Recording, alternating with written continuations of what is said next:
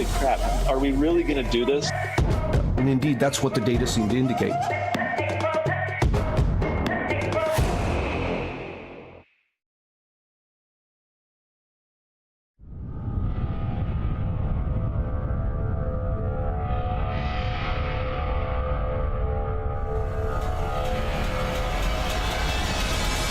Are you a filmmaker, podcaster, or subject matter expert with fresh perspectives? CiVL is a streaming platform looking to collaborate with bold creators, dissidents, and disruptors on challenging convention and inspiring a new era of resilience and independent thought. We are looking for experts in finance, health, defense, privacy, political theory, and journalism. Do you have a podcast, film, or series you'd like us to consider? Have an idea you'd like to pitch? Join us in creating content that transcends partisan politics and builds a freer world. CiVL is freedom undivided.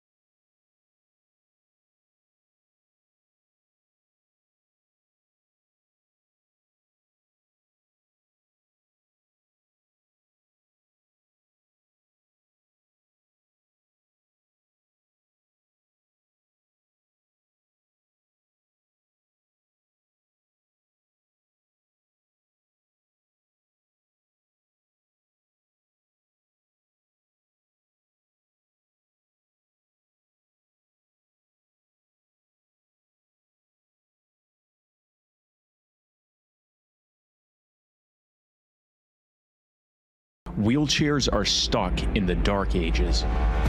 50% of all wheelchairs in this country break down every 6 months. The breakdowns are easy to repair. You look at the insurance end of it, you're waiting weeks, months, sometimes 5 years for an appropriate repair. It's been over a year. I have to wait like 3 months. My wheelchair is out of date. It's got a broken arm. You don't find yourself going places because you worry about your equipment working or not working.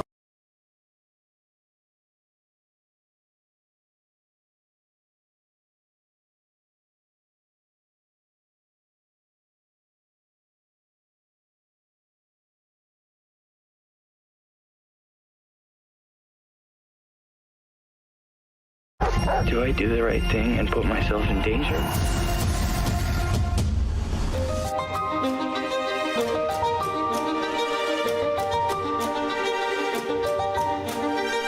The reason I'm defending freedom of speech is because that's how people with different opinions settle their opinions in a civil society.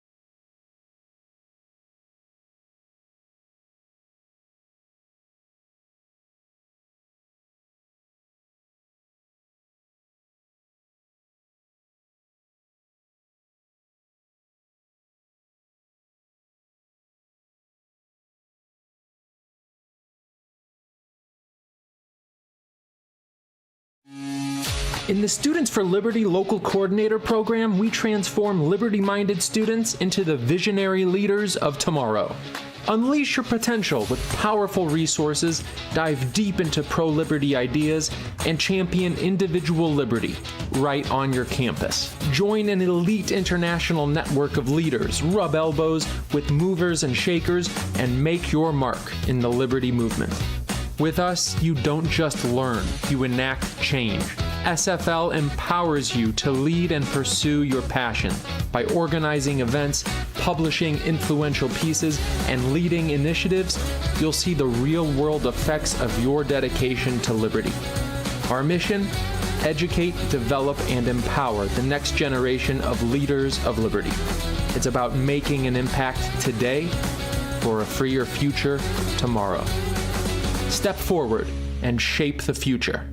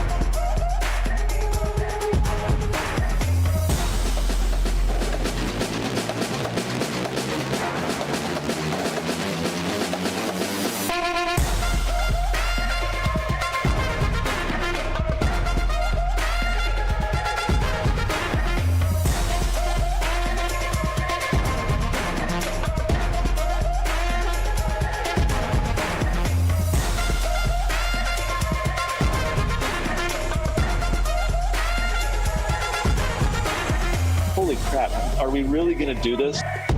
And indeed, that's what the data seem to indicate.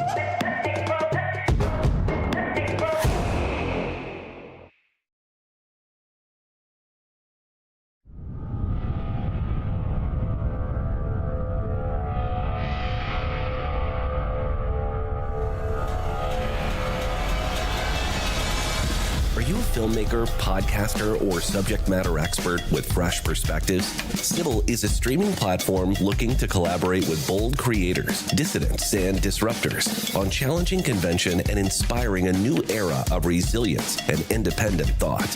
We are looking for experts in finance, health, defense, privacy, political theory, and journalism. Do you have a podcast, film, or series you'd like us to consider? Have an idea you'd like to pitch? Join us in creating content that transcends partisan politics and builds a freer world. CiVL is freedom undivided.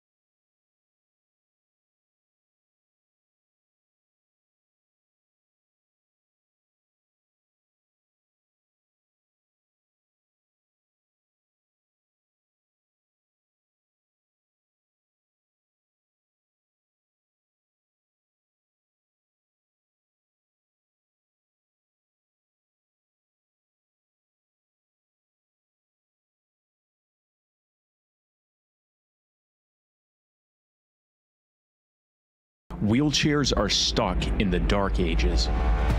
50% of all wheelchairs in this country break down every 6 months. The breakdowns are easy to repair. You look at the insurance end of it, but you're waiting weeks, months, sometimes 5 years for an appropriate repair. It's been over a year. I have to wait like 3 months. My wheelchair is out of date. It's got a broken arm. You don't find yourself going places because you worry about your equipment working or not working.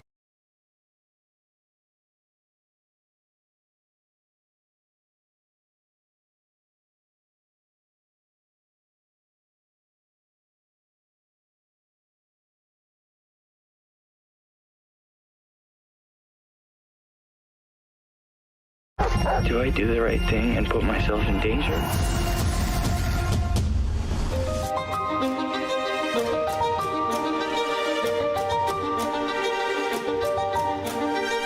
The reason I'm defending freedom of speech is because that's how people with different opinions settle their opinions in a civil society.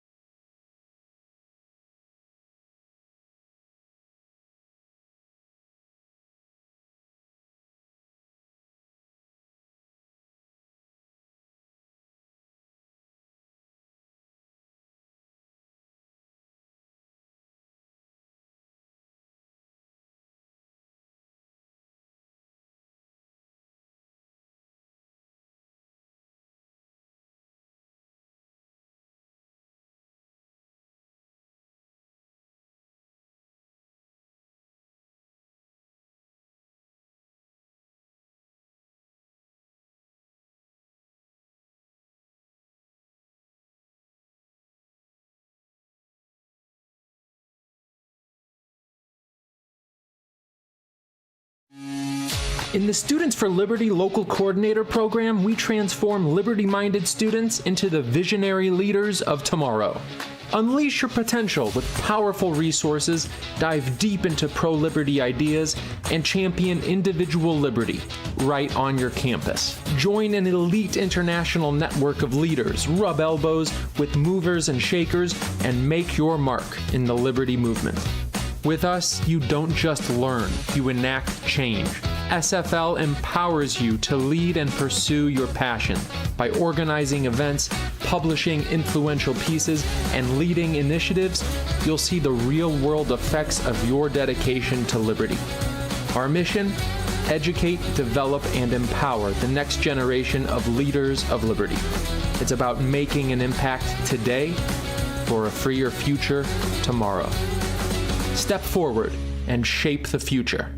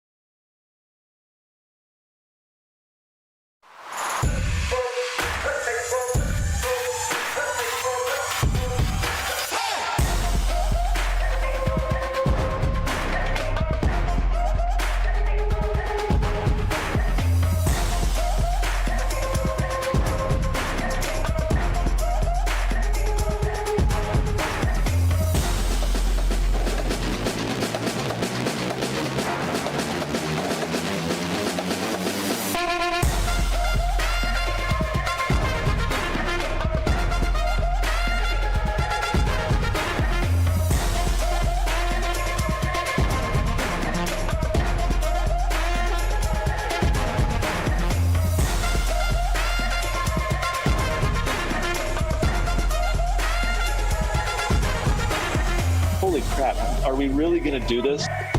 And indeed, that's what the data seem to indicate.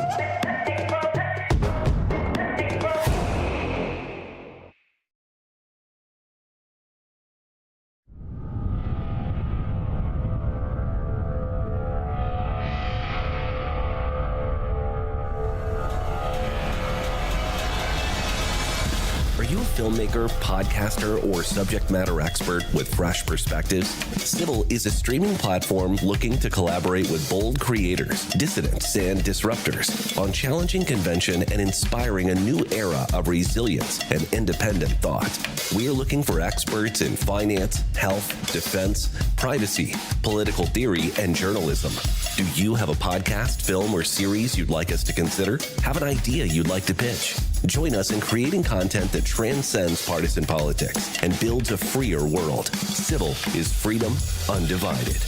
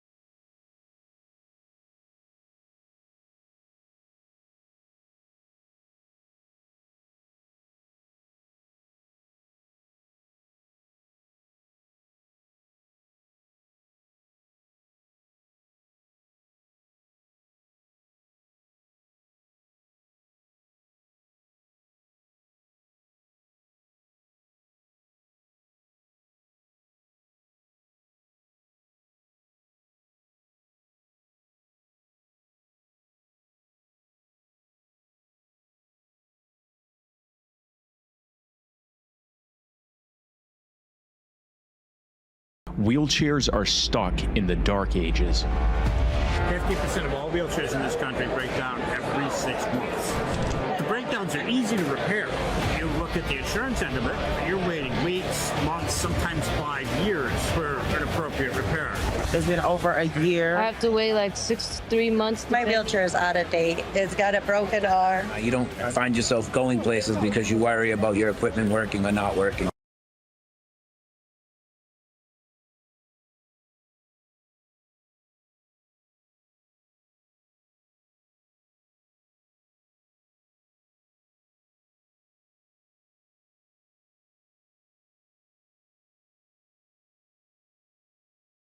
Do I do the right thing and put myself in danger?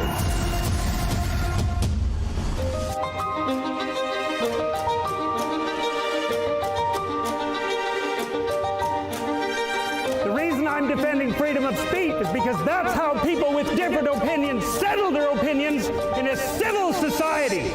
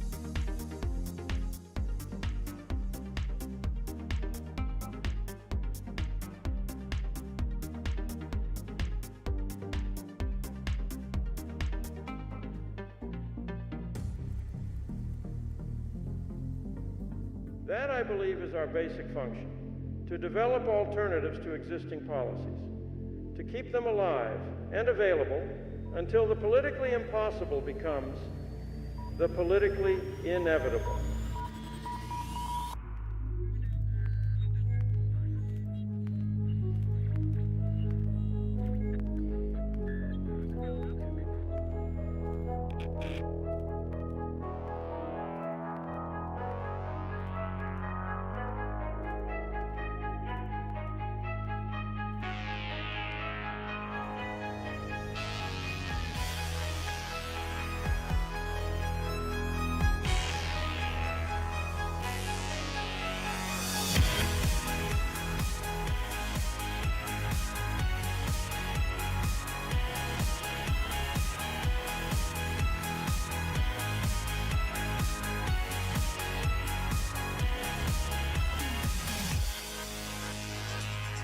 The battle is not lost. Let us regain belief in the power of ideas, because only ideas can light the darkness. Liberty must survive, and it will survive, through ideas developed by the rising generation.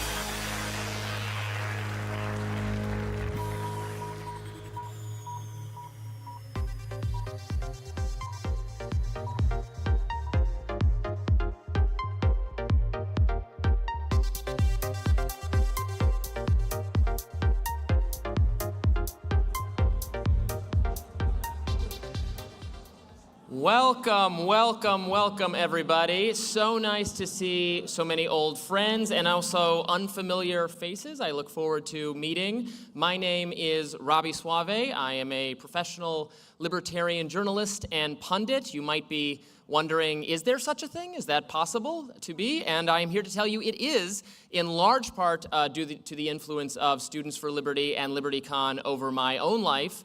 Yes, I am a LibertyCon lifer. I have been coming to this gathering of friends and professional contacts for nearly the organization's entire existence. I think I came to my first conference back in 2009 when I was an undergraduate at the University of Michigan.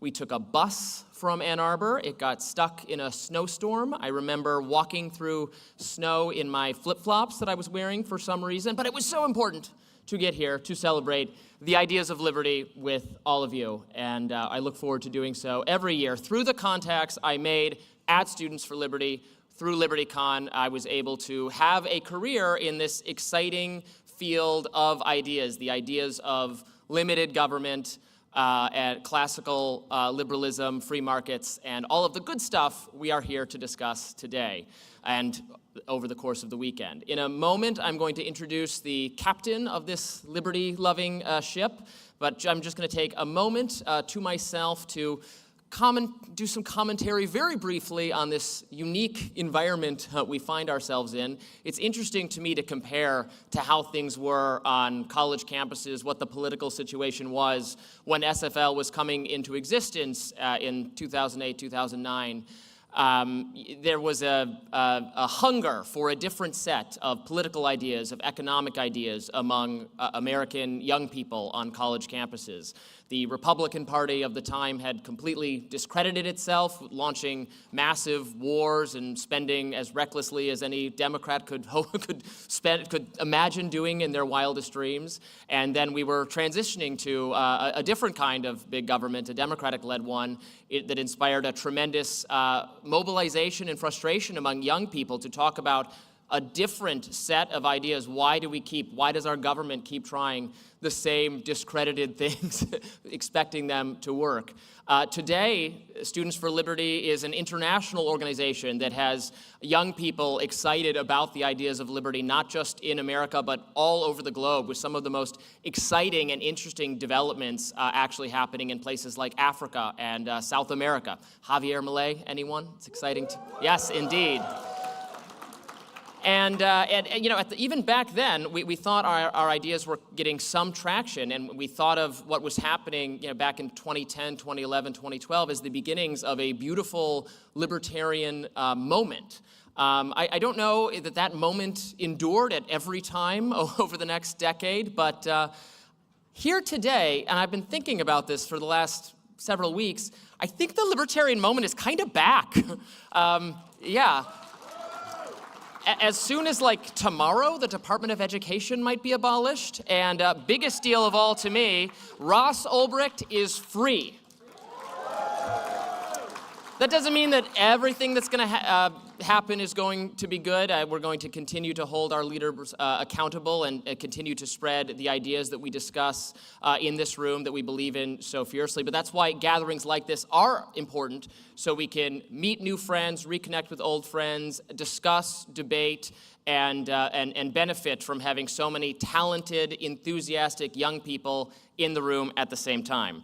So we've got some really exciting things coming up this weekend, and indeed even tonight. There's going to be a fascinating immigration debate between two of my friends, Bryan Caplan and Daniel DiMartino.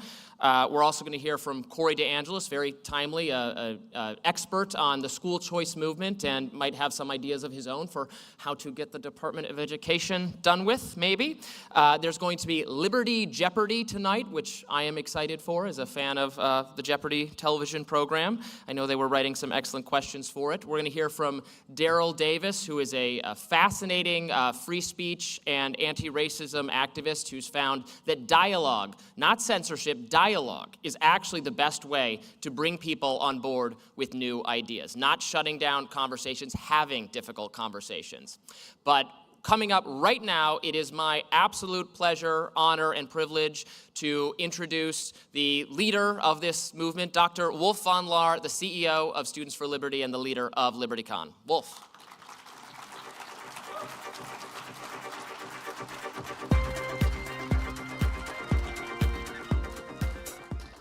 Welcome to LibertyCon, ladies and gentlemen.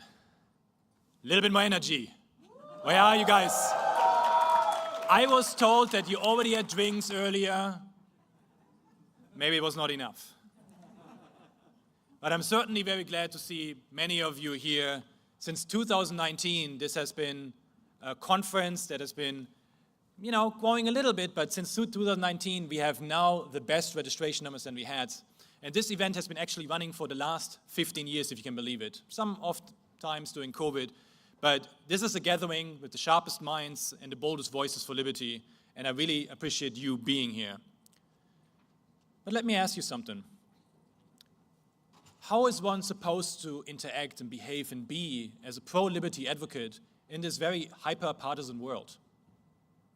I found it to be pretty tricky. I walk in different circles. And sometimes I didn't feel comfortable talking about my ideas very often. And often we are very much labeled in one way or the other. So if you, for instance, say to some of your friends that we need more legal immigration and that it's wrong to block asylum seekers to be blocked, then you might be labeled as a globalist shill. If you say that the whole DEI movement has been gone a little bit crazy and done a lot of harmful things, you might be labeled a Nazi. So what do? We stand on principles. And there's three things that I want to really share with you tonight, what Students for Liberty stands for and what this conference stands for, which we will feel woven through the whole program here. And one of them is principles.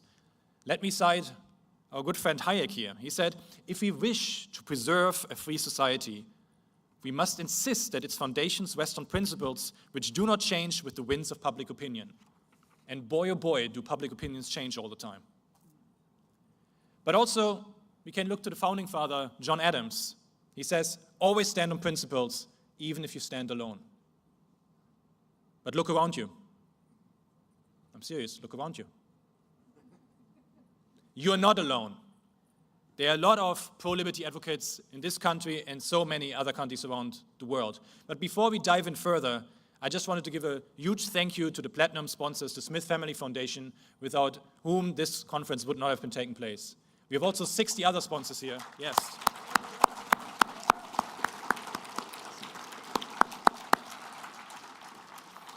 We also have 60 other sponsors here that made this possible too, so thank you to all of them as well. And if you have friends out there who are FOMOing right now, rightfully so, you have good news for them. One of our sponsors, CiVL, is live streaming the whole event, so you can share this link with them. It's like watch.civil, CiVL.com.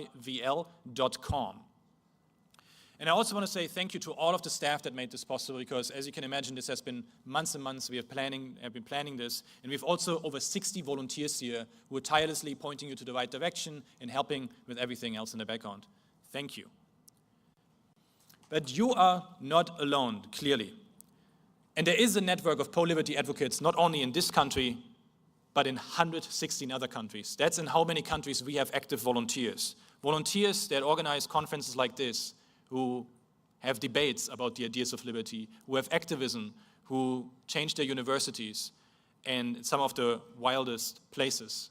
We have people in Venezuela, we have people in Belarus, we have people in Afghanistan, and we have people even in California. And this network is the second point. It's principles and it's also the network, because we can only accomplish so much alone. We need teams, we need people to work with. And there are so many opportunities here for students as well. You find internships, you find jobs, and so many other different things, and that's what our students are doing here as well. And then we have also our alumni working together. We have close to 100 of our alumni here. Robby is one of them, I'm one of them, but like also so many other folks. And those alumni are now working together. They have built a network. They were in the trenches as students, defending the ideas, but now some of them have become entrepreneurs. Now funding the campaigns of politicians, who then work with the policy wonks to get the white papers so that they can push good policy reform forward. This is the power of a network, and I want to create, don't tell anyone, a global conspiracy of change makers that change the world so that they leave us alone, so that we can all make our own choices, how we can find peace, love, and liberty in this world. So we don't have to look for just influencers or politicians to tell us what to do. Liberty is about action, and it's your action, which is the third point. Because something that seemed impossible now is inevitable. That's the theme of the conference. We've already heard about him. Milei slashed all kinds of different bureaucracy, reduced inflation, and creates more prosperity for Argentinians. But he has not done it just by himself. There is decades of intellectual capacity behind him. There are universities that teach these ideas, and our students were also every step of the way along there as well. So you can see if you Google Milei, very often he's wearing the very same pin that I'm wearing tonight, because he has been teaching our students, and many of them have helped him also get elected. We have now influential people sharing the ideas of Milton Friedman online, or Thomas Sowell. That's really huge. We also had just the fact that like a Doge got rid of like an entire agency, the USAID, within like 1 week with a budget of $50 billion.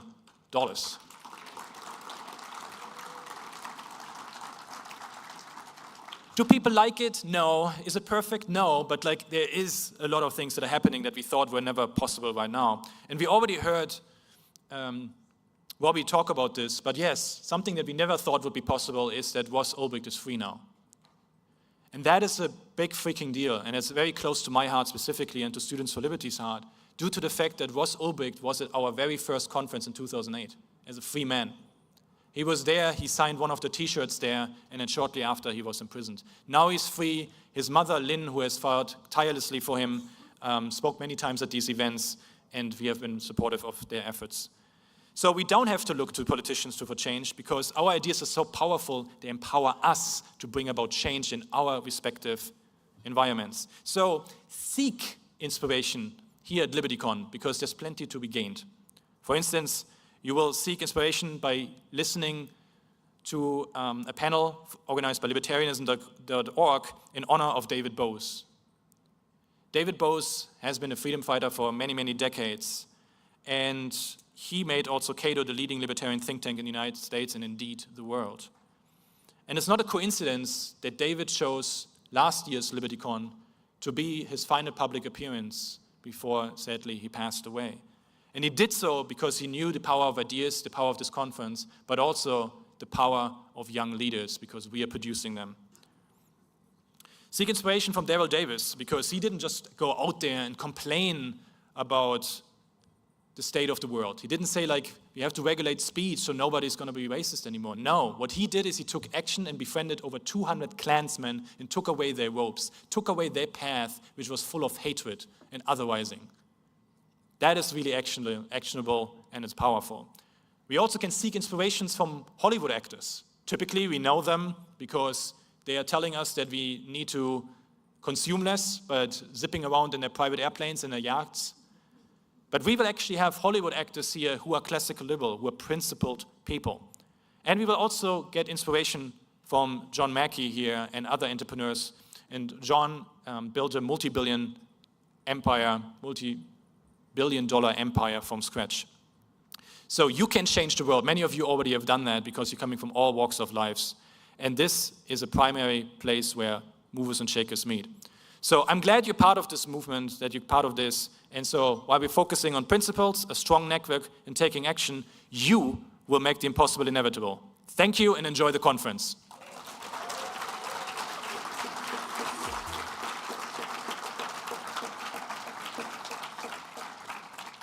And now I would like to briefly introduce my colleague and friend, Andre Freo, who is the conference director of this conference and who is also running all of our international programs. Andre, please take the stage.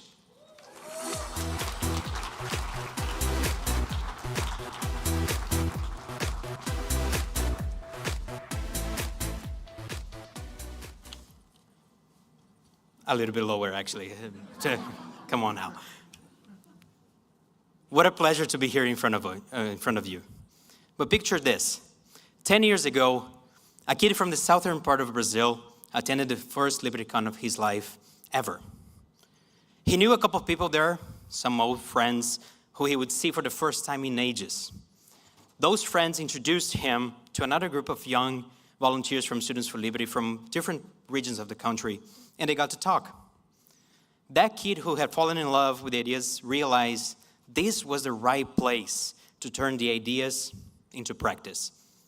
Little did he know the radical left would persecute him and his friends while winning elections for student unions back home, throw chairs at them, believe me, that happened, or even that Marxist professors would grade his work at university poorer because of his beliefs.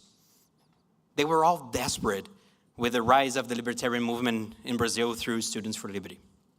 We prevailed. 10 years later, that kid is speaking in front of you now.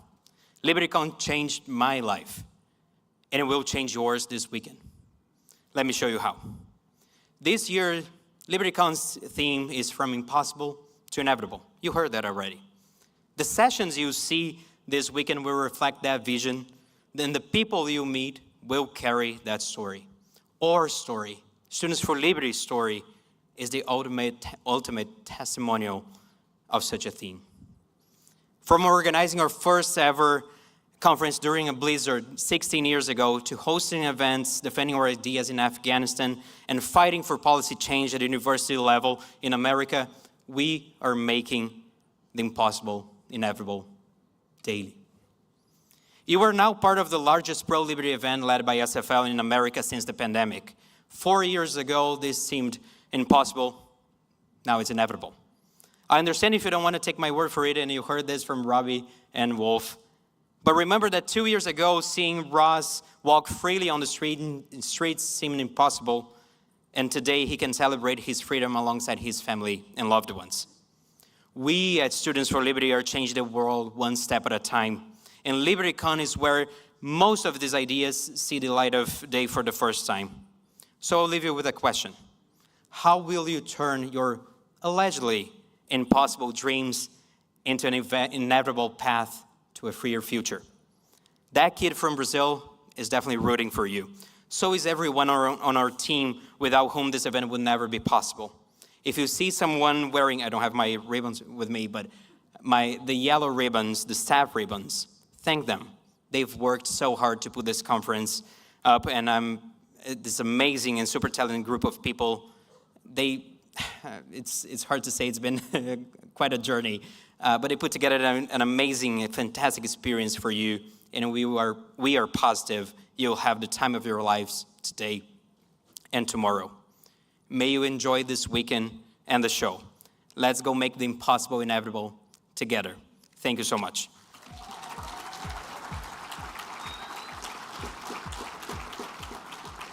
And enough with the opening remarks, enough with the opening speeches. Let's welcome one of our local coordinators in North America, David, who will introduce our first speaker. Thank you so much.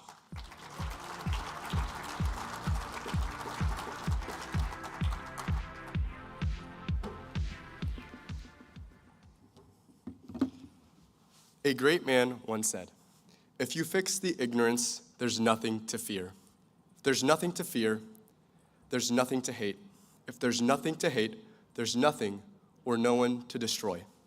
That man today is here to talk to us about the hate that he has been able to turn into love and understanding. Not only is Daryl Davis an activist, but he is also an incredible musician who is breathtaking on the piano. His voice is not only used to sing the blues, but to convert a multitude of KKK members to the point where he has collected 26 of their robes as a sign of change. Davis has a big heart and very sound logic, so please put your hands together and welcome the jazz legend, Daryl Davis.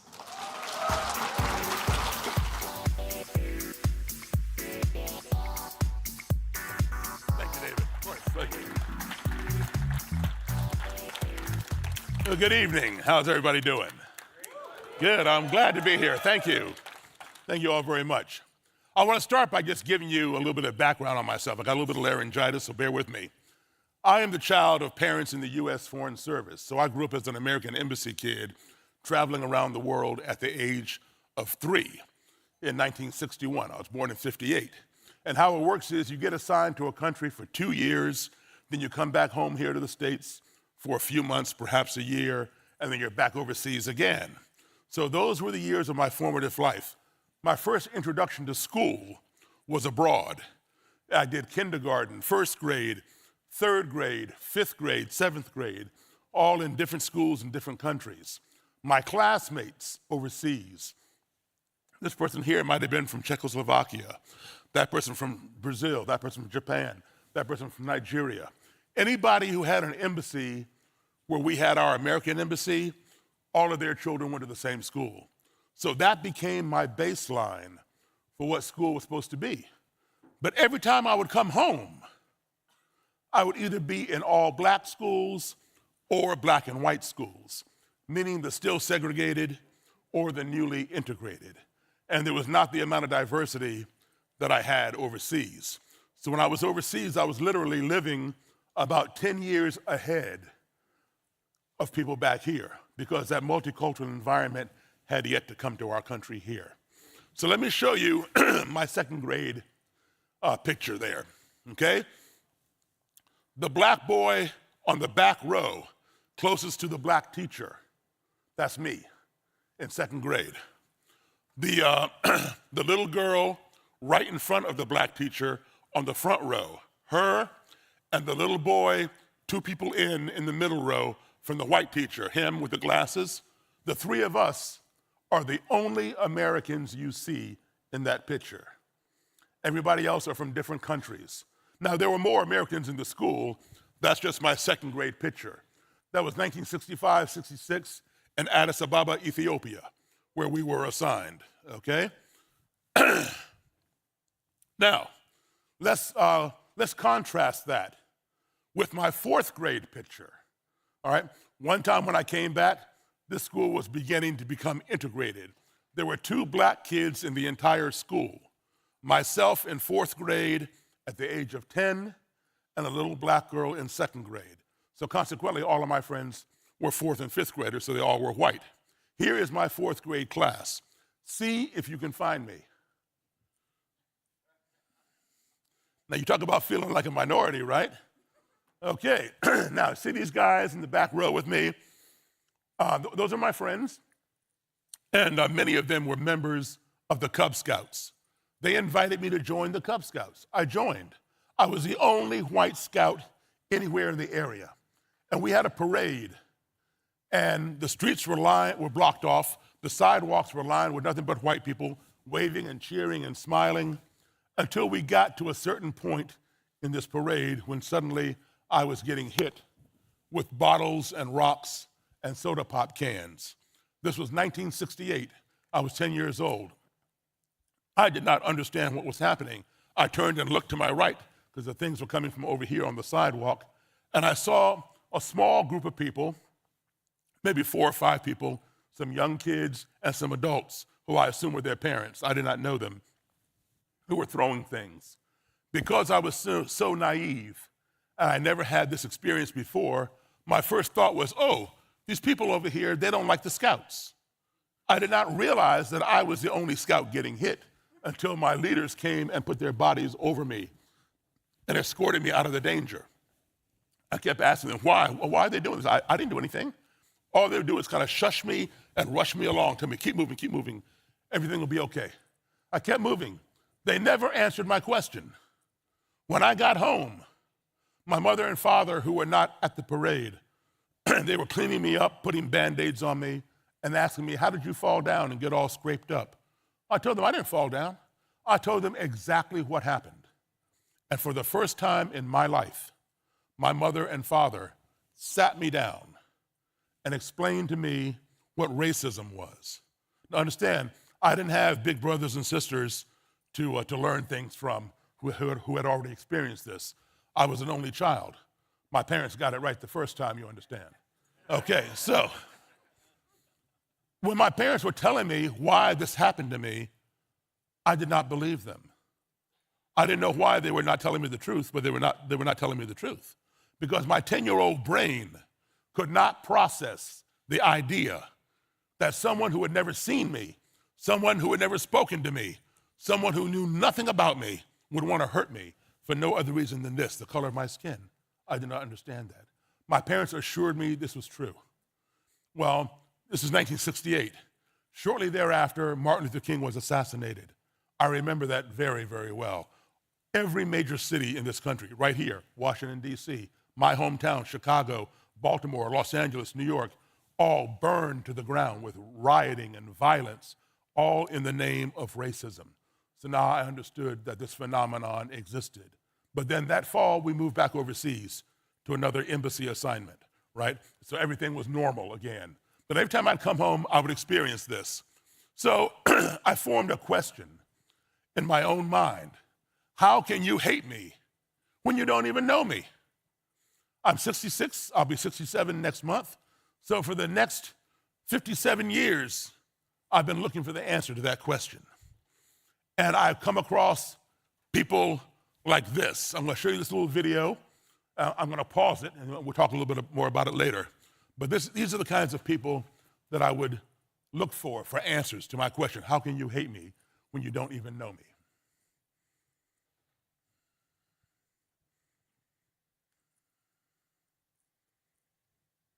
Volume.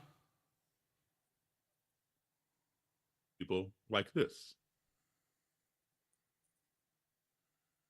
Cultural invasion from Mexico and every other third world cesspool that's coming here to try to overrun our borders. This is for the Carr brothers. It's right here. Good old fashioned heritage justice. Who was that guy? That was Jeff Scoop, the commander of the NSM, the National Socialist Movement, which was the largest neo-Nazi organization in the United States. Okay. These are the kinds of people that we have here in this country. These are the kinds of people that I would seek out to find the answer to my question. Because when I would ask people, how can people be like that? They say, oh, Daryl, you know, some people are just like that. That's just the way it is.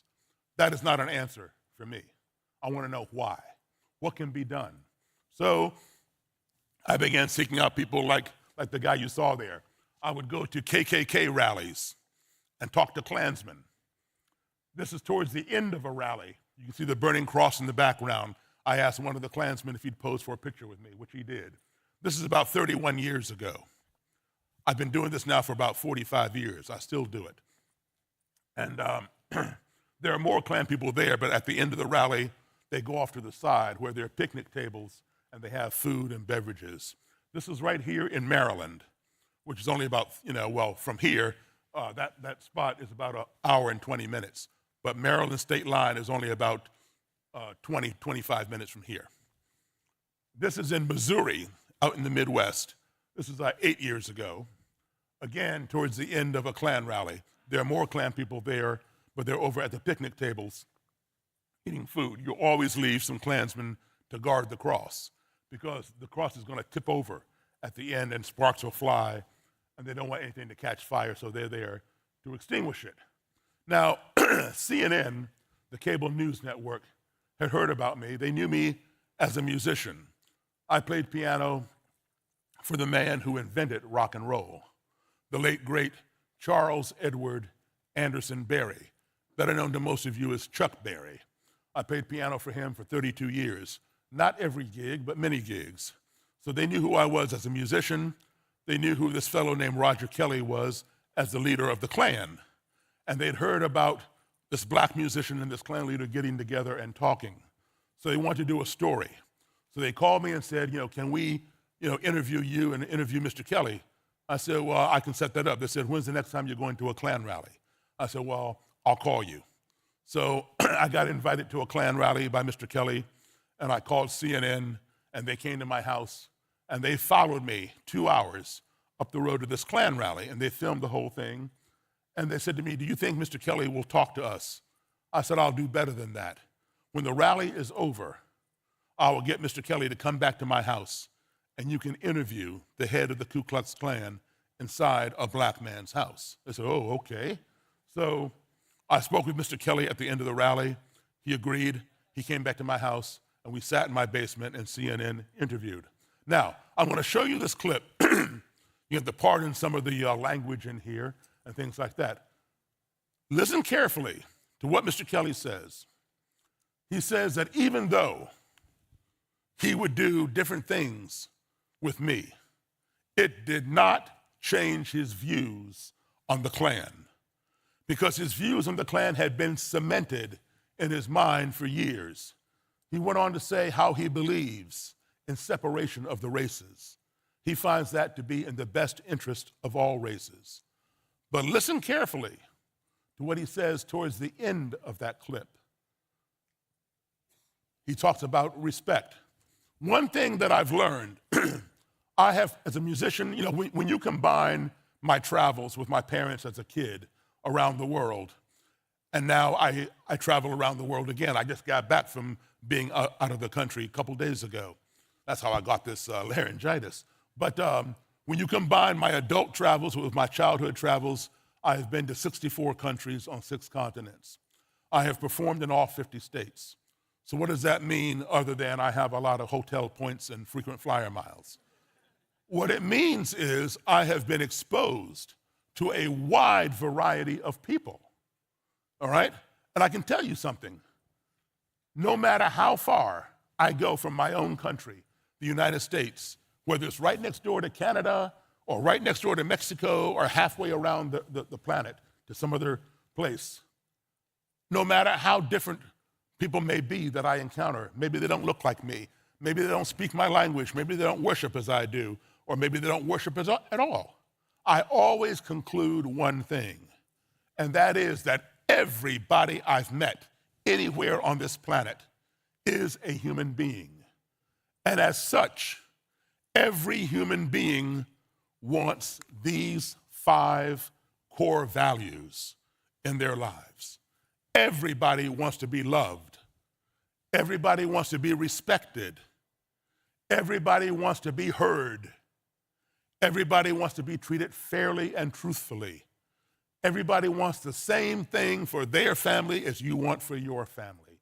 And if you can learn to apply those 5 core values, or any of those 5 values, when you find yourself in an adversarial situation or in a culture or society in which you are unfamiliar or uncomfortable, I will guarantee you that your navigation of that situation, that society, that culture, will be much more smooth, much more positive, and much more productive.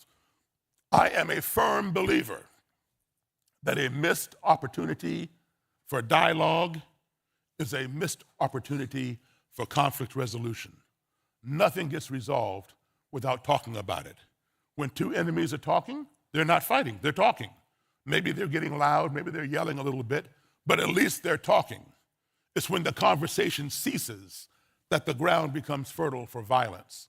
So you want to keep the conversation going. So people ask, what do you do at a Klan rally? I talk to people, okay? I converse with them, like you see here, all right? That guy that I'm talking to with the green cross on his mask, when I came on that rally property, he threatened me. Today, this was about 8 years ago in Missouri.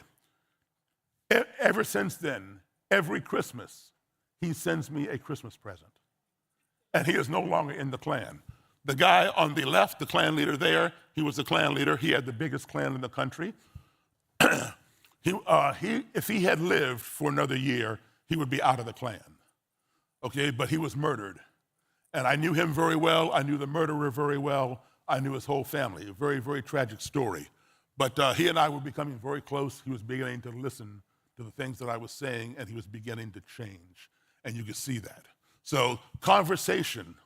Without conversation, there can be no reconciliation, all right? So let's take a look at this CNN clip real quick. You need some volume. This is CNN. Welcome to this final hour of CNN Sunday Morning. I'm Bob Kane, and today for Miles O'Brien.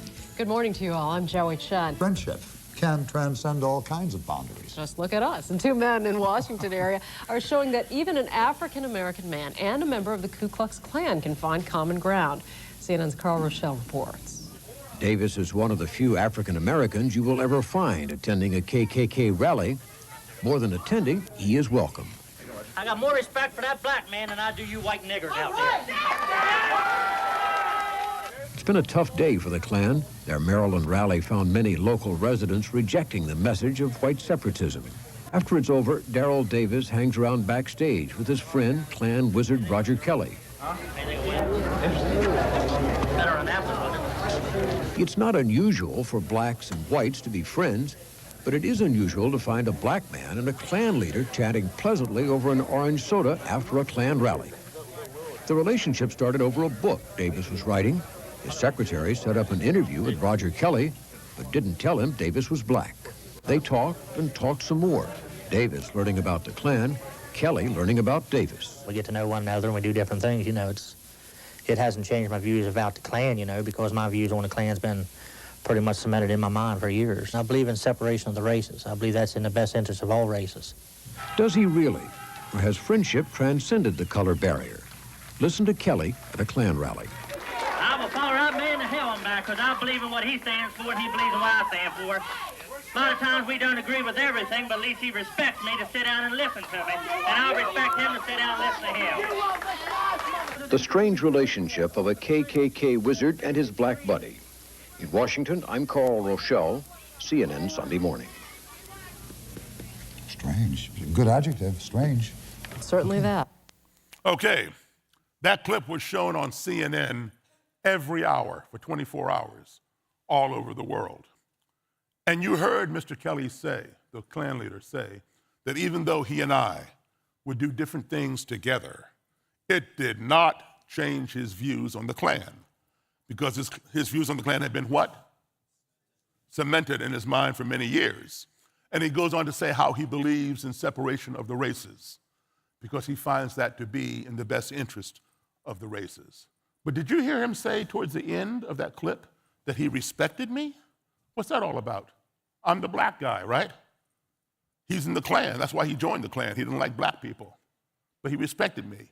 What he said was, we may not agree on everything, but at least he respects me to sit down and listen to me, and I respect him to sit down and listen to him.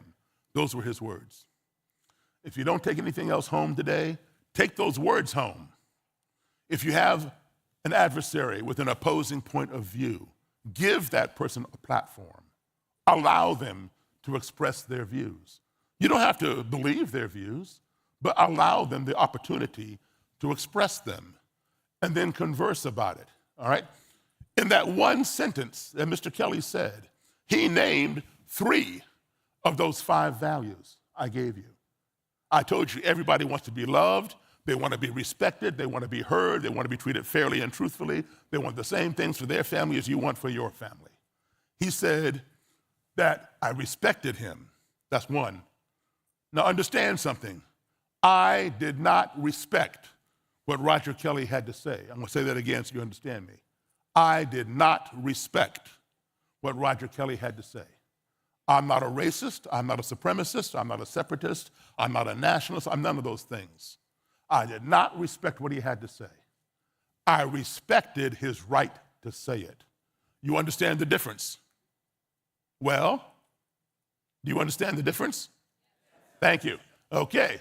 So he also said that I sat down and listened to him. What does that mean? It means I allowed him to be heard.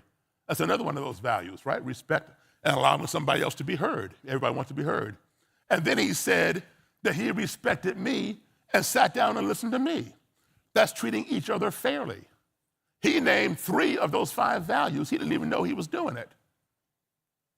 And guess what? Over time, every time I meet with Mr. Kelly, I would apply those 5 core values.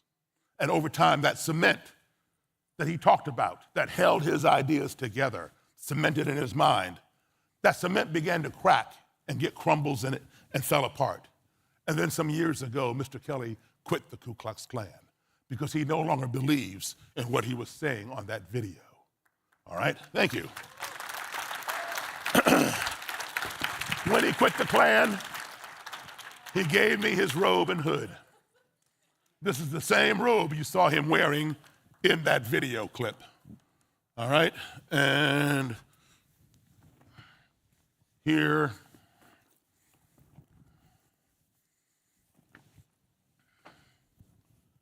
is the hood and the mask. This is the hood, this is the mask. Members who want anonymity, they don't want you to know who they are, they wear this mask and they peep at you through these eyelets. So they see you, you don't see them. If they don't care that you know who they are, the mask is attached with 3 snaps and or Velcro. They just detach the mask and the face is exposed under the hood. And you saw both types in that video. People with their faces covered, people with their faces exposed. I did not get this by fighting. I did not get this through violence. Yes, I've seen violence. I've been in fights. I've had people attack me who wear robes like this, and I've had to fight just for my own life, for my own protection, okay?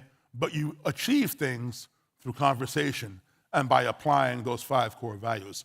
That's what got me this robe and got me many, many, many other robes. I'll just show you a couple things here real quick. I couldn't bring everything tonight, of course.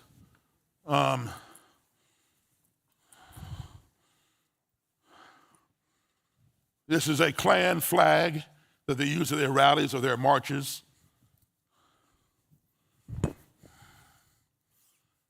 There you go. Okay. And this comes from a neo-Nazi that I got out of the movement, which I've gotten many of those out of the movements as well. You all recognize this, of course. Okay? And why do I have these? Because they no longer have use for them. They don't believe in these anymore. So I'm opening a museum, and these will be in that museum. Now, I've given you, thank you. Thank you. I have given you a very quick snapshot of what I do. Now I'm going to walk you through it step by step, okay? About 7 years ago, almost 8 years ago, there was an incident about 2 hours from where you're sitting right now in a town called Charlottesville, Virginia, where there was a large white supremacist rally. It turned deadly. A white supremacist got inside his car and tried to murder as many protesters as he could. He drove the car at full speed, full force into the crowd, and he ended up injuring over 24 and murdering one young lady named Heather Heyer. I know the people who organized that white supremacist rally. Very nasty people. Some of them have been in my house. I've been in some of their homes. Nasty people. So I'm going to show you a scene from that day, August 12th, 2017, in Charlottesville. Again, you're going to hear profanity, you're going to see violence. But this is the world in which I work. This is the world in which I try to improve. Okay, what's going on here? These guys coming down, okay, you see a guy, the black gentleman on the ground with a flamethrower, improvised flamethrower. Somebody threw an aerosol can at him, and he picked it up and lit a match and created a flamethrower, right? The guys coming down the stairs, they're trying to beat him with their Confederate flag, battle flag flagpoles. Those guys on the stairs are Klansmen. The guy in the front with the white t-shirt on and camouflage pants, he is the Grand Dragon of Virginia, which means state leader. The Imperial Wizard, which means national leader, he has already come down the stairs. You don't see him in this picture. He's about 10 or 12 paces ahead. So he's like over here. And he's wearing a black bandana on his head, a blue jean vest, and black jeans. He comes walking down the stairs ahead of these guys. You're going to see a puff of aerosol in the air. You're going to see him duck down under the aerosol and come walking away. And then he turns around and looks back, and he's looking at what you see.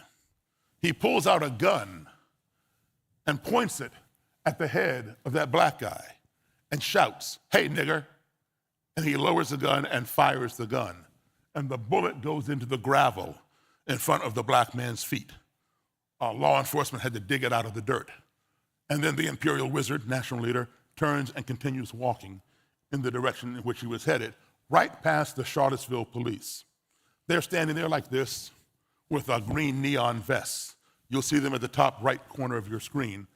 They did absolutely nothing. A man pulled out a gun and fired it in front of the police, and the police did nothing. For that reason, the mayor of Charlottesville, and many other reasons that day, fired the police chief, and rightfully so. And today, Charlottesville has a new police chief, and rightfully so. So let's take a look. There's the aerosol. Here comes the guy with the blue jean vest right there, right there.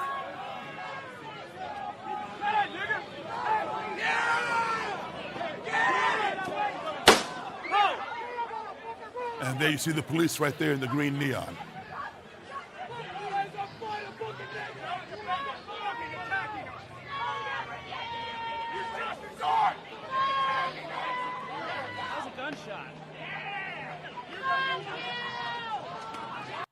Okay.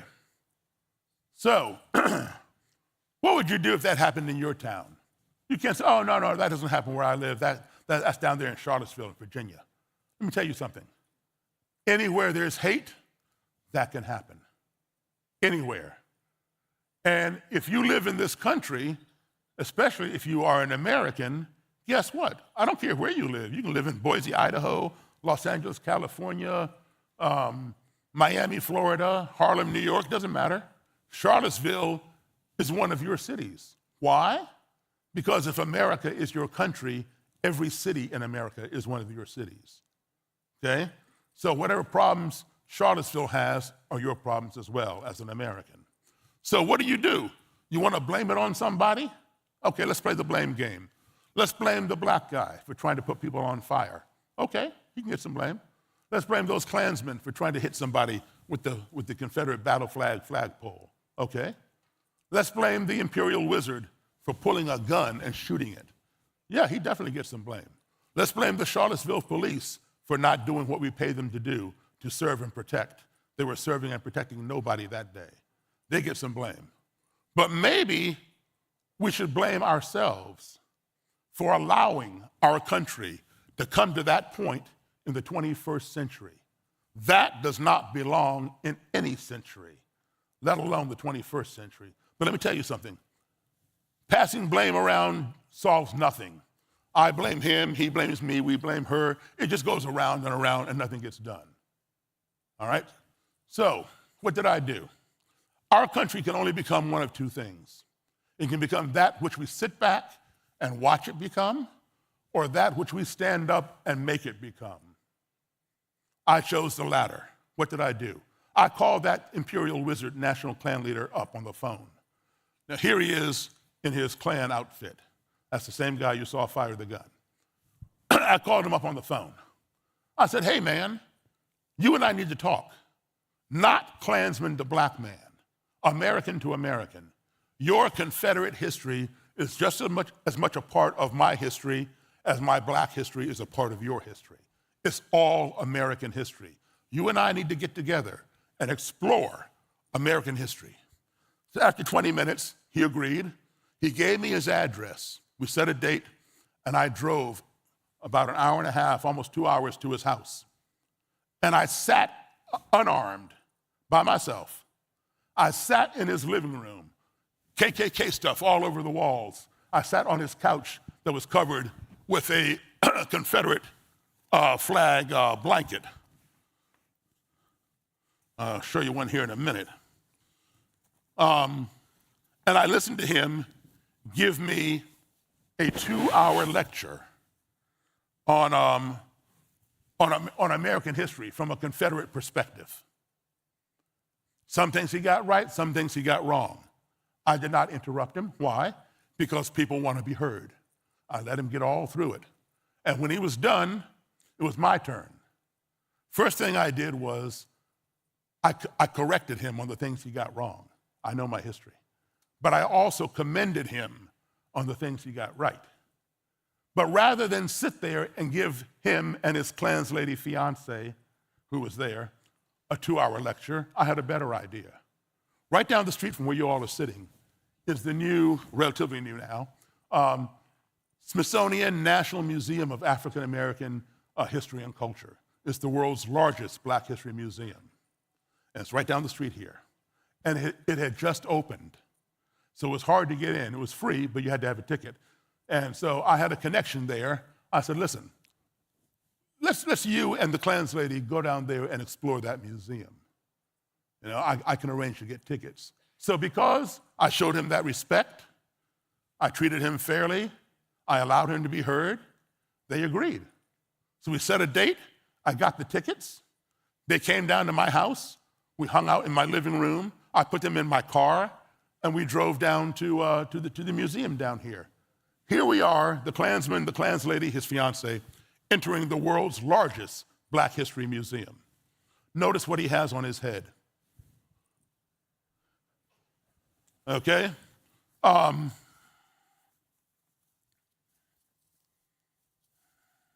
There you go. This is what I was looking for. We got plenty of these around here. This is the Confederate battle flag. This is the flag that flew to preserve slavery. All right? And that's what he has on his head. So, what do we do in this museum?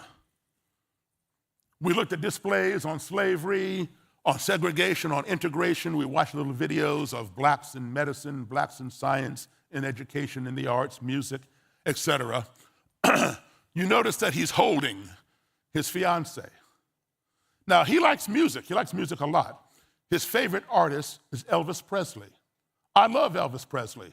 I saw Elvis Presley 14 times. I met Elvis Presley 2 times.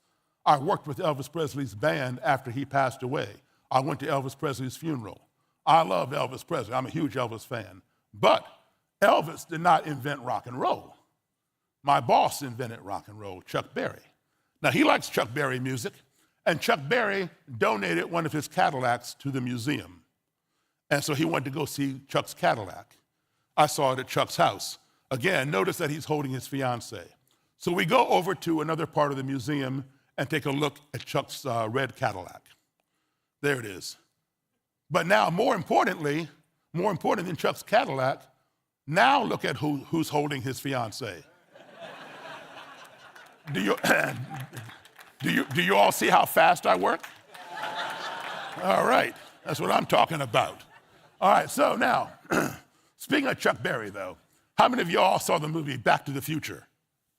Oh, yeah, okay, so y'all remember that scene with Michael J. Fox playing Johnny B. Good and duck walking across the floor, Chuck Berry style. All right, so Just to refresh you, here it is. Chuck, it's Marvin. Your cousin, Marvin Barry. You know that new sound you're looking for? Well, listen to this.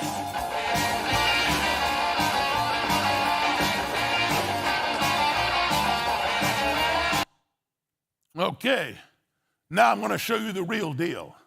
I brought you an early clip of me and Chuck back from the 1980s, back when I was slim and trim and had hair on my head, okay? Johnny be good. And if you listen to him carefully, instead of saying, go Johnny, go, he says, go Daryl, go.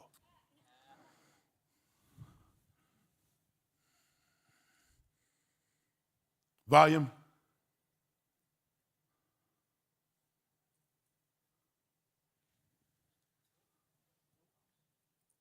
Well, that's weird. As you stand in the presence of God. This time, it was Davis. No. Wrong clip, guys. Me and his friendship is just You guys are ahead of me there. Can you back it up? That's beautiful. That's a seed planted. That's not what I have on the screen.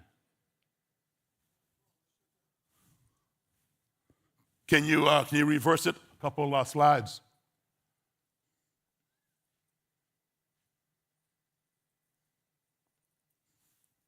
Are you able to reverse the slides? Okay, so the next one, next video.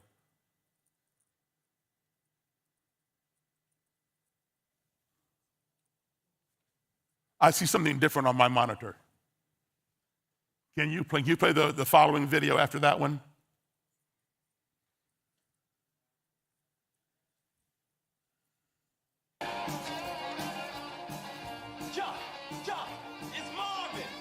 That's the video, but it's not moving. Barry, you know that new sound you're looking for? Well, listen to this.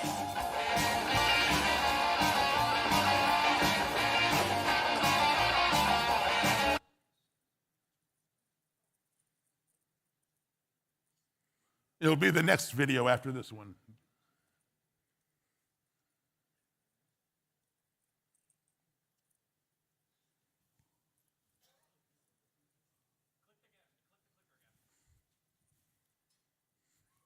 No, it skipped over it. Is there a reverse on here? Because it shows up here, but it doesn't show up there. Yeah, I pushed it. Yeah.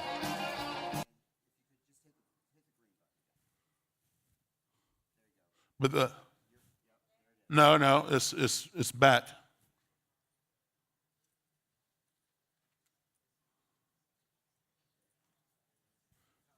The video comes up here on this screen, but not up there. The one after that one. See, it's right here. And this whole screen has changed.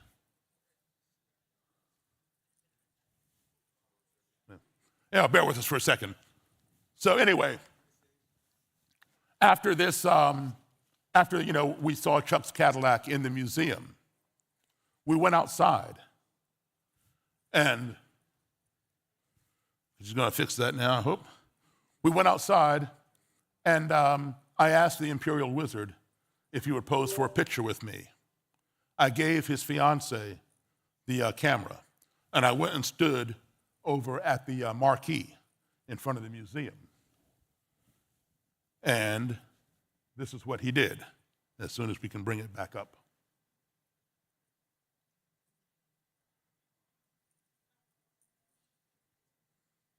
Does anybody have any questions while we wait here for a second? Any questions? Yes, sir. How many what? The question is, how many Klansmen are there now? Klansmen and Klanswomen. They don't give out numbers, but it's probably under 10,000. But in terms of the umbrella of white supremacy, there's way, way many more. You have the Klan, you have the neo-Nazis, the Patriot Front, the Proud Boys, the Oath Keepers, on and on and on. So under that umbrella, there's plenty more. But in terms of KKK members, it's like, they're going to reload the program, but we have a microphone right here if anybody wants to walk up and ask a question. Oh, don't all get shy all at once now. Here comes somebody. Here we go. Brave man, all right. Brave man, he's doing it. Let me know when he's ready. And this has to be put into presenter mode or whatever. Well, Yes, sir. thank you for your talk Thank you. and for the work that you've done. I'm curious if the Klansmen that you meet with, are they not concerned about like social sanctions from the other Klansmen, like for even agreeing to talk to you or like especially to like take photos with you? Is there not like sort of a system in place within the Klan to like encourage people to not do that? Yeah, they don't mind talking to people, okay, because they want to get their point out there. Now, if they leave the Klan and they speak out against it, there can be consequences for them. But if they get old, and they quit and they can't go to rallies or do anything, they go away quietly. That's fine. But if they absolve their membership and speak out, there can be consequences for that because you take a blood oath to join, and that becomes your family. If you leave, you have betrayed your family. But in terms of if they're already in, they get permission to talk to people like me from the hierarchy. Thank you. Are we good?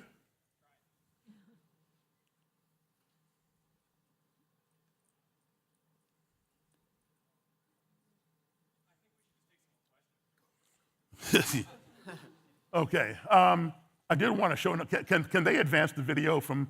You need to back that up a little bit. He's about 3 videos ahead of me.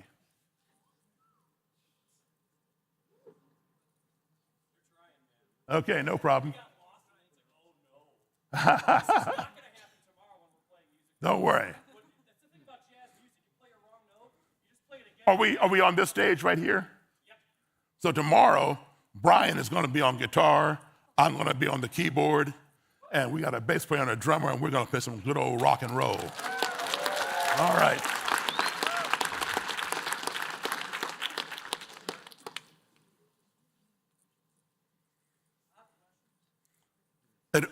Advance, advance, advance. Okay, it should be this one. Click on that one. That should be the video with the volume. Yeah, bring the video. Up. It's not up. It's here, but it's not there. See, I can see it. You all can't see it.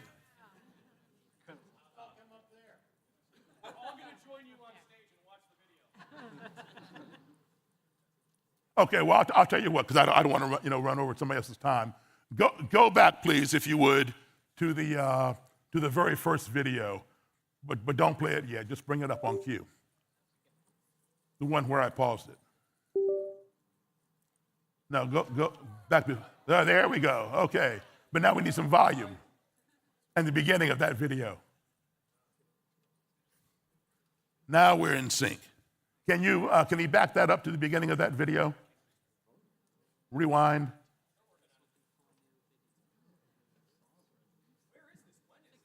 That's in Baltimore. 1981. There's the duck walk.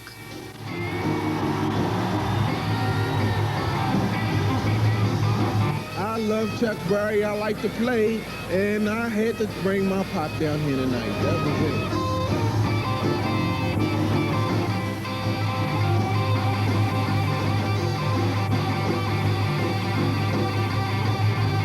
At one time, Chuck's backup band was Bruce Springsteen and Company. Tonight, they were local musicians jamming with the king. He'll play a lick, and then I'll imitate his lick.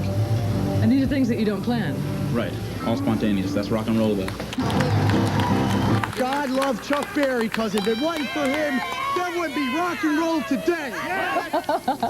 You said it. Okay, so we left the Cadillac, went outside. I gave her my camera, asked her to take a picture of the Imperial Wizard and I. And that's what he did. Totally unscripted, totally unplanned. This is 2 months shy of a year from when he pulled out that gun and fired it in Charlottesville. All right? That was in June of 2018. He fired the gun in August of 2017. All right? So that could never have happened without conversation, without dialogue. A missed opportunity for dialogue is a missed opportunity for conflict resolution. Now, it goes much deeper than that, because a few weeks after this picture was taken, the next month in July, He's going to marry his fiancée. Guess who gets invited to the Klan wedding? That's right, I got invited, okay, because I've been working with them for a year at that point, and they wanted me to be there. But it goes deeper than that. The young lady is from Chattanooga, Tennessee. Her father was too ill to come up and walk her down the aisle. So guess who they asked to step in as a surrogate father and walk her down the aisle? I agreed to do it. But I said, hold on, this has never happened before. I need to call CNN. Now, they trust me. They trust me, right? And they said, okay, but just tell CNN not to film any of the faces of my Klan members because they can lose their jobs. I said, I understand. So I called CNN. They agreed not to film the wedding party, you know, their faces and stuff. And he said, you know, we could film him and the Klanswoman and the preacher and, of course, me. So here it is. Well, that's the wedding party there. I was going to show you us walking down the aisle. But better than that, now, let me show you that first clip that I showed you of the head of the neo-Nazi organization, the largest neo-Nazi organization in the world. I paused it for you. Tell you, these are the kind of people that I would seek out. Let's see how that plays out. What's going on with that? Okay, volume.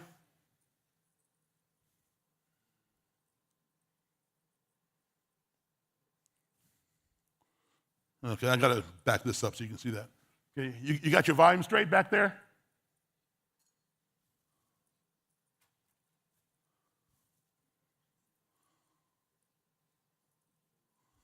I'm Daryl Davis. There you go. For the last 4 decades, I have dedicated my life to dealing with people like this. Cultural invasion from Mexico and every other third world cesspool that's coming here to try to overrun our borders. This is for the Carr brothers.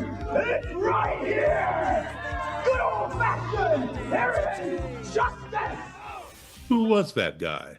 That was Jeff Scoop, the commander of the NSM, the National Socialist Movement, which was the largest neo-Nazi organization in the United States that he led for 25 years. I interviewed Mr. Scoop in 2016, and he told me with no uncertainty and with racist and anti-Semitic venom in his voice. We would fight to the last bullet for our people. While it is important to know who he was, it is more important to know who he is today. For the last half a decade, Jeff Scoop has gone from radicalization to reconciliation, from fighting to the last bullet for his people to fighting for the rights of all people.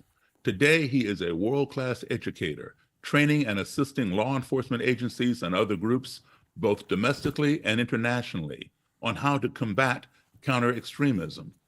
He has successfully de-radicalized others from the ideology of white supremacy and works actively to prevent young people from going down that road and joining those movements. From radicalization to redemption, Jeff has made it his mission to meet with the very people he once diametrically opposed with his racist and anti-Semitic views. When Jeff is not doing good deeds and lecturing on his own, I am proud to travel around the country and share my lecture stage with him. He educates the audience on the triggers which led him to join an extremist movement. He also shares the manipulations and tactics he learned and used to keep people in that ideology and to recruit more members. Equally important, he informs people about what led him to leave the movement and renounce the supremacist ideology that poisoned and imprisoned him for 3 decades. The take-home, audiences become better informed and learn how they too can help make this a less divisive, more kind and accepting society. From standing at opposite ends of the ideological spectrum to coming together and sitting down at Martin Luther King Jr.'s proverbial table of brotherhood. Who is Jeff Scoop today? He's not just my friend, he is my brother.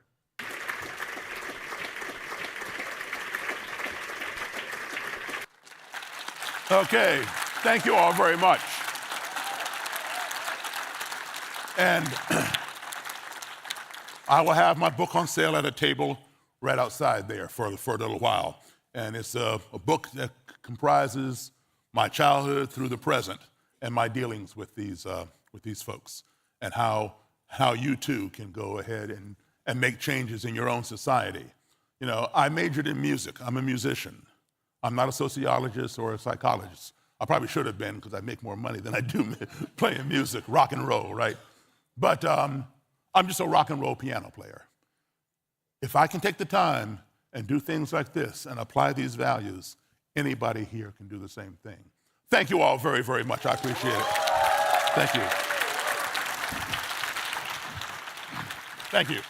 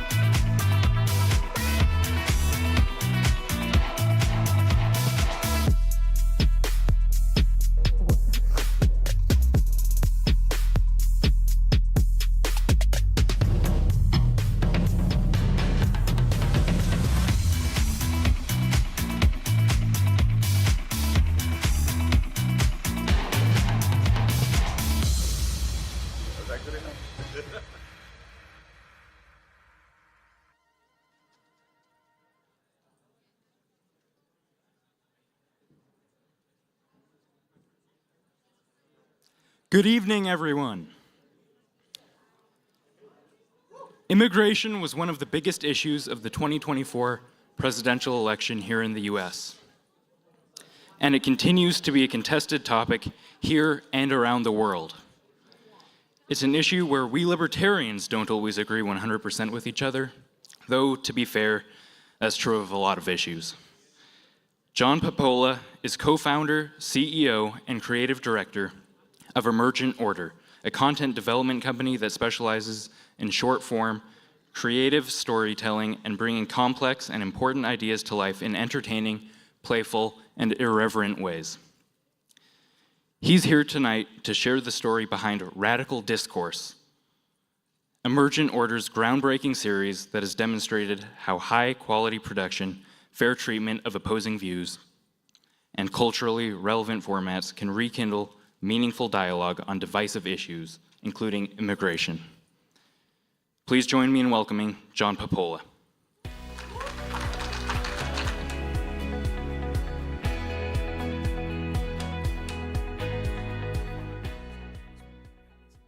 Hey everybody, so my name is John Papola, as you heard, and I first entered this movement after learning from Ron Paul of an economist named Friedrich Hayek, who lit my fire, got me super excited. And so I reached out to a podcasting economist named Russ Roberts and left him a voicemail, which sounded crazy. And that voicemail basically said, Russ, I'm a big fan of your show. I want to make a video about Austrian monetary policy and the business cycle. I'm not a crackpot. Here's my website. I work at Spike TV. Please call me back. And later in the week, I get a call back from Russ, and I don't tend to get starstruck, but I was so excited when Russ actually popped up on my phone, and that began a one-year process of brainstorming and development, the outcome of which was Fear the Boom and Bust, the rap battle between John Maynard Keynes and Friedrich Hayek. How many of you have seen Fear the Boom and Bust? Yeah, see, that's great. That's my favorite thing in the world. You know, Daryl's whole story is about how do we listen to opposing points of view? How do we open our hearts, open our minds to different ideas? And that was at the heart of that video because while Russ and I both think John Maynard Keynes' ideas are, when they are uniquely Keynes, especially wrong, but we decided to actually steelman Keynes in the video and then its sequel, Fight of the Century. And that turned out to be a really good thing because it brought everyone to the table and it made it something that teachers felt like they could show their students because it wasn't just propaganda.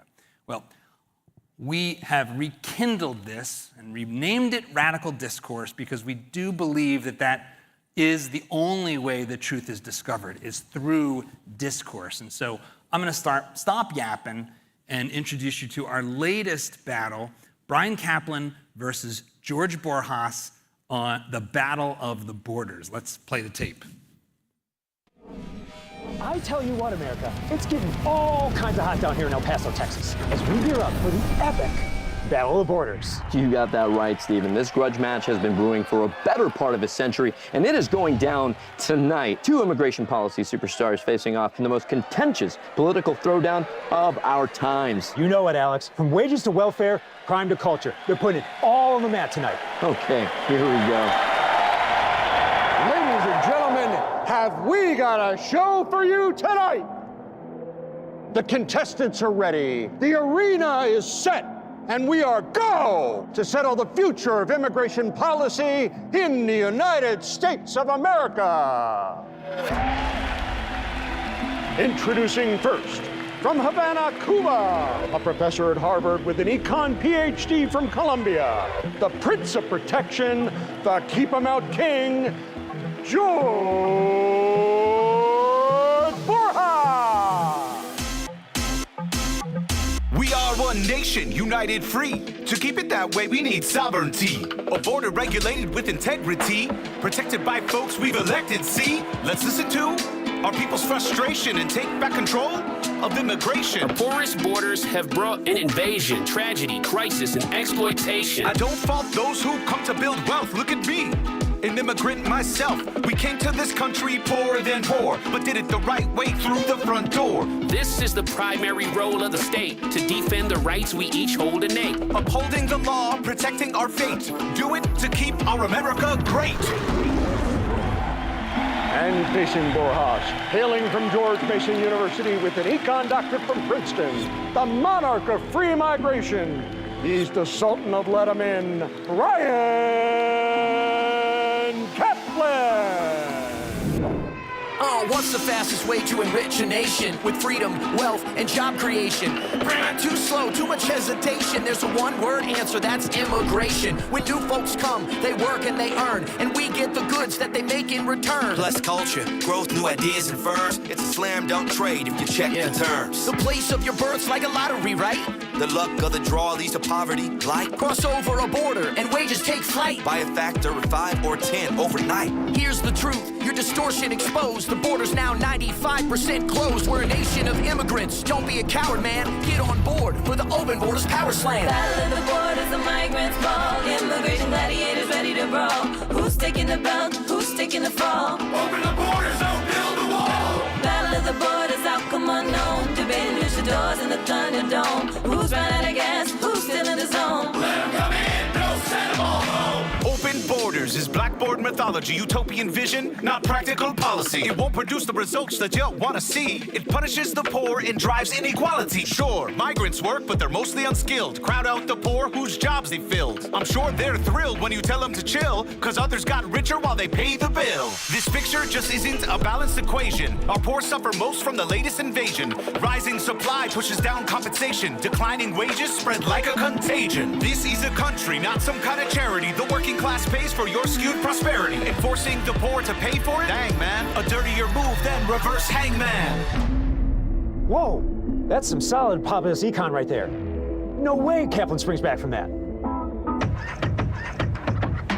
trade isn't charity, not a fundraiser. It's mutual gains, not handing out favors. They make a wage by selling their labor, just like most of your native neighbors. Focus on labor supply should be canned, cause people bring mouths as well as their hands. The things that they buy boost labor demand, so wages could even rise. Understand? In truth, the size of the group that suffered direct competition's a pretty small number. In total, Americans profit like Midas, even ignoring the gains to the migrants. And when you include them, it's kind of insane to let trivial losses trump massive gains. The game of free labor's a kind of free trade. The positive sum doesn't make a kayfabe. Battle of the borders, the migrants fall. Immigration gladiators ready to brawl. Who's taking the belt? Who's taking the fall? Open the borders, don't build the wall. Battle of the borders, outcome unknown. Debating luchadors in the Thunderdome. Who's running out of gas? Who's still in the zone? Let them come in, don't send them all home. Saying it's merely trade is absurd when you look real hard at the fiscal burden. Health and welfare costs are incurred in states where the migrant influx burgeons. Migrants really do work, but in practice, they have lower earnings, pay lower taxes, consume more services offered gratis. Schools and ERs have reached crisis status. That's the gap at the heart of your rhyme. Stark imposition on the taxpayer dime. Welfare and open borders at the same time. If you want that,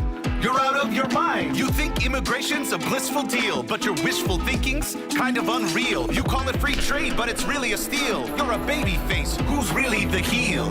Listen, brother, I see you're amused, but your immigrant data's confused. Compared to natives, as a matter of fact, in net present value, they add, not subtract. And then if you slice it by demographics, letting them in is smart budget tactics. The working age years are what boost the sum. Those are the years that most migrants come. And besides, the problem is benefits just make them wait a little bit longer for filling their plates. If budget effects are really so great, build your wall around the welfare state. For almost any complaint you suggest, policy tweaks can reduce the effects. Tiny reforms put objections to rest. That's what I call the keyhole suplex. Oh, wow, he's gonna feel that in the morning. Oh my God, and he kicked out at 2. This match is still on. All right, I have something to say. It's not just the drag on the taxpayer dime, it's the fact that migrants are driving up crime, bringing fentanyl across our border, a despicable threat to our law and order. Illegal aliens are the worst of them all. Murders, robberies, drug crimes, assaults. Don't try to say that's simplistic or false, because they broke the law to be here at all. And how about terrorism? That's even worse than the perilous crimes in the previous verse. Don't call me prejudiced, do your research. Most terrorists come from abroad, it's a curse. Your concern for the purse is kind of perverse, because murder is something you can't reimburse. No keyhole fix here, you can't MacGyver. A sneaky way out of the terror, pal driver.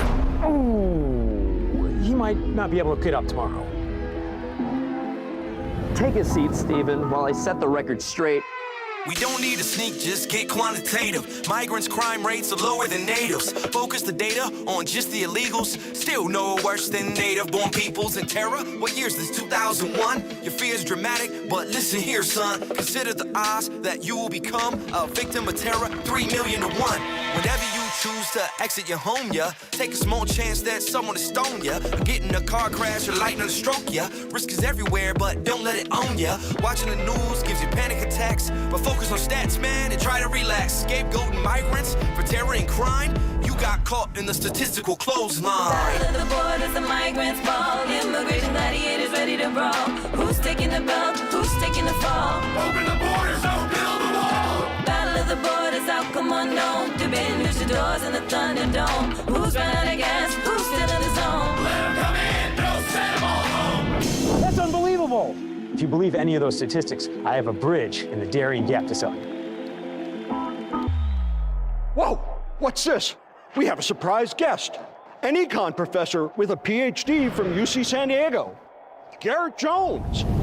When folks cross over and multiply, they don't just bring their labor supply, but ideologies that just don't fly and vote for doctrines that poke the eye of the very dream they came to pursue because they just don't grasp a crucial truth. The things to which prosperity's due, markets, equal rights, rule of law too, honesty, openness, tolerance, trust, corrode when foreigners don't adjust. Assimilation stops and thus our common cultural capital rust. Preserving the golden goose entails that values of Western civ prevail. Your lousy moves can't hold the candle to the power of culture, double axe handle. You're right, I admit, the power of political, cultural values is actually critical, but your assumptions are flatly cynical. Plus, your command of the facts, abysmal. The critical truth is assimilation. Don't just look at the first generation, clinging to values of their natal nation. Kids are key to the long-run equation. By the second generation, third at most, old ways of thinking are pretty much toast. Due to immersion, their values and votes, on average, mostly conform to their hosts. If you're worried about civic knowledge, your bigger concern should be who's teaching college. Your very best rebuttal is kind of a joke, so it takes the brunt of my guillotine choke.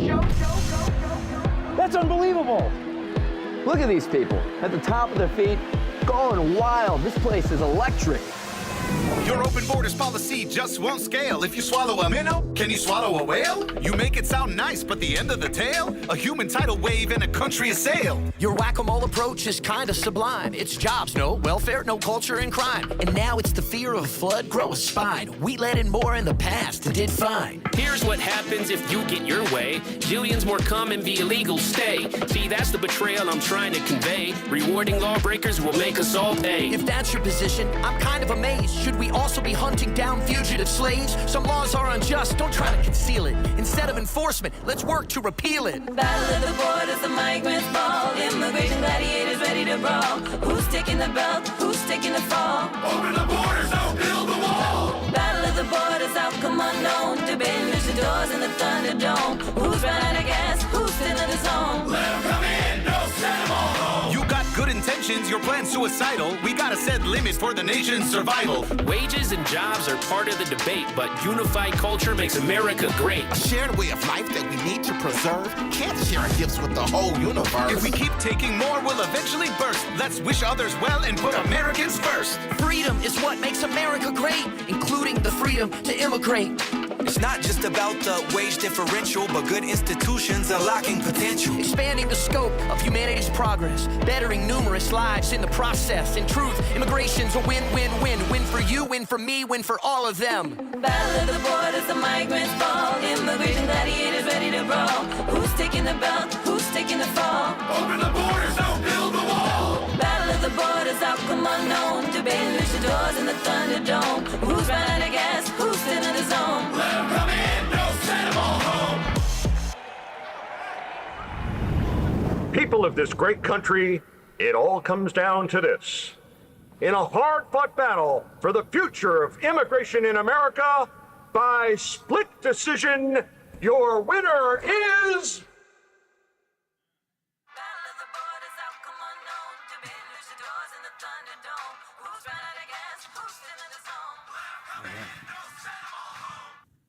What'd you think? I know it's long. It's just a sign of how many pieces of that debate there are. I came into this as a producer, frankly, very much on Bryan Caplan's side, and I, for the most part, lean that way. But how many of you found yourself shifting from argument to argument? Raise your hand if you found yourself being persuaded in both directions. See that? That is our mission. If you don't understand your opponent's point of view, you don't understand your own. And that's really what we're trying to do with Radical Discourse. I'm going to be bringing out Daniel and Bryan for us to start a debate in a minute. But before I do, our next battle is the battle over climate change. And our plan is that it will launch on Earth Day. So if you want Al Gore versus Bjorn Lomborg versus Alex Epstein in a three-way battle to the death, or the death of us all, depending on who you listen to or who you follow their policy prescriptions. If you would like a chance to be an extra, I encourage you to visit our booth, the Emergent Order booth. You'll see Keynes and Hayek there. We are doing a raffle to give away a chance to be a featured extra in the next video, which we'll actually be shooting next month in March. And with that, I would like to invite my debate guests onto the stage. This is Bryan Caplan and Daniel DiMartino.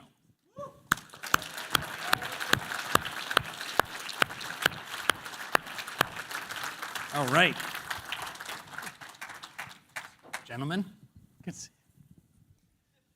Bryan, did you appreciate the hairdo we did for your wrestling counterpart? I'm not actually that gray, am I? Okay. Not in my mind. So before we get started, I'd like to put up a slide that will have a QR code where we can take your temperature on the issue. And as they prepare that slide, I'm going to read the proposition. The proposition we will be talking about today is, should the United States limit immigration based on merit? So if you can get a shot of that, I'm going to take 60 seconds, 90 seconds. Place your vote. Go back to the slide. Keep the slide with the QR code up, please. There we go. What do you think? Yes or no? Should the U.S. limit immigration based on merit?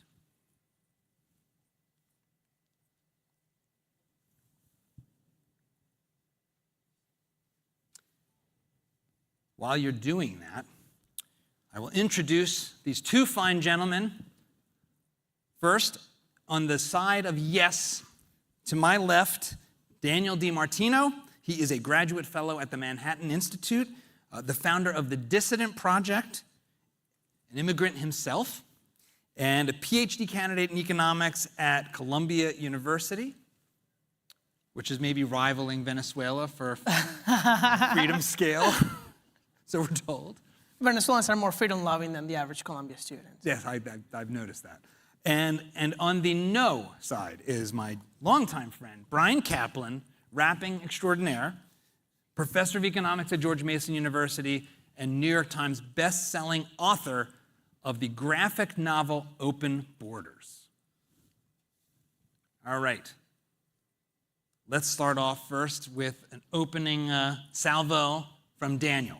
Yeah. I will be keeping track of the score. Sure. Well, thank you all for being here and for the time. Thank you, Bryan. Thank you, John. I'd like to begin by telling you a little bit of a story, and that is that actually 69 years ago yesterday, my grandfather, my mom's father, immigrated, or really emigrated of his native country, which was Spain, to Venezuela. Back then, Venezuela was the fourth richest country in the world. Spain was destroyed after the Civil War, the Francoist regime. He met his wife, too, who was from the same region of Spain in Venezuela, and they built a great life. And over the course of the next several decades, Venezuela was destroyed under the weight of a socialist regime, and even stagnation under its democratic period. And then my whole family left. I came to America in 2016. And that's really what's driven me, right? And it's that love for freedom, and it's that story that really destroyed the lives of millions of people, right? The largest refugee crisis in the world today is that of Venezuela. So then you would ask, Daniel, then why do you think we shouldn't just have open borders, right? And I think that we shouldn't, specifically because I care about ideas. If you believe that America is an idea and not an ethnic nation, right, then you should care about the ideas of people. Because people are not goods. One thing is free trade of goods and services, right? Apples don't vote. Apples don't collect welfare checks. Apples don't commit crimes. People do, right? And when you buy and sell an apple, it's consensual. You're not really affecting a third party. But when a person comes into a new society or a new community, they do affect the neighbors in many ways. And most of this surplus of immigration goes to the immigrant, right, who improves their life. That's a great thing. I certainly improved my life, and most people do. But open borders are not a workable solution, and we saw just a glimpse of that over the last 4 years. My own research shows that even though the average immigrant pays more in taxes over their lifetime than receives in government benefits, and not like the average native, which, by the way, the average native in the United States is like a $250,000 net liability to the federal government, so that you guys know. The average immigrant is like a 10,000 positive, 10,000, nearly zero, right, in large terms. But a huge portion of immigrants are not net positives. In fact, nobody who didn't go to college in the United States, who's foreign born, on average, will pay more in taxes than receiving benefits.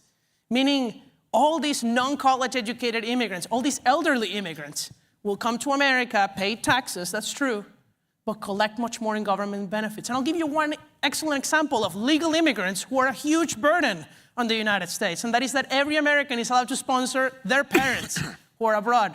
And in fact, 150,000 people or so, 15% of the legal immigrant flow, is parents of US citizens. All of those people are at least in their mid-50s. Most of them are in the early 60s, which means that they get to the United States, they work for 10 years, a low-paid job. Most of them don't even speak English. Maybe they'll be taxi cab drivers, maybe they'll work from home, they'll do something else. And then they'll collect Social Security and Medicare until they pass away. That is not sustainable. Why is the United States bringing in 150,000 people every single year who will collect more government benefits than paying taxes, when you could be bringing in 150,000 people who are young, highly educated? In fact, there's a huge backlog of highly skilled immigrants today who are Nobel Prize winner from India. You're not allowed to immigrate to the United States. So I am not against immigration. I am for immigrants to the benefit of the United States. We should have much more high-skilled immigration. We should have much more young immigration. But there is a limit. You cannot allow everybody to come in. And then you say, well, Daniel, but that's not what merit means. Merit is a much more subjective thing. To me, this is just a debate about whether we should have some limits to immigration in the national interest of the nation that's receiving those immigrants. And I think the answer is an unequivocal yes, right? We have to obviously limit criminals. When people will tell you, well, but immigrants and even illegal immigrants commit less crime than natives, I will tell you that's true because they're deported after they commit the first crime. Most crime in the United States is committed by people who commit a second, a third, and a fourth crime. Immigrants don't get a second chance. Immigrants are deported. That's why the statistic is low, is because you deport criminals. If you didn't deport them, believe me, the immigrant crime rate would be much higher than the native.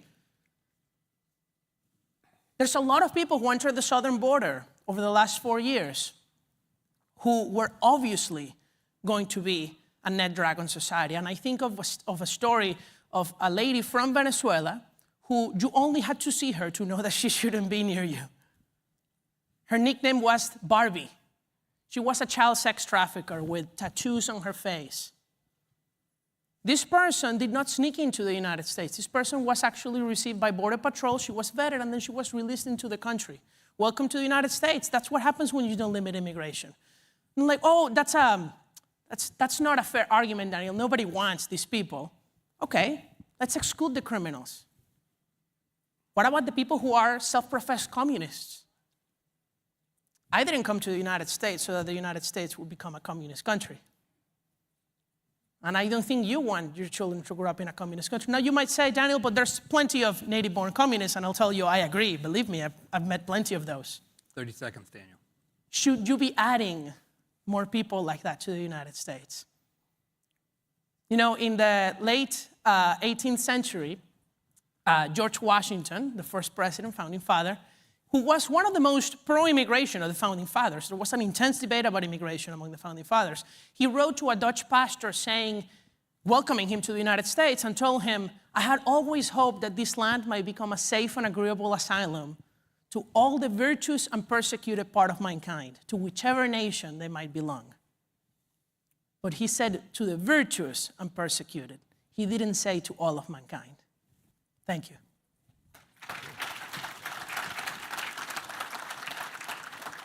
All right, Bryan, you have 7 minutes. All right.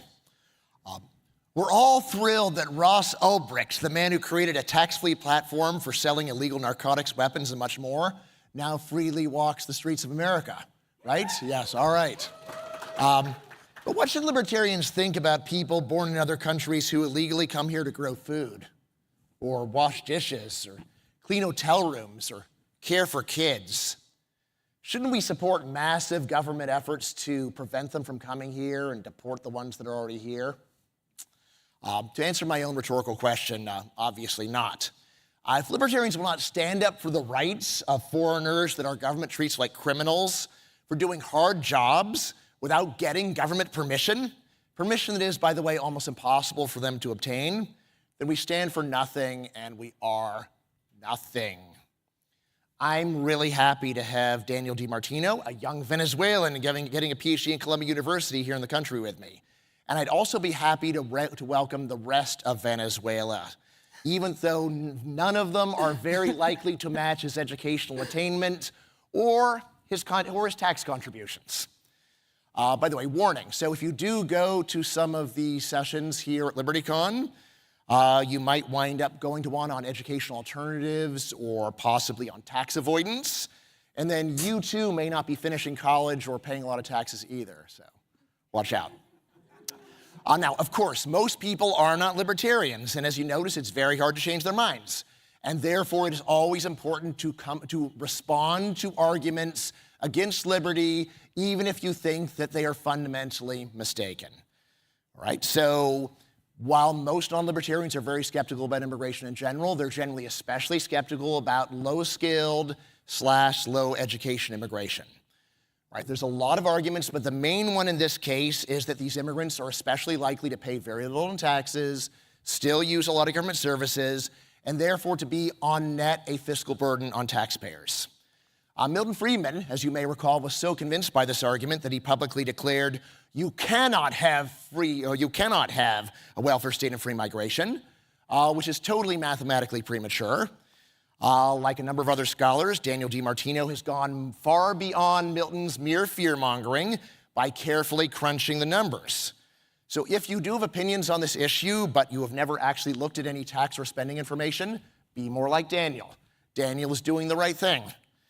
Now, here is a quick summary of the implications of Daniel's assumptions. 1, immigrants have better fiscal effects than otherwise identical natives. Daniel's model actually concludes that immigrants are better than us if we are matched for other traits. Secondly, regardless of your nativity, we should expect you to be a net burden on taxpayers unless you finish college.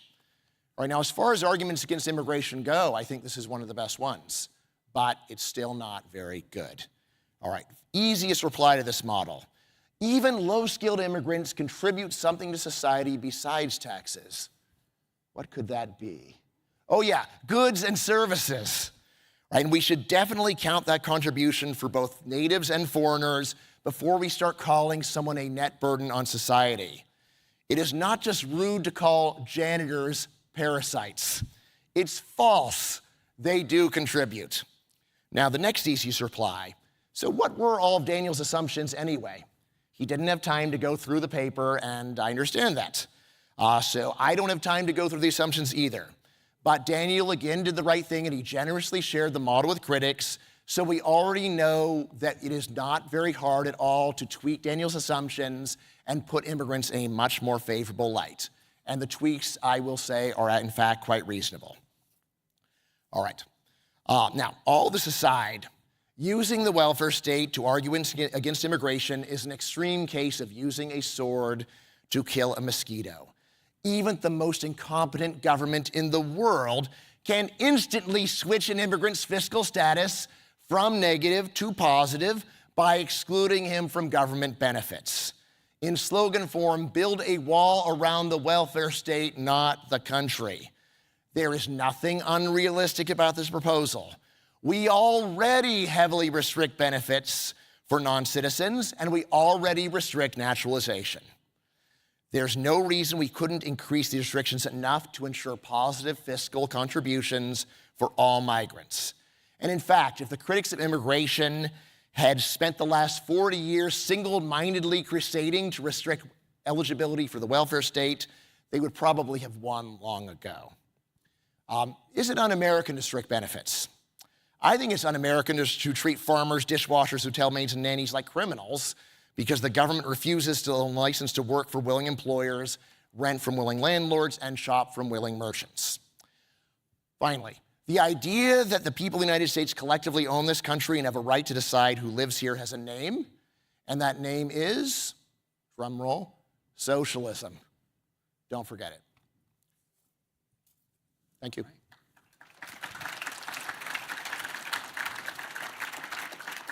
Bryan, you moved swiftly, so I'll let you open up the Further counteroffensive, having now heard Daniel's arguments, what do you think he needs to answer for? All right.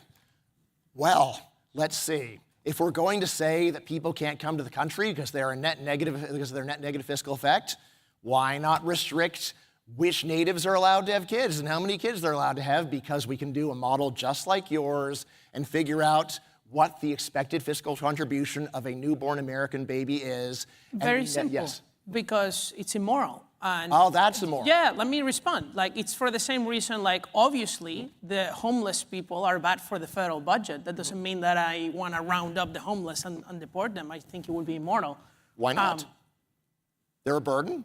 And the same reason, by the way, a lot of pro-choice people support abortion based on, like, consequentialist arguments, and I'm very pro-life regardless of how that baby is going to live or whatever. So I just don't think it's a strong argument because you're assuming that everybody has the right to be here and therefore it's immoral to prevent them. Or we could flip it around and say, why assume that everyone born in this country has a right to be here? Well, I guess some people actually do want to change that.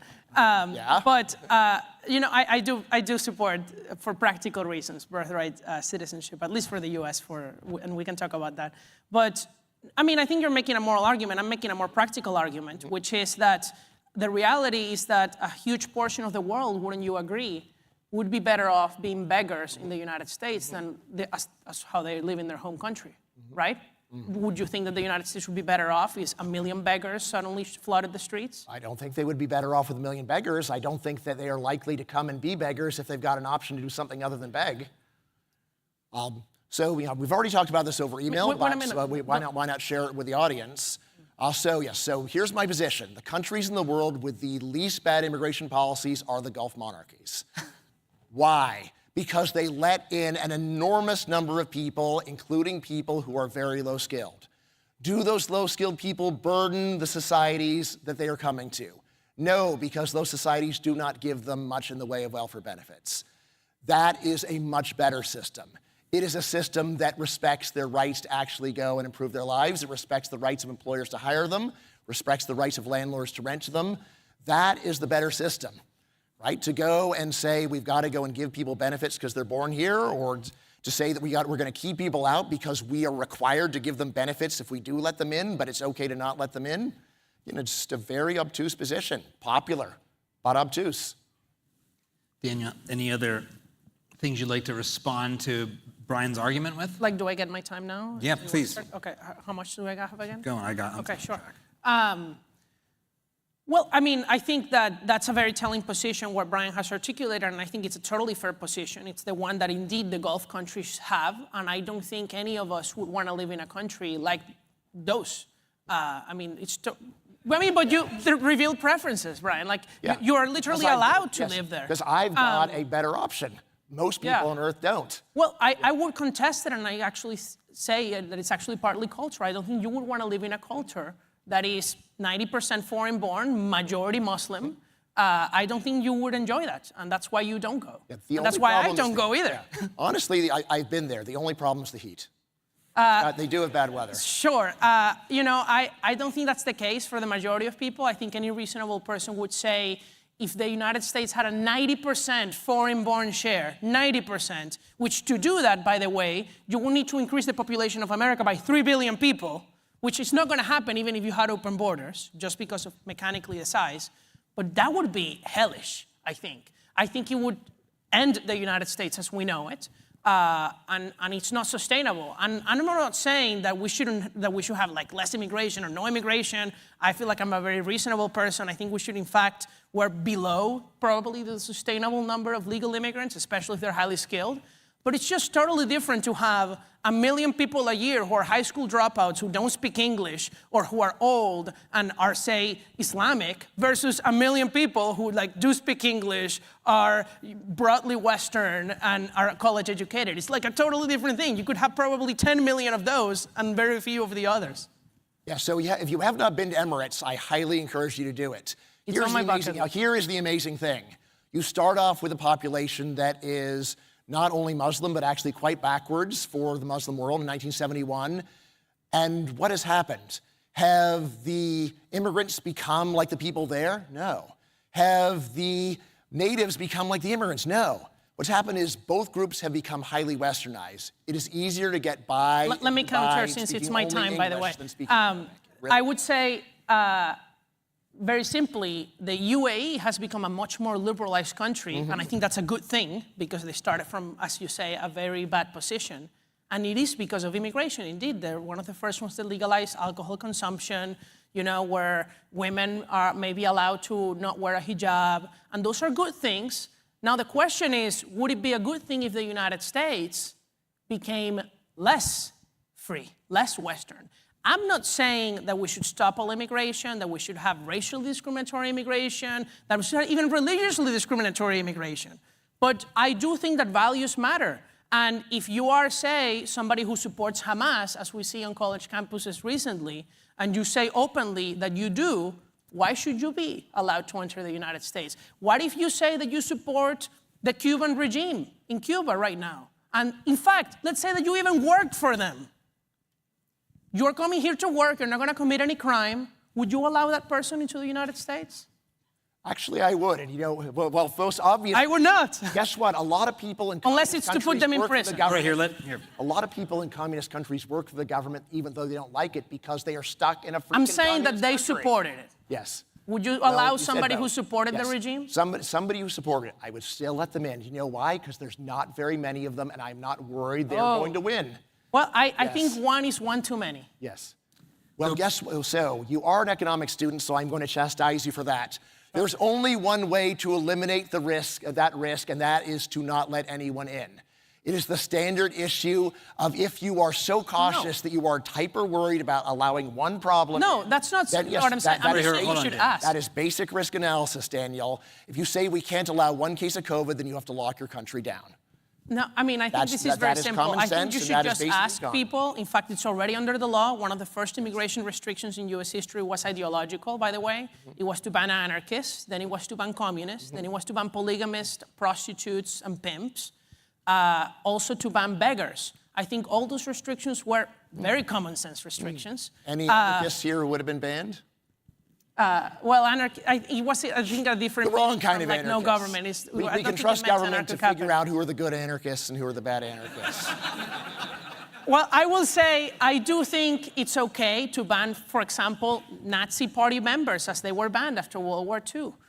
Maybe you are not. I think I'm totally fine with that. What I'll say is to keep out all the Nazis, you'd have to keep out a whole bunch of innocent people too. Better to just let them in and accept this tiny risk of a few bad people coming. All right, let me jump in now for a minute. So, Bryan, you've got one proposition that I'm curious to hear you elaborate on, which is, let's build a wall around the welfare state. How is that not fundamentally a utopian argument? Because the politics of shrinking the welfare state in the United States has so far proven to be fundamentally very, very difficult and getting harder. That's a great question. Of course, the word utopian comes from the root of nowhere. How do we know if an argument is utopian? Well, let's see whether there are 0 places on Earth that actually fit the argument. As it turns out, we already restrict welfare benefits right here, right now in the United States. We don't even have to go to a better country like Emirates. Joke. But better immigration policy, definitely. So we already see the United States has a lot of restrictions on eligibility for welfare benefits. These were increased in the 1996 Act. We also, of course, restrict naturalization.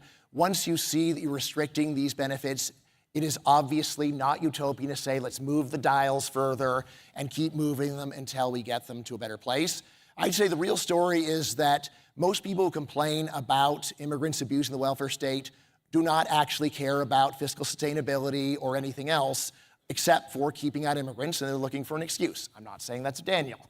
But if they had taken that energy against immigration and targeted it narrowly on raising the number of years for naturalization up from 5 or 7 up to 30, they would have already done it. And we wouldn't have to be having this conversation anymore. So that is what any sincere person who's worried about this problem should be doing. Although obviously, if we read Daniel's paper, and we all should read Daniel's paper, the main lesson of the paper is that we are on a path to fiscal ruin because the vast majority of the entire population, native and foreign, is not covering its way. So That is the much more fundamental thing to be working about. Rather than scapegoating immigrants, we should be talking about deep cuts in the welfare state. Any way, any method, whatever we can do needs to happen, and ASAP. Daniel, what about the challenge that Bryan sort of quipped about, which is, why would you trust that the government could make rules for merit that would not be nonsense? Absolutely. I think that's, in fact, the best challenge to my position. But I would say that, you know, we trust the government to enforce a lot of rules, even though we think that they're not optimal, because the government does have a role in society. I mean, maybe some of you are actually anarcho-capitalists and you don't want that. But like when you just give the police power to the government, you're trusting them to do things, and they will also make mistakes. Sometimes somebody will be wrongfully arrested. Somebody will be wrongfully convicted. Somebody will be wrongfully killed by law enforcement. Does that mean that we need to abolish the police? The left thinks so. I don't. I think we need to reform it and make it better. And I think the same thing on immigration. I think that the current immigration system is too bureaucratic. It's terribly targeted, allows a lot of people who are bad, allows too few people who are good. And it needs to be reformed and made easier bureaucratically, cheaper. It could even allow people to pay enough money to be in, maybe be more like Canada or Australia based on your characteristics. And you say, well, Daniel, this is central planning, right? This is government central planning of immigration. I don't hope to convince you that you support government central planning of immigration. I wouldn't even call it that. But I do hope to convince you that you do support some restrictions and that this is not about open borders. You do support not allowing certain people to come, and that there is merit to that idea. There is merit to the idea of not allowing people with very radically anti-American ideas to be in the United States, people who are going to be net fiscal burdens. Because it might be your right to bring your parent, but is it your right to impose a $300,000 net fiscal burden on the rest of society? Well, maybe if you pay for it, but that's a restriction, right? Or, gee, maybe they could waive the rights to get benefits so they can get their paper stamped and live. Well, but then that you're saying that that person is not allowed to ever become an American and a full citizen. Oh, how terrible. Like, that is nothing compared to you. Well, this is not the UAE. This is not the UAE. This is the United States. Well, let us learn from a country that has figured out something. And let us also not say, because a country is worse overall, that they can't do one important thing far better than we do, which they do. Bryan, to what extent, though, are the arguments that both you and Alex make drawn from kind of cherry-picked, dramatically smaller, very, very different societies? Why should we believe that the UAE's immigration policy is applicable outside of pure sort of global anarcho-capitalist ethics? Let's see. Well, we can start with so there's two different kinds of wrongfully extending your prediction from the earlier data. So one of them is just saying, well, Israel was able to let its population grow by 10%, so we could go and grow it by 1,000%. All right, that I think is actually a weak argument. On the other hand, UAE literally multiplied its population by a factor of 34 in the course of 50 years. They really did. It can totally be done. It was not only was it not a disaster, it was a miracle. If you go there, you can see what can be accomplished with an open mind and reasonable immigration policies. And the reasonable immigration policy is not, ooh, yuck, you're a janitor, you're going to be a burden on us. The reasonable policy is, we need janitors. We are not going to go and give you $1 million of oil money, but you can come here and get a job and earn 5 times the money that you would back home. So I don't think that this is anything that is that hard to understand. It's not something where we are generalizing far beyond what we experienced. It's saying that we need to go and look at all the data. And we have seen it is totally possible to do amazing things. By the way, also worth pointing out, the US multiplied its population 100-fold in its first 200 years. It is not a miracle. It is totally doable. It has been done right here in this country. Daniel, like 60 seconds. Well, yes, the UAE is an absolute monarchy, a dictatorship, where none of these people will ever have voting rights, not even their own citizens have voting rights. So, like, it really doesn't matter what those people think. If you disagree, if you say something against the monarchy, you get deported. So nobody can be a cultural threat, because anybody who attempts to be a cultural threat is expelled from the country, even their own citizens.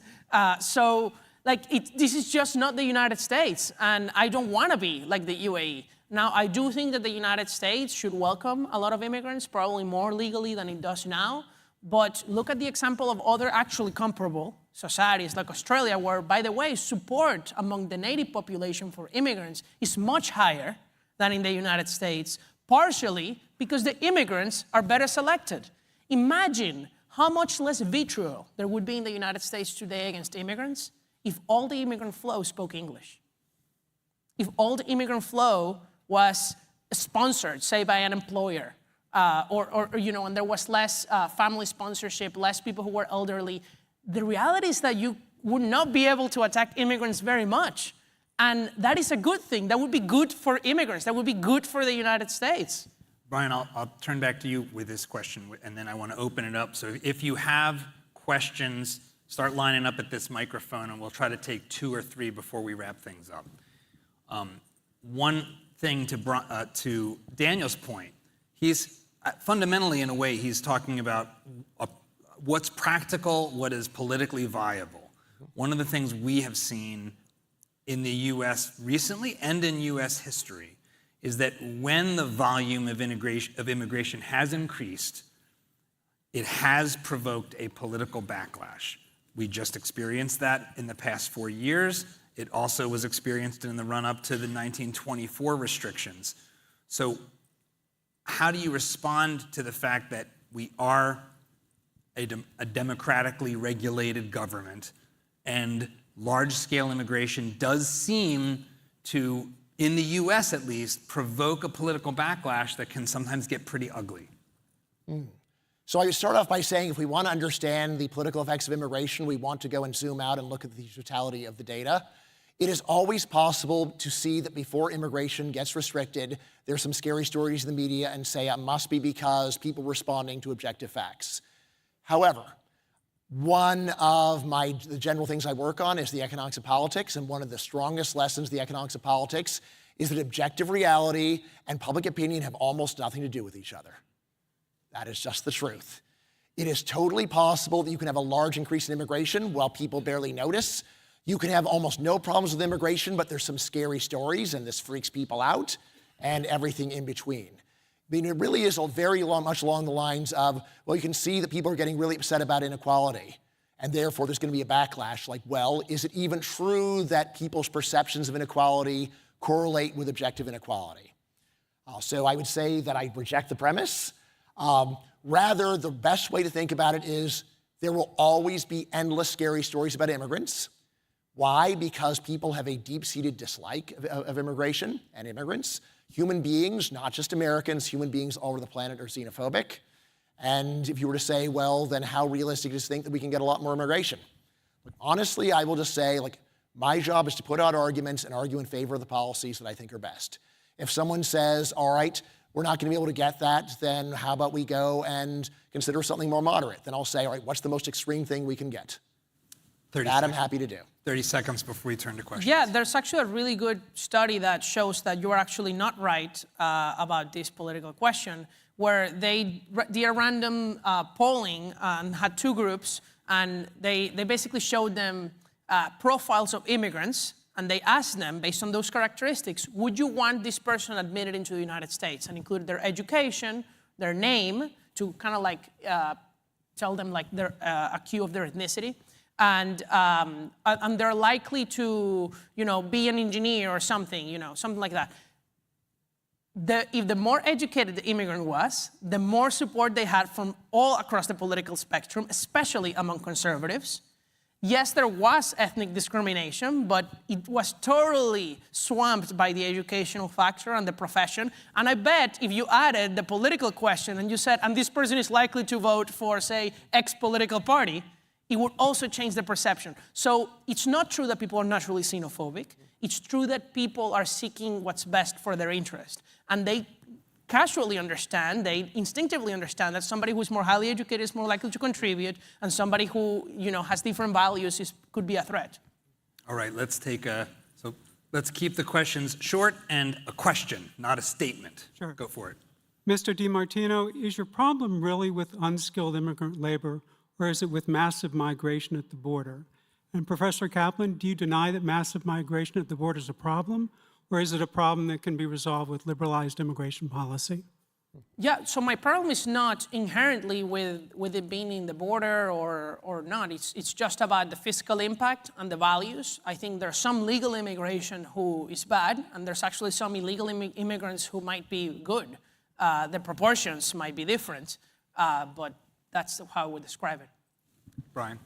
Yeah, so if people could legally come without incidents, then there wouldn't be chaos at the border, of course. I would also say that it is easy to make it look like chaos at the border regardless of how many or a few people are here, because that is the point of the media. Right? A general point about the media. What is their job? To find the most horrifying things on Earth on a planet with 8 billion people. Every day they succeed. Keeping people in a constant state of terror and terror and happiness. Far better to do it check statistics. That's the kind of thing that Daniel's doing, so I definitely support that. Turn off the news, read Daniel's paper, you will learn a lot more. All right, next up. Hello there. So my name is Sam, and I'm actually a student at George Mason University, fun fact. But anyway, so my question specifically for Bryan Caplan is, I know DiMartino, I think he brought this up earlier, but it's like the UAE, the way the government is structured is much different from the United States. It's like, even if the population is 90% immigrants, none of these immigrants can vote or change like who's in power. I was wondering, do you think, are we going to have to change our structure of government to something more like the UAE for open borders to work? Or like, can it work under our current democratic Republican order? And like, I guess what we would have to do to, I guess, adapt to that. Yeah, it can totally work under our current system. In order to answer that, you really do have to look at first of all, public opinion. You've got to look at whether immigrants even feel like voting. The punchline is that the foreign-born are not, in the United States, do not have opinions that are that different from that of natives. If you go and look at immigrants and say, oh, they're a bunch of statists, yeah, guess what? Americans are a bunch of statists too. So the right thing to do is to look at the marginal difference. The marginal difference is there, but it's mild, so I don't think, in fact, you need to have any fundamental change of government in order to make it work. I do think that we could rest easier if we were to go and say that immigrants have to wait a lot longer in order to vote. And I think that's a totally reasonable idea. I want to piggyback on something Bryan just said, that we've got a lot of commies coming out, and you said it too. We got a lot of commies that we're training in our entire school system, taking to the streets to promote all manner of nonsense. So wouldn't it be great? Should we do like a trade, like every blue-haired banshee for a Mexican? No, you don't need to trade. You don't need to trade. You can just send, well, I mean, but the serious question is the cultural question from a values perspective really about immigration, or is it not about immigration? Oh, no, immigration is just one of the factors that affects us, but obviously this is really about the education system, and I tell this to all the conservative groups I speak to, which is like, I think people focus too much on the cultural impact of immigration when really the educational impact is what's really killing us. But even then, why should you allow Maoists, CCP members, supporters of terrorist Islamic organizations still in the United States? It makes no sense. Just because, the threat is small. I'm not saying that you shouldn't let in anybody. I'm just saying, try not to let in those people. Surely somebody will slip in. I'm not saying that this is a riskless world, but try not to let them. Just like you try, you prohibit, say, guns in airplanes or whatever. Like, that doesn't mean somebody won't try to kidnap an airplane, but you try to stop that, right? This is the wrong crowd for prohibiting guns from anywhere. I guess Sorry. I should have used a different example. One more question from the group. Thank you both for speaking with us. My question is primarily for DiMartino. So you mentioned a particular group that the United States did not let in after World War II, the Nazis. Another group they didn't let in during World War II primarily were the Jews. The Jewish people were kept out of a lot of Europe as well as the United States. And looking at Israel and looking at Jews in general, how well they perform economically and how economically viable Israel is now, would you say it's probably a huge mistake they didn't do that? Oh, it was an absolute terrible mistake. One follow-up. And then, so with that in mind, as well as the mistakes the government makes in general, how can you trust the state to make good decisions in terms But by the way, it wasn't just a mistake because there would have been a fiscal contributing group. Right. It was a mistake because it was a purposefully racist policy to exclude them that also ended up in their mass murder. So even if just to save them from mass murder, that's a different thing, right? Including refugees from other countries now that are facing violence? Well, nothing like the Jews were facing, but certainly the North Koreans are facing something similar, you could argue. And I mean, in fact, any North Korean would very easily qualify for refugee status in the US. The problem is getting out, right? That's a different question. I mean, Israel saw that experience, and I think Bryan casually mentioned that after the Soviet Union fell, all those people, a lot of people immigrated to Israel. Now, that was a highly successful, highly intelligent group of people. They did very well in Israel, but they did change the culture, but to in a very positive way. What I've read is that the political parties in Israel had to stop using red because all the Soviet Jews hated red because they hated communism. So that was a good outcome, I guess. Bryan, I have a question. I have a question for both of you, and thank you, everybody. That we'll wrap this up. We do seem to have a problem in the United States in that all of the commanding heights of our culture have become fairly anti-American. Not exclusively, but quite a bit. Both of you are in academia. You guys are at the centerpiece of the hatred of the country, by and large.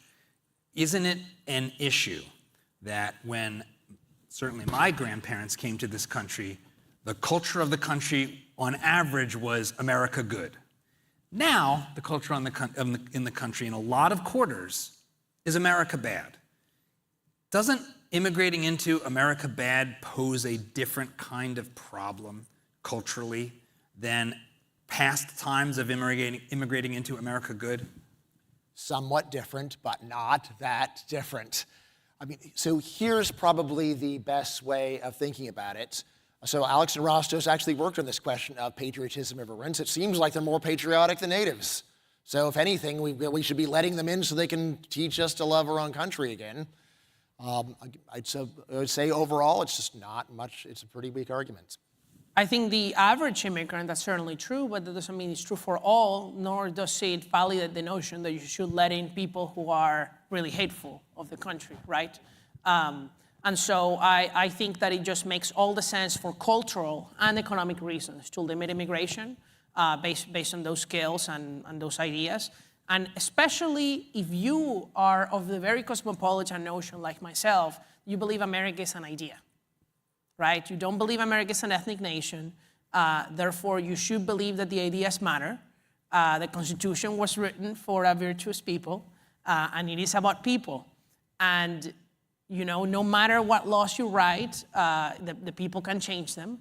So if you're bringing in a lot of people who hate the country, that's a bad thing. If you're miseducating them, I think that's even more important. But I saw that a lot. One of the first things that I had to do when I came to the United States was a walk of privilege, where if you were a man, you step forward. If you were a woman, you step back. If you were black, you step back.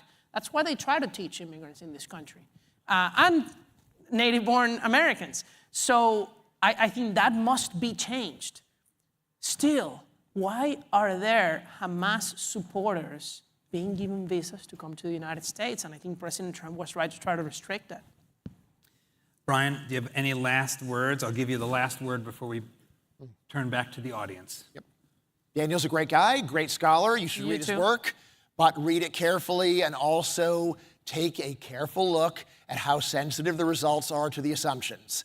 While I think it is a terrible idea to say that a person can't be in this country because they're not going to pay enough taxes, still, a lot of people do believe that argument. And if you think that argument, and since that argument is out there, it's worthwhile going to the numbers and seeing how solid that argument is. I think if you really read Daniel's work, as well as people that are going and opening up the hood and taking a look at what he's found, I don't think he has actually found results that should make anyone worried about low-skilled immigrants.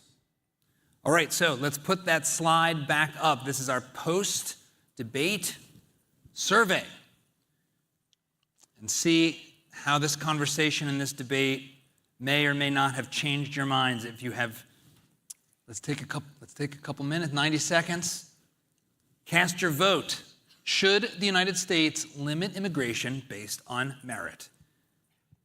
Daniel says yes. Bryan says no.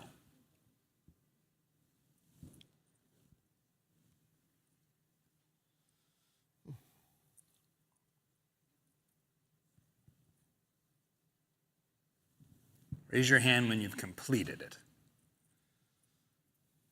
Looking pretty good. Who's struggling but still trying to do it? Any stragglers, or are we all done? I saw a couple.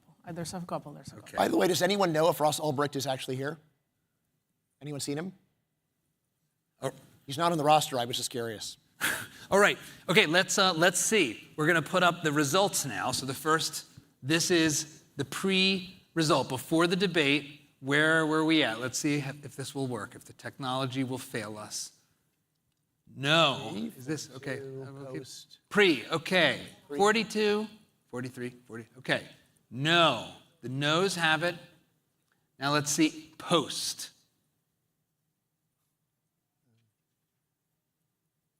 Okay, let's see how this works. Post. As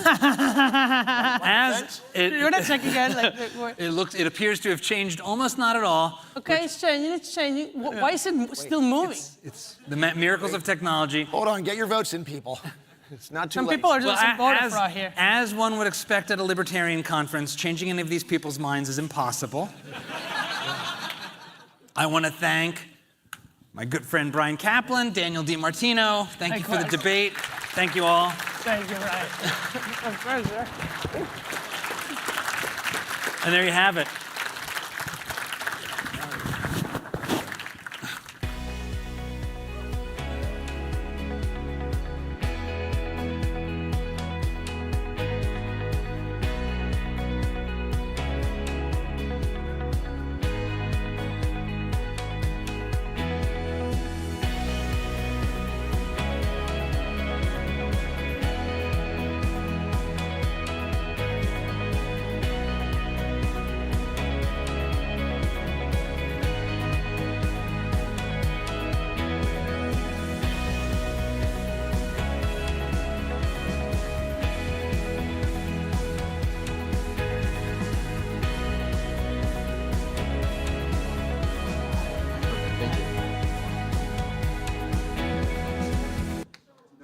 Congratulations on your baby. Let me know when you want the student.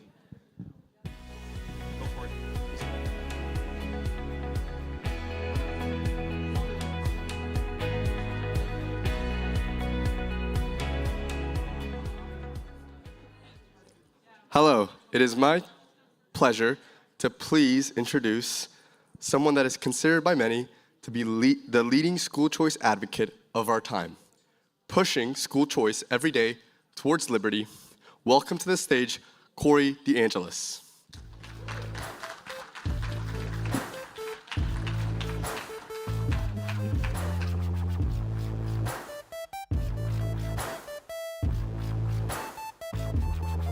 How's everybody doing? It's great to be here at LibertyCon. It's even better to be a school choice advocate. We're winning so much, I'm almost getting tired of winning. Just kidding, we're not there yet. We've gone from 0 states with universal school choice to just last week, we have 13 states in the United States of America that now have full-fledged Milton Friedman's vision of universal school choice, finally.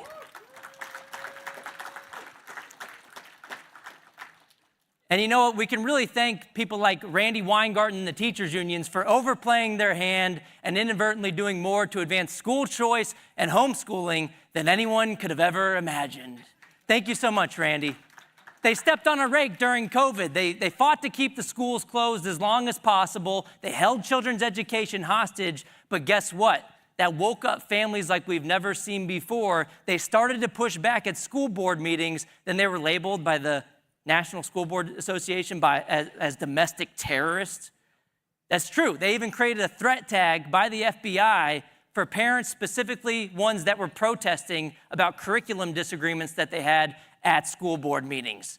This fairy tale model of so-called democratic accountability does not actually work, and we saw that right before our very eyes. So families started to take their voices to the ballot box, but also to the Capitol in a peaceful way to push for school choice, real accountability from the bottom up, allowing families to vote with their feet to a school that works best for them. That could be the public school if you want. If you like your public school, you can keep your public school. For real this time, unlike with your doctor. But if not, in states like Arizona, you can take that funding that's meant for your child that would have went to the government school, you could take it to a private school, a charter school, or a home-based educational option. That's a pretty big win.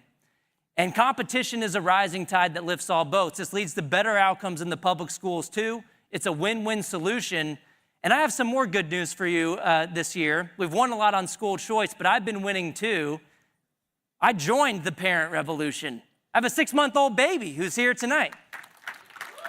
Her name is Angelina. My wife and I, Miranda's here as well, and she's beautiful. If you find the most beautiful lady in the entire place, that's probably my wife. So thank you, Miranda, for being here. I think she's backstage right now. And we wanted to homeschool even before we had a child, but seeing her for the first time, that only cemented our idea to homeschool.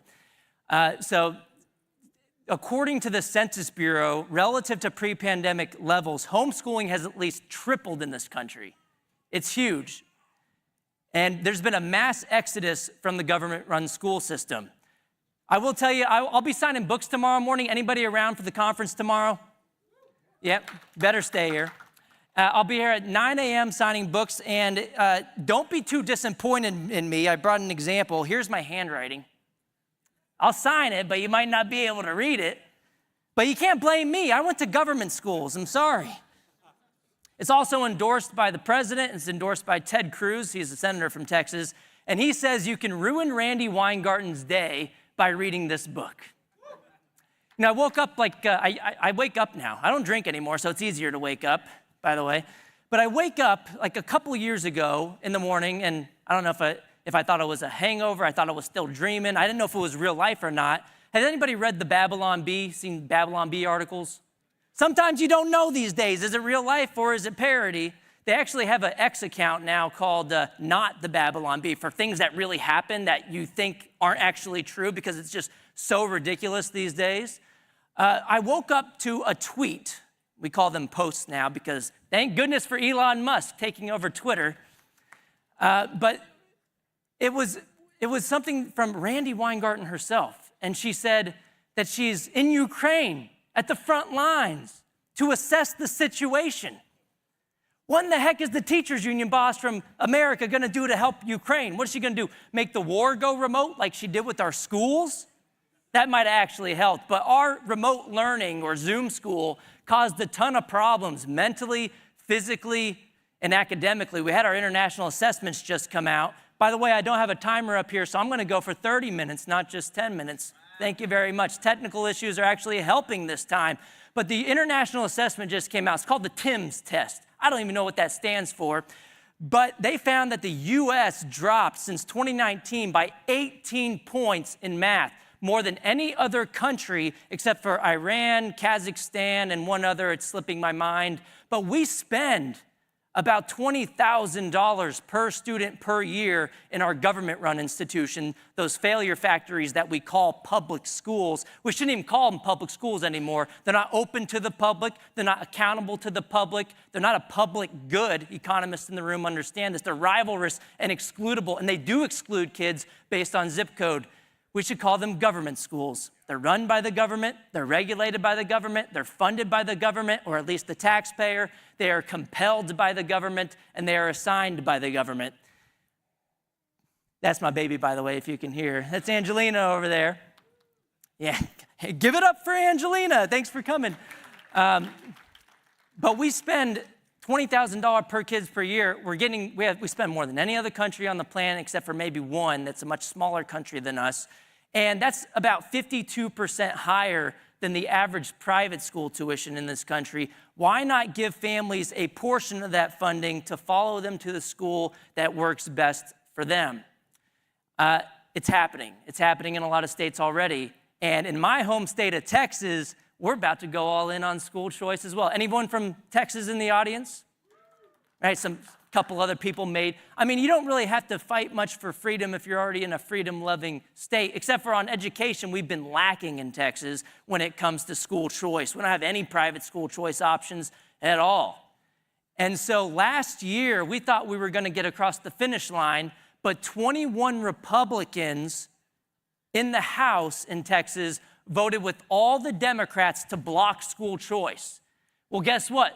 Parents went to the ballot box, and now 14 of them are gone. They lost their elections. 2/3 of them lost their seats. A political earthquake rocked the Texas House. And now, just last week, the Senate in Texas passed universal school choice by a vote of 19-12. It moves over to the House now, and it looks like we'll have the biggest expansion of school choice in nationwide history after this year. So Texas will be going all in as well. Anybody hear about those executive orders happening recently? How about that one that's expected to abolish the Department of Education?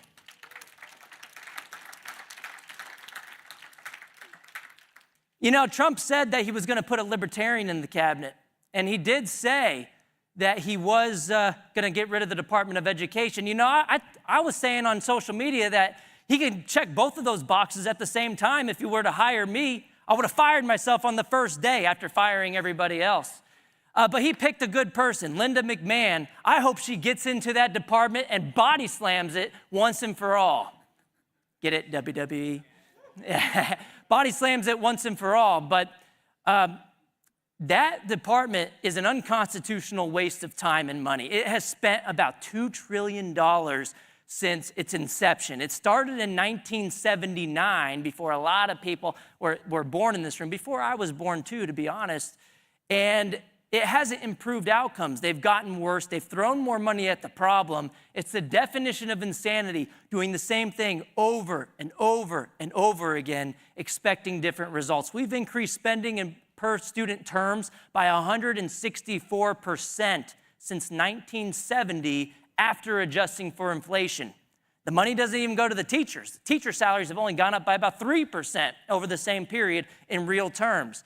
It's going towards administrators that waste all of that funding. It's become more of a jobs program for adults than an education initiative for kids. Since 2000, nationwide, student enrollment has been flat, increased by about 5%. Teachers in the system have increased by about 10%. Administrators in the system have increased by 95%, 19 times the rate of student enrollment. So, you know, people like Randy Weingarten who make over $500,000 a year, they're benefiting from the status quo. The kids are getting screwed, and the teachers are getting the short end of the stick too. Thankfully, their jig is up. We're about to abolish that department, try to get it done through Congress, or at least let's give it death by 1,000 cuts if we can't abolish it altogether.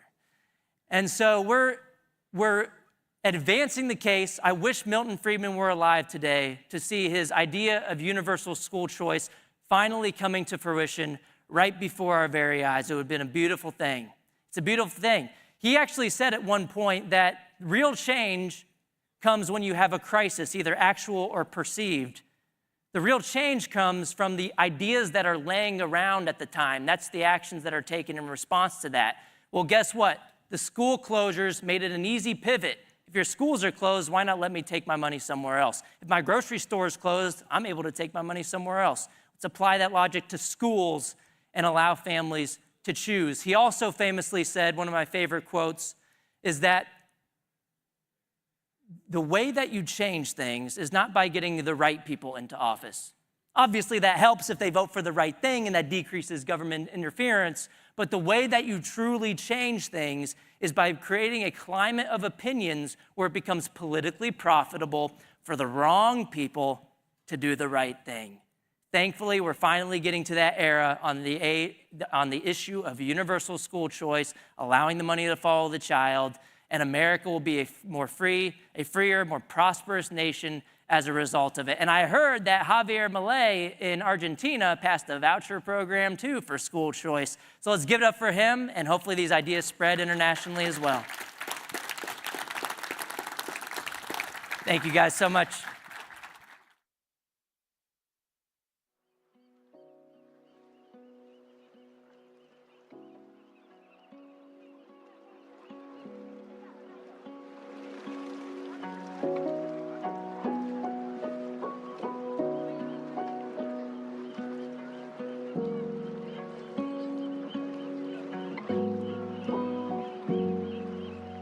So there's little doubt in my mind that your life has been one of critical significance for the survival and advancement of libertarian principles. What in your career are you most proud of? Well, I think I'm most proud of the 40 years I put in building Cato, building what I think is the most important libertarian institution in the world and has been for some time. I was there and I was, in my view, carrying out Ed's vision and mission day to day with every paper we did, with every conference we did, and mostly we hired good people and we let them do what they wanted to. David, I think you're known for a few things around the building, but two that stick out in my mind are being able to spot a typo in a footnote from 50 yards away and having the desire and the long-standing reputation of keeping Cato Cato. And I'd like to hear you talk about what that means to you and why that's been important. Yeah, everybody talks about my ability to spot typos. Not exactly something to be all that proud of. I mean, it's kind of, you know, anybody who's taken high school English should be able to do that. But let's focus on keeping Cato Cato. We were created to provide an alternative voice in Washington and the national dialogue. Not liberal, not conservative, libertarian. The ideas of the American Revolution. And we said from the beginning that we were going to stick to libertarian principles. We were going to be independent of other organizations and financial sources. Obviously, you have to get contributions, but we weren't going to take government money, and we weren't going to be the private project of some foundation or individual. Ed Crane used to say, the thing I did for libertarianism was put libertarians in suits and ties, because there'd been a lot of libertarians not in suits and ties before that. But that also meant we were going to publish books that were well-researched and well-edited and well-footnoted. We were going to make those books look like a book you would see in a bookstore, not like a think tank pamphlet, that sort of thing. And so, radical ideas, mainstream presentation was one of the things we always thought about. We wanted people to see that libertarians were not just a little group in a small house. We actually had some support and some energy going on, and we were looking like the major think tanks. There are always going to be people challenging liberty, liberalism. There will always be people seeking power and seeking to use that against you. But that's, you know, over time, people tend to overcome. So I was wondering if you could lay out that case as you did so eloquently. One of the striking things that occurred to me only recently was, oh my God, for 40 years I've been fighting all these bad ideas, some from Republicans, some from Democrats, and also occasionally going to a place like Russia or China to fight bad ideas there. Liberalism is always under attack, and it seems like there's always somebody to scapegoat, whether it's the Jews or the 1% or the big business or the gays or the blacks or whoever, and you organize your populism against those people, and yet liberalism endures. We still live in a basically liberal world, at least the United States, Europe, and the rest of what is the liberal world, without any sort of real advocacy, I mean, except us, of true liberalism. So something about it seems very resilient, and maybe it is, in fact, the point that liberalism is resilient. It allows people to experiment with lots of things, find bad ways of living and toss them aside, find better ways of living. Why do ideas matter today? Indeed, why do they matter at all? Well, ideas matter because they change the world. Deirdre McCloskey talks about what caused liberalism, what caused per capita income in Europe anyway to go like this for 5,000 years and then like this. It wasn't just that they invented double entry bookkeeping. It wasn't that they invented a sewing machine. It was, she says, the fact that people's ideas changed, people's attitude toward business and enterprise and progress, and just the fact that you could better yourself. What is your advice for the next generation of Cato leaders? I spoke to Students for Liberty recently, and one of the things I said was, in the 1940s, the world looked really bad. I mean, in the 1930s, you had the rise of communism and Nazism and fascism. And then you had a great world war. And in the middle of this world war, while fascism and communism are still in place, and we're getting the Rooseveltian welfare state in this country, three remarkable women rose, Ayn Rand, Isabel Patterson, and Rose Wilder Lane, and wrote books that sort of lit a fire that took a long time to grow, but challenging the collectivism of all of these ideas, defending traditional American individualism. And then, of course, the next year, Hayek wrote The Road to Serfdom, so that was a capper on those three books. And they started a counter-revolution against communism to some extent, but also the welfare state and collectivism in America. So my charge to young people is, now we have illiberalism rising on both left and right in the United States and around the world. And by illiberalism, I mean something more than just disagreeing. Hey, we can disagree on gay marriage, we can disagree on tax rates. Illiberalism is challenging the whole idea that we should be a free and individualistic society, and that's what creates the incredible prosperity we have created. So now, as young people, Students for Liberty, it's your job to pick up the torch that Ayn Rand and Isabel Patterson and Rose Wilder Lane picked up and passed on to people like Milton Friedman and the other free market scholars, about 8 of whom got Nobel Prizes for their work, that pushed back against the Keynesian welfare state. And now, you need to be fighting back against the illiberalism in the United States and the worse illiberalism around the world.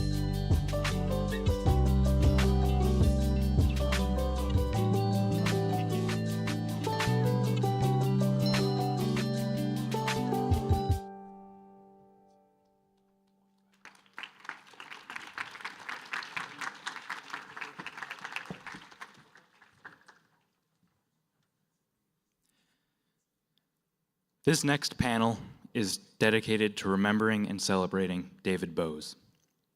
The impact David Boaz had on the liberty movement cannot be overstated. He contributed to the establishment of the Cato Institute, advanced libertarian thought, brought many people into the liberty movement, and worked to bring the liberty movement into the mainstream. Tonight, we remember and celebrate his life and the impact he had on all of us as a colleague, a mentor, and a friend. Sitting on the panel tonight are Ian Vasquez, Vice President for International Studies at the Cato Institute and Director of its Center for Global Liberty and Prosperity, Veronique Darougi, George Gibbs Chair in Political Economy and Senior Research Fellow at the Mercatus Center at George Mason University, Aaron Steelman, Senior Fellow and Policy Advisor at the Cato Institute, and Maria Santos Beer, Director of Foundation and Corporate Relations at the Cato Institute. Please join me in welcoming the panelists.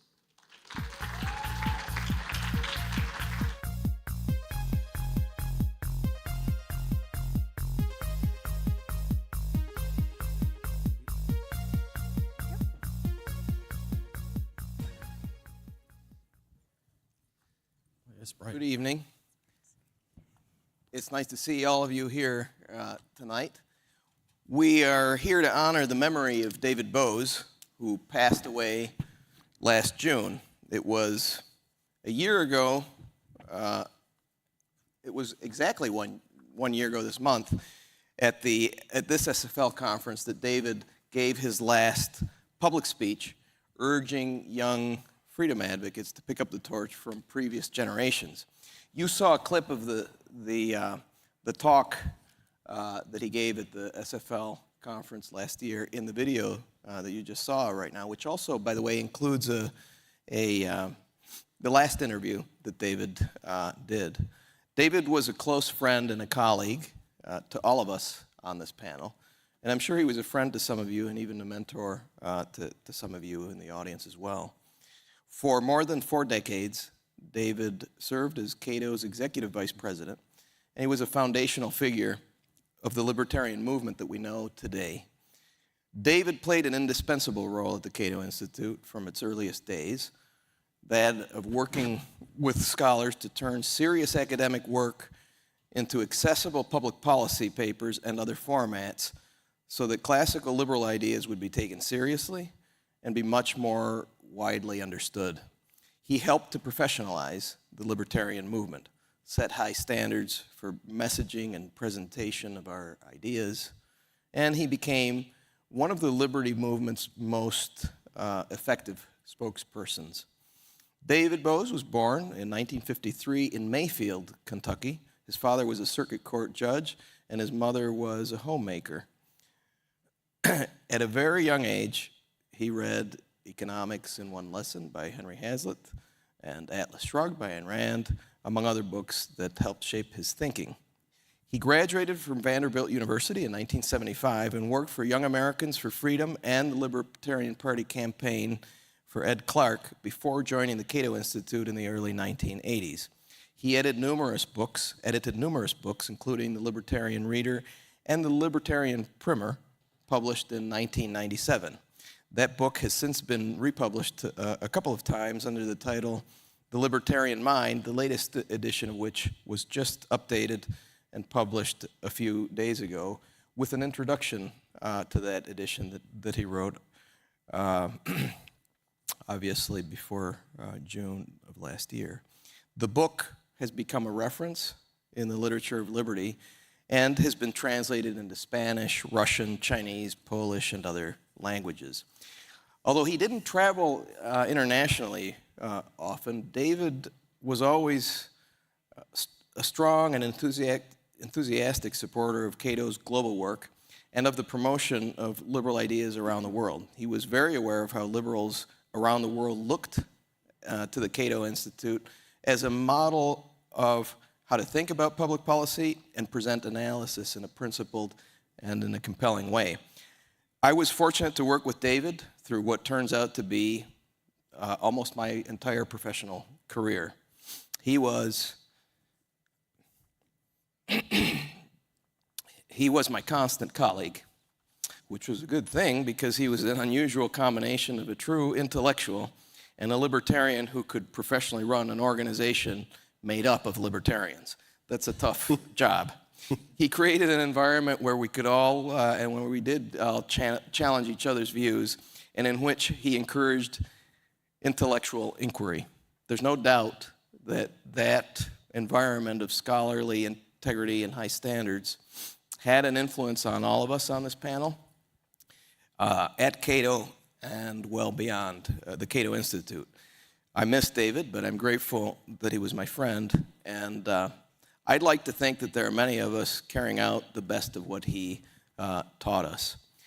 So we're going to move on to my other colleagues here to hear some reflections on some of what he taught us, or just memories, or the importance of David in the movement. Starting with Maria. So I met David almost 10 years ago now, and I was very lucky to work with him as a staff writer at Cato. And there are so many things to say about David, it's hard to know where to start, but given that my background before Cato was in journalism, one of the things that I always loved about David was how much of a news junkie he was. The first piece of advice that I got from a former staff writer at Cato was, you're gonna have to start reading the Washington Post cover to cover every morning if you wanna even hope to keep up with him. But I pretty quickly realized that even that was not enough, because David read and listened to everything. He would read the Wall Street Journal, he would read the National Review, he would listen to the NPR and the BBC and Rush Limbaugh.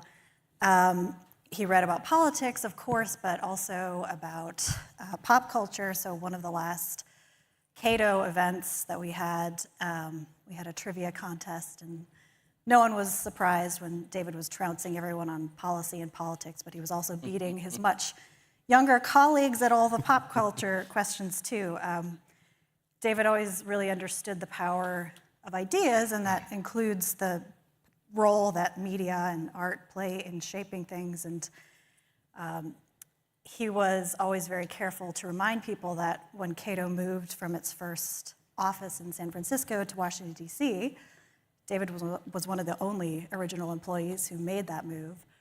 That Cato moved to D.C. not to be closer to the government, but to be closer to the journalists that cover the government. And I remember him saying once that people would ask him sometimes, why do you read all of these things and listen to all of these things on NPR or Rush Limbaugh that just fill you with rage every morning? And he would say, well, in his very David way, something along the lines of, these people are trying to take our liberties and I have to know what they're up to.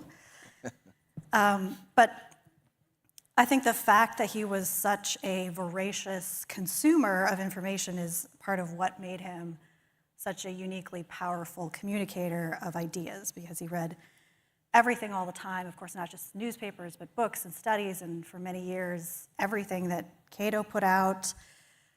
He had an absolute command, not only of classical liberal thought, but politics and philosophy in general. He knew the history of liberal ideas in England and the United States, but also their roots in China, Greece, Israel, and he, of course, always knew the latest political corruption scandals, which he loved to dish about, but he would also keep up to date with the latest advancements in science and technology and art, because he wanted to communicate how an individualist society is not this lonely dog-eat-dog world, but it's a flourishing and cosmopolitan society. And with all of that encyclopedic knowledge, then he was able to distill libertarianism in a way that was very simple and accessible to people who have never cracked open an economics textbook and never will, like yours truly. And because he understood what most people in America hear about policy, he was able to poke at mainstream conservative and progressive ideas in a very witty and approachable way whenever he would debate people. Because he had this great respect for the role that institutions like journalism play, he played a huge role, as Ian said, in professionalizing libertarianism and making sure that libertarians now appear on these outlets that he knew shaped policy. And because he had studied the arc of history so thoroughly, he was able to contextualize challenges to freedom in a way that was sober but also optimistic about the trajectory of human progress. And I think the speech that he made at this event last year is a wonderful example of that. And so all of these traits that David had have had, of course, a profound effect on the role that libertarianism plays in America, but they've also very deeply affected me personally. And I don't just mean that I have nightmares about typos, although that's also true. But you know, I truly don't think that I would be getting ready to have my third baby if I didn't share David's optimism about, you know, the trajectory of human progress and that liberalism will prevail. And when I was looking back at his remarks here last year, which he knew might be his last public remarks, he called on everybody to make this century the most liberal century ever.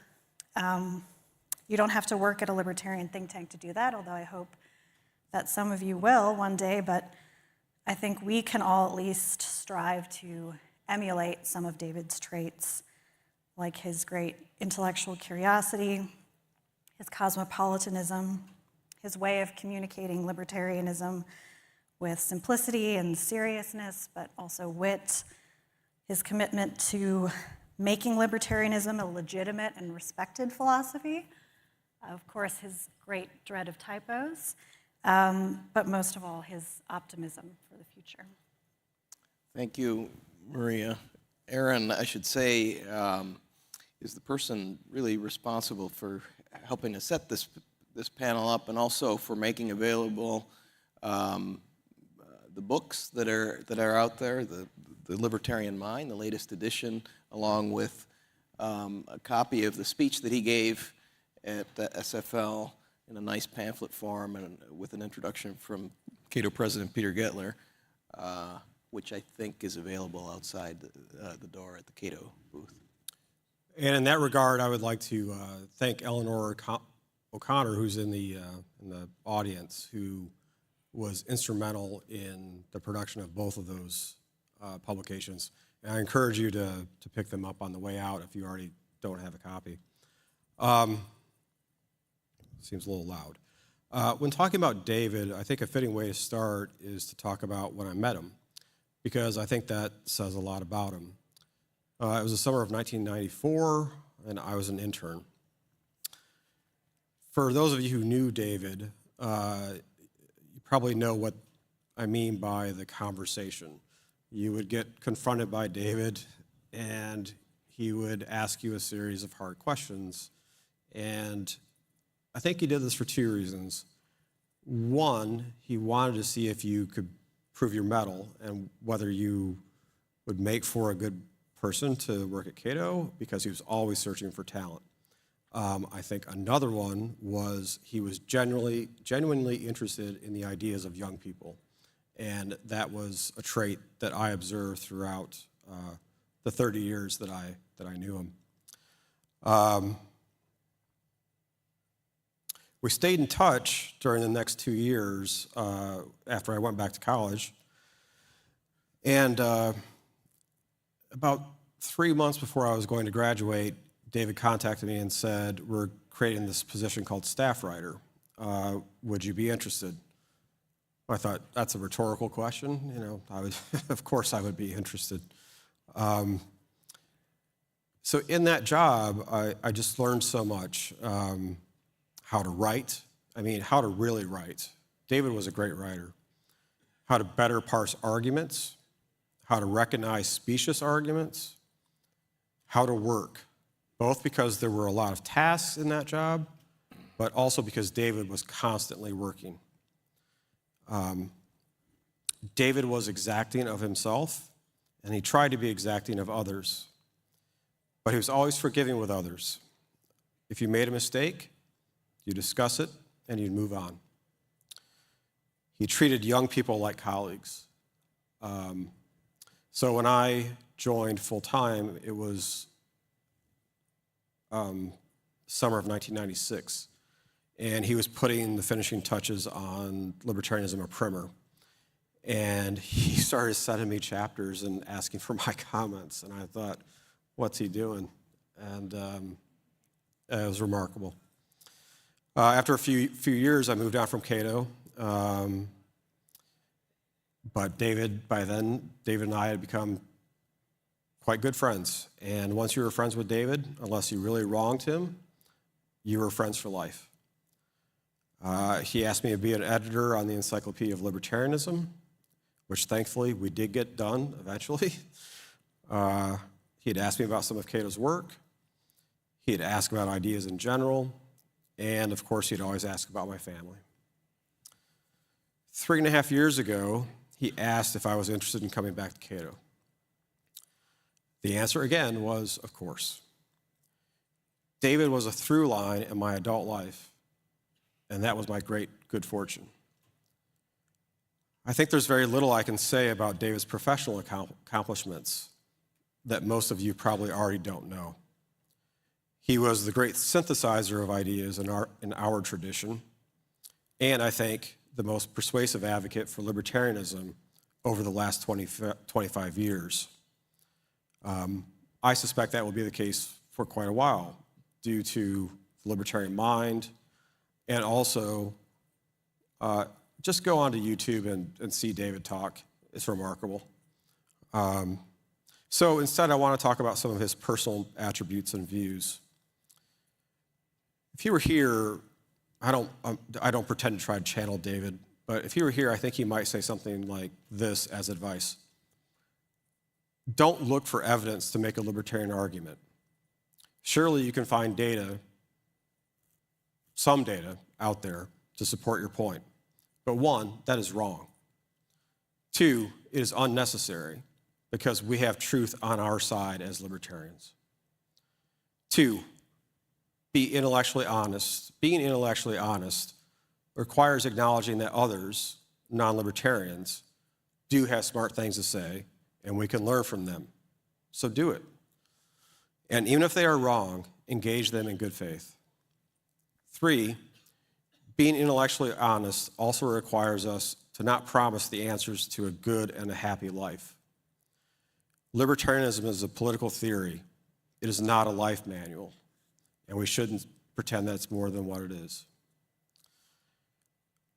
Related to that, be modest. Don't think you know more than you do. Despite his enormous accomplishments, David was one of the most modest people I've met in my life. Getting back to a point I made a little while ago, give people who don't share our ideas a chance.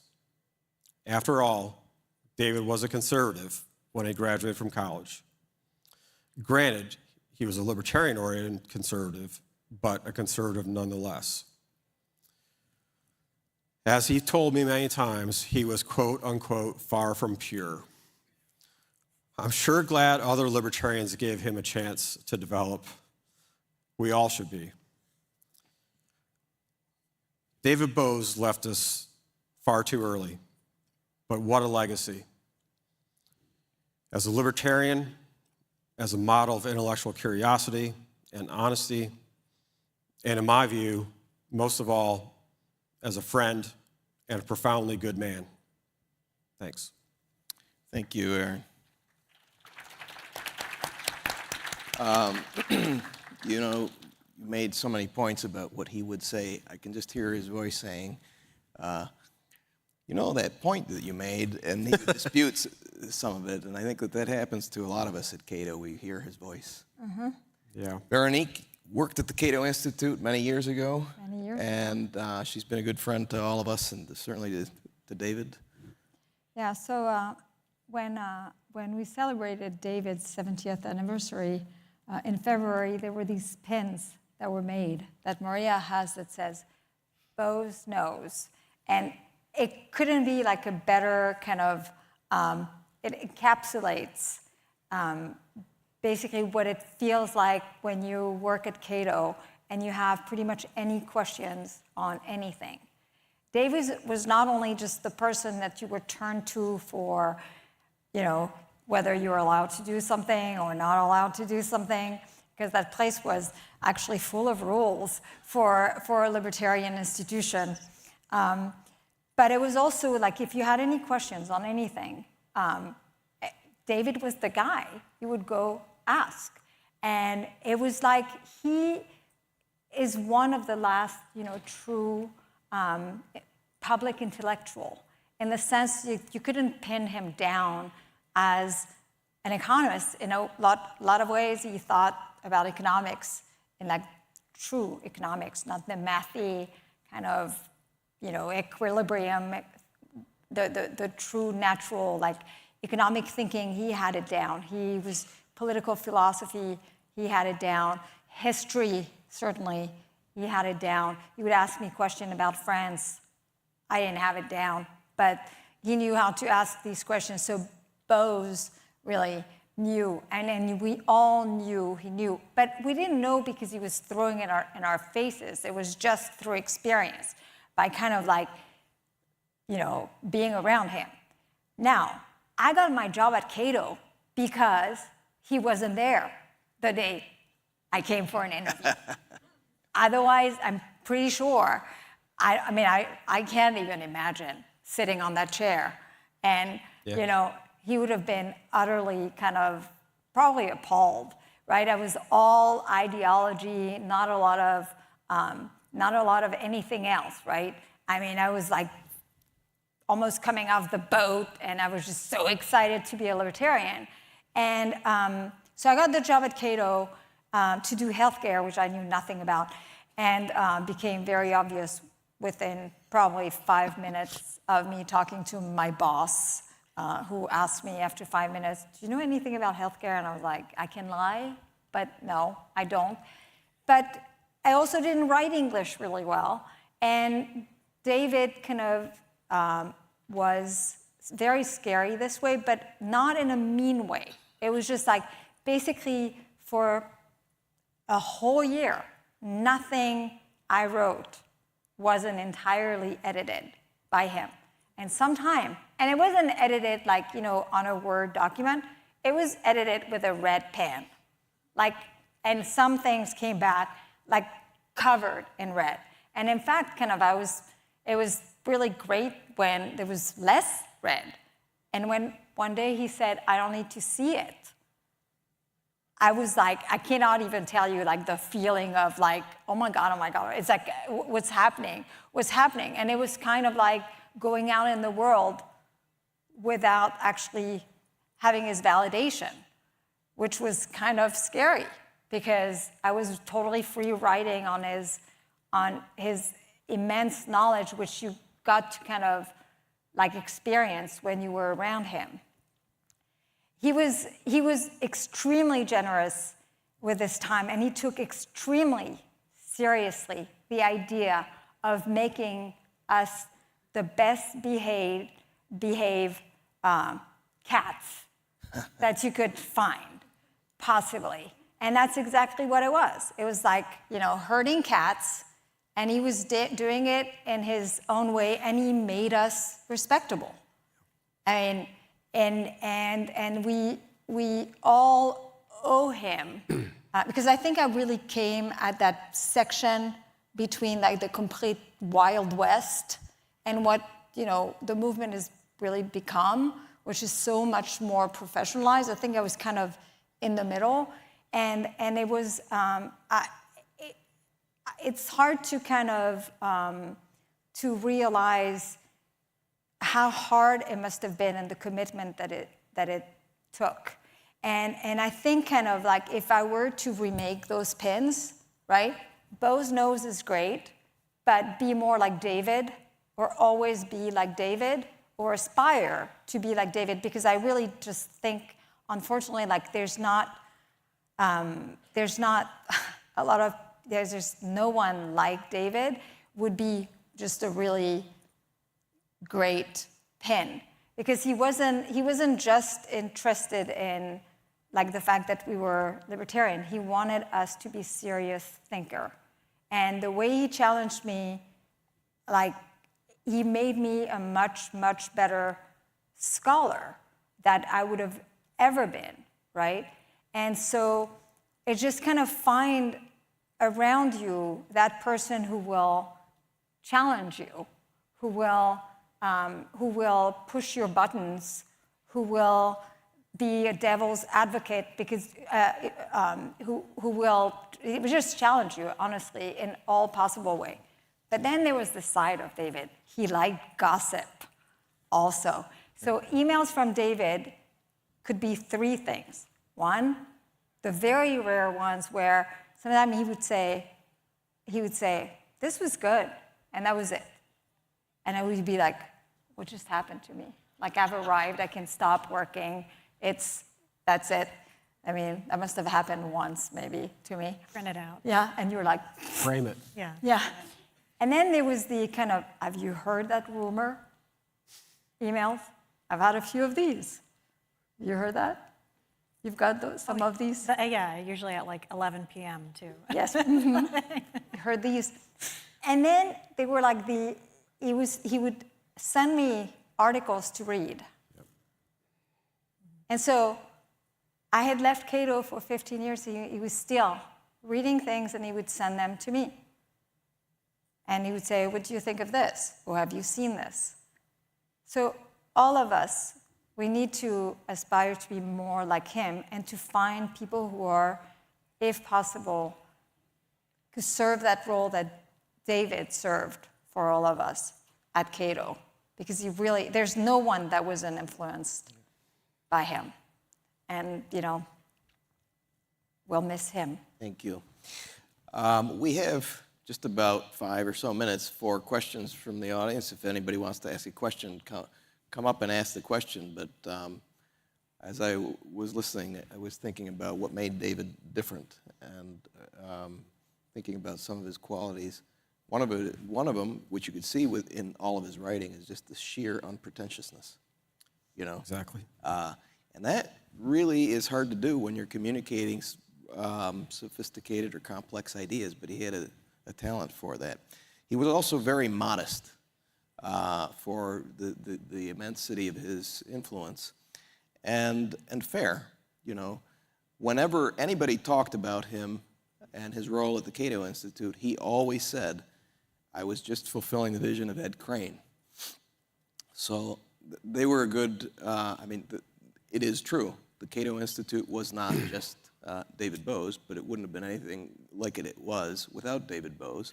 The same could be said about Ed Crane, but David was always the first one to give Ed the credit of being the visionary, the leader, and the person who made it happen, and give him the opportunity to do so. And I think that's an important component when we think about the libertarian movement today. Does anybody have any questions, or did you want to say? I want to add something on the modesty point. So David surely loved gossip, and it was fun. But another thing he liked doing, at least in my experience, was putting together like a list. Like, what do you think of? Okay, I'll just give you the example that I'm going to get right to, which is we once, maybe 3 or 4 years ago, before he got sick, he said, "Who do you think are the 25 most influential libertarians since World War II?" And we shared our lists with each other. And of course, I had the giants up at the top: Hayek, Friedman, Buchanan. David Bose came in at 12 on my list. And it wasn't because he was my friend and colleague for a very long time. And I think it's legitimately true that if you look at the past, what is now 80 years, David is on that list, and he's probably climbed even higher at this point than then.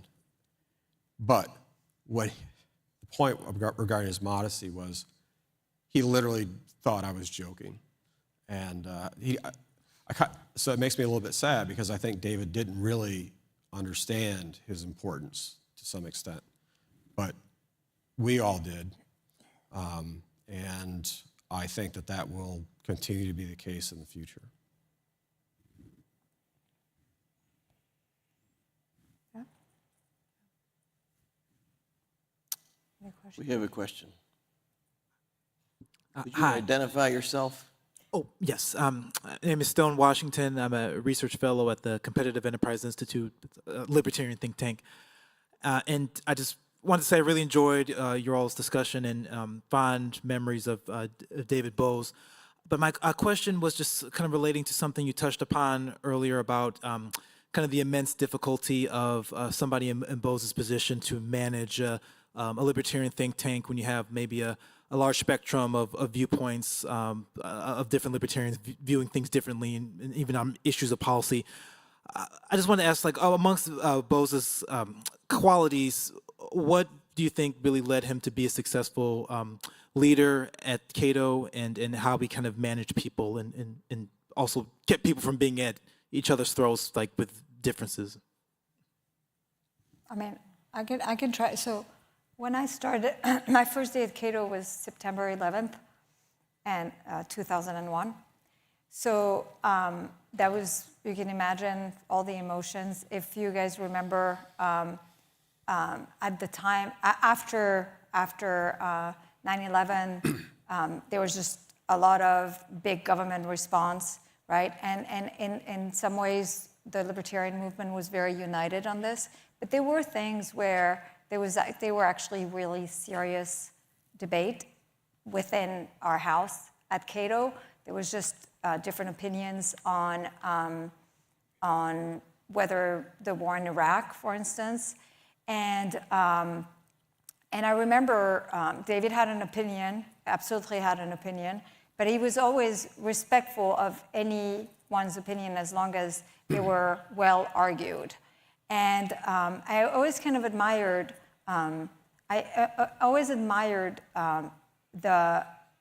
this ability to keep us united in spite of our differences, precisely because you would think a lot of people's instinct would be actually that it was more important than ever that we were all speaking in the same voice at the time.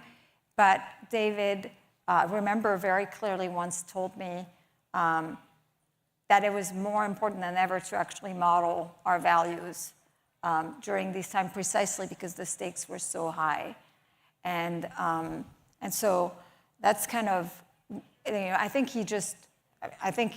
probably, I don't know, I just rarely talked management with him and his philosophy about management, but I do think that he lived his values and he probably kind of figured out what the rules of the games were as we were facing these challenges.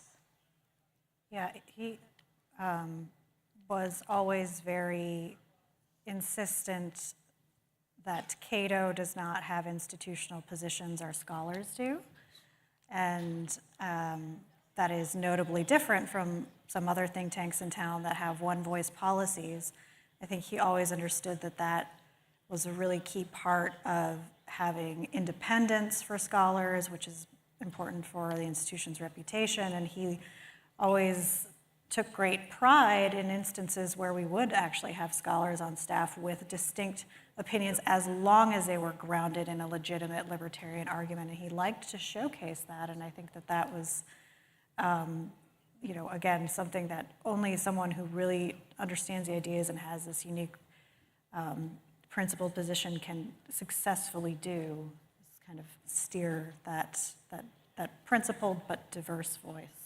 David established a rule that is still in our policy guide. It says something like, if you are going to disagree with a colleague or you anticipate that you're going to disagree with a colleague, talk to your colleague in advance.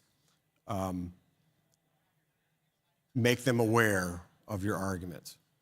You don't have to come to an agreement. In fact, you're unlikely to, because you're probably going to get closer together than you were, but you're probably not going to reach agreement.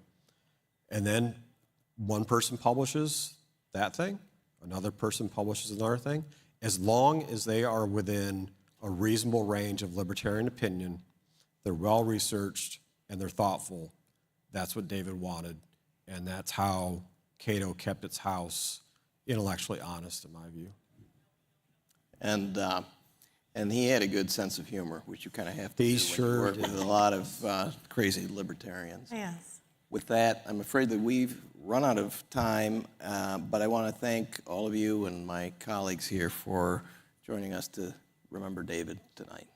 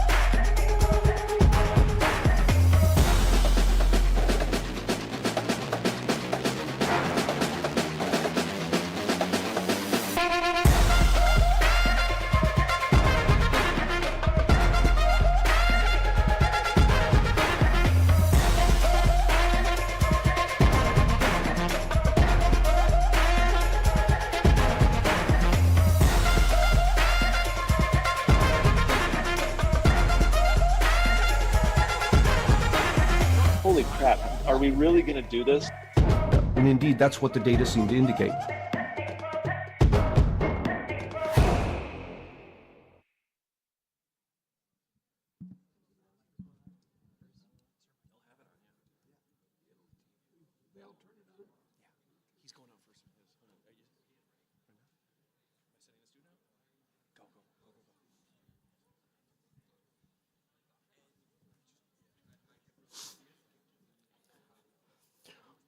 Working to retake the word liberal into its original meaning, Deidre McCloskey's work has shaped many fields. She is a highly distinguished scholar and professor, holding 12 honorary doctorates. She got her degree in economics from Harvard in 1970 and has not stopped pushing the field since. With books stretching from the rhetoric of economics, the applied theory of price, and her incredible trilogy, The Bourgeoisie Era. Her published work does not stop there. She has authored and co-authored 25 books and nearly 500 articles. Her contribution to the field of economics cannot be understated, and she has contributed heavily to the research in the economic history of Britain, the quantification of the historical inquiry or cliometrics, the rhetoric of economics, the rhetoric of the human science, and many, many more fields. She is a classical liberal through and through, and is indeed a great woman. Please help me welcome Deidre McCloskey.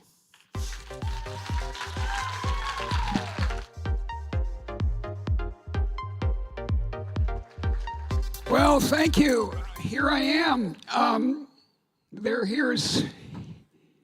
Here's someone's pen if you lost it.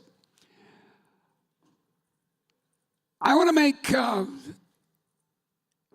the first point and the most important point. We as classical liberals are egalitarians right to our core. As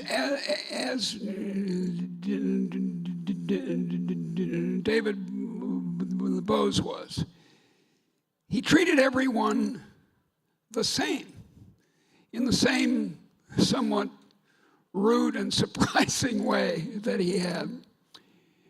And that's the key.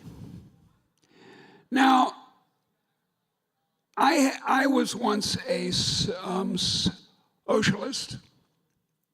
and I was, that is to say, an egalitarian, theoretically. And I was taught by my parents to try to treat everyone with equality.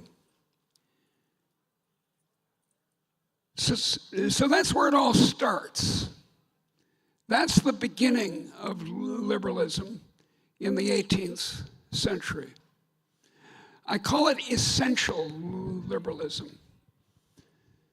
Its most important early figure is Adam Smith. I'm an Episcopalian, so I always cross myself when I mention Adam Smith. But he was not the very beginning, but the end of the beginning of a stream of men and women who made this early essential liberalism. And its principle is very simple. Equality of permission. Equality of permission. As my mom used to say, don't put hooks and chairs in people's way. And the number of hooks and chairs that the large, modern, mighty, masterful state puts in the way of all of us is simply astonishing. My small favorite example was devised over in K Street, a few blocks from here, and it is to prevent Americans from being able to buy drugs, prescription drugs, forget about the recreational drugs, from Canada or Mexico. The Biden administration bragged about giving the government the right to bargain with the drug companies about their drug prices, the American companies. And it was very proud that it had put a price cap on insulin. But in fact, that particular hook and chair could be removed tomorrow if the Congress and the president actually wanted to. And drugs in the United States would fall to, what, 20% or 10% of their current level. But the hooks and chairs are enormous and steadily growing. So that's the first liberalism. But a century on, especially after the great year of 1848, which was such a turning point, two other kinds of equality were put forward. Socialist equality and what was called in Britain from the 1880s on new liberalism. That's the sort that still exists. Most of our friends on the left in the United States are new liberals, and it's corrupted the word. That's why we had to invent the word libertarianism. And their kind of equality was, for the socialists, equality at the finish line of life, over here, equality of outcome. And as an economist and historian, I can tell you, and you've heard, I'm sure, that doesn't work very well. In fact, it works disastrously poorly. If you make everyone equal in, say, wages, you get too many street sweepers and not enough brain surgeons just to start. That doesn't work. And so, for a long time, I thought, as a person who is concerned about the poor and wants to help them, I thought, well, this other equality at the starting line, here's the starting line of the race of life. That's what's important, is equality of opportunity. And then you compete and you have a prosperous society, but we equip everyone with the same equipment at the outset. But I've only recently sharply realized, I don't mean in the last couple of months, but in the last few years, that that's hopelessly impractical. It can't be done. Many of you are smarter than I am. Lots of you speak 2 languages. I speak only 1. Every time I go abroad to a country that doesn't speak English, I feel like an idiot and am. That's disgraceful that I don't even speak Spanish, for God's sakes. I have a Spanish joke. You want to hear my Spanish joke? A person with 3 languages is called trilingual. A person with 2 is called bilingual. A person with 1 is called una gringa.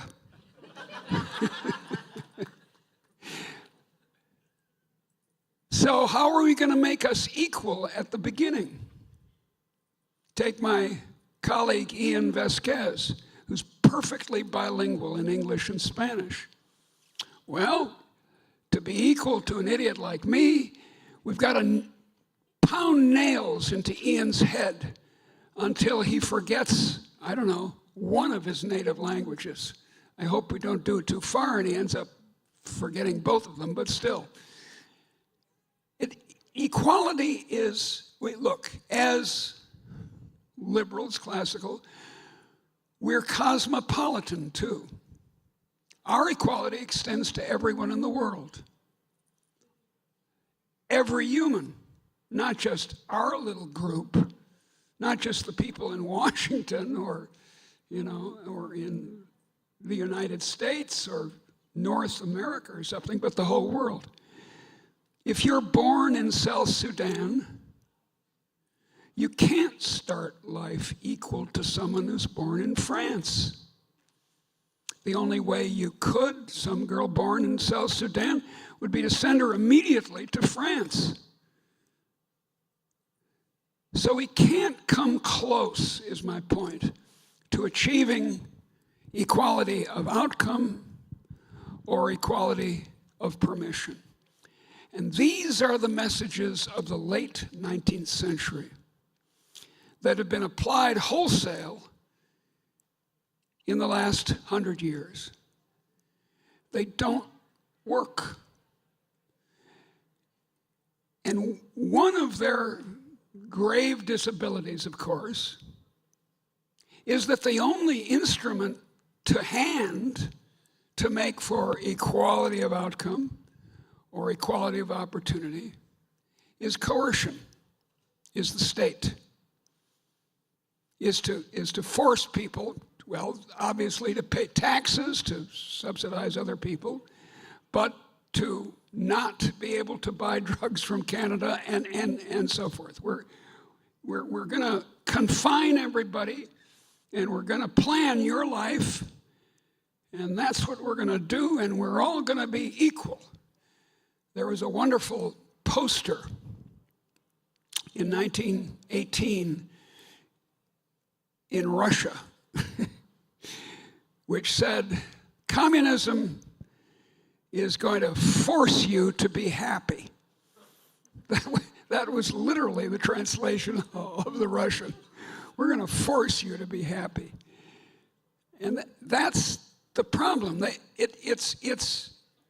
This socialism, we know for sure, and even the new liberalism that I espoused after I stopped being an actual socialist, is unable to achieve its objects.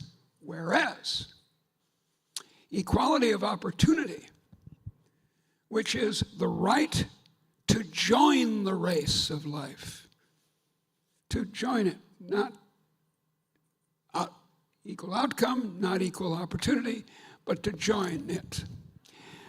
A marvelous example of this is Abraham Lincoln, who in fact was quite articulate on this point of what liberty meant. In fact, there's a problem we have in English, but not in other languages. I'm such a scholar of languages that I know this for sure. We have two words, liberty and freedom. And I advise you to stop using freedom. The reason is that it's, in the last 100 years or so, it's been completely corrupted to mean new liberalism, to mean this, let's help the poor by bringing coercion in. Let's help the poor by bringing the state into everyone's life. Whereas on English tongues, the word liberty still means what both of them once meant: not being a slave, not being under, now hear this, physical coercion of some other human. We're all subject to the laws of gravitation.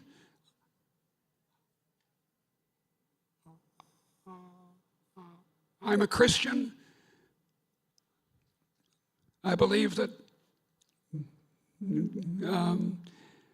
I don't believe that God runs my life, but that she's there, and that that too is a constraint.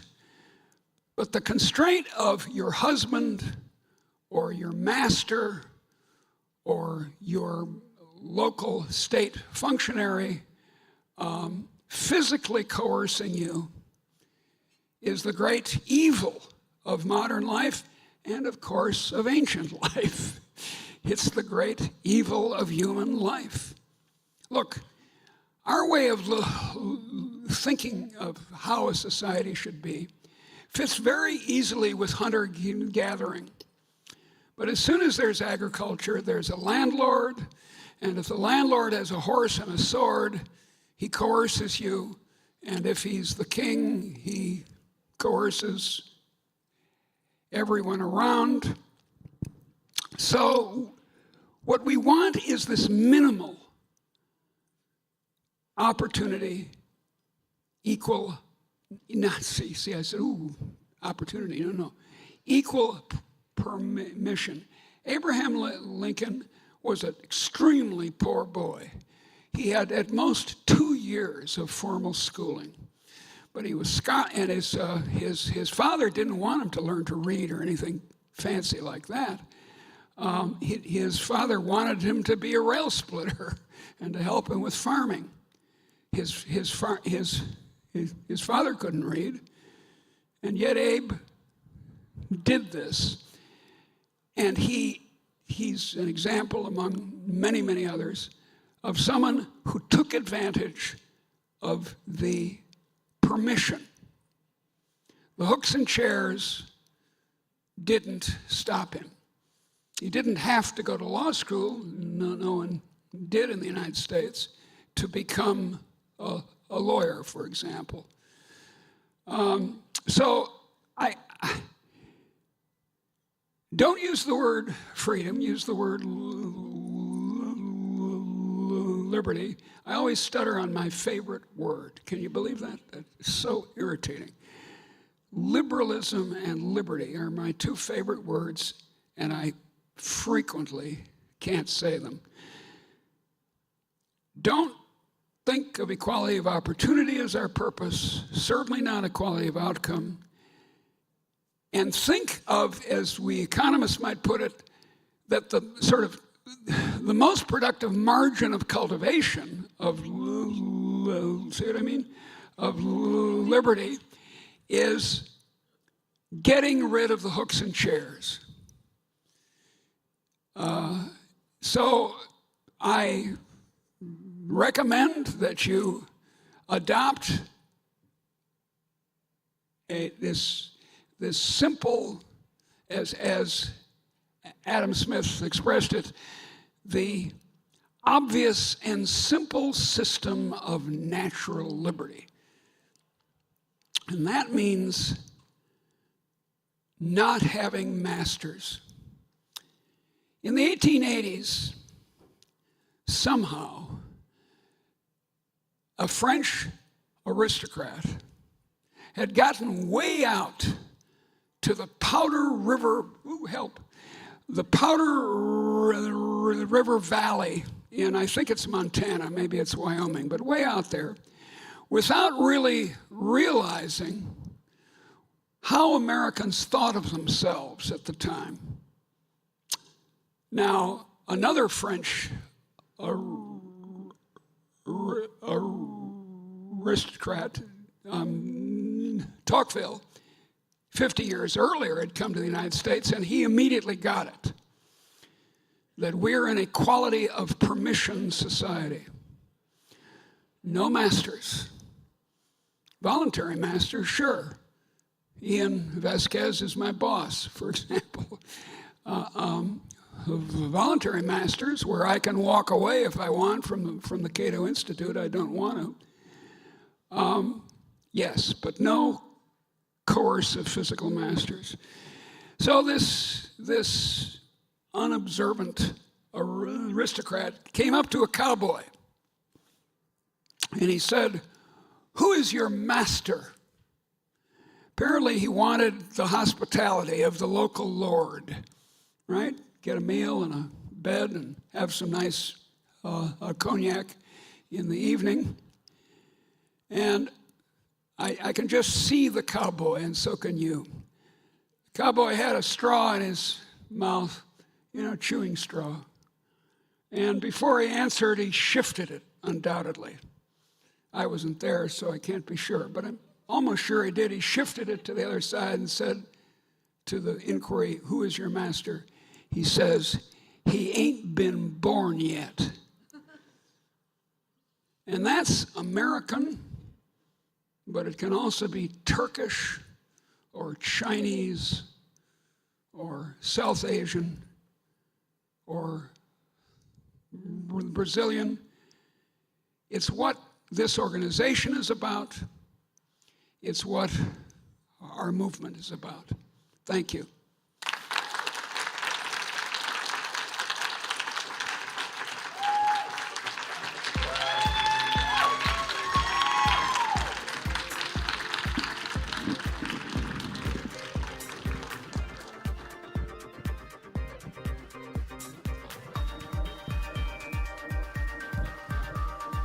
All righty. Thank you so much, Professor McCloskey.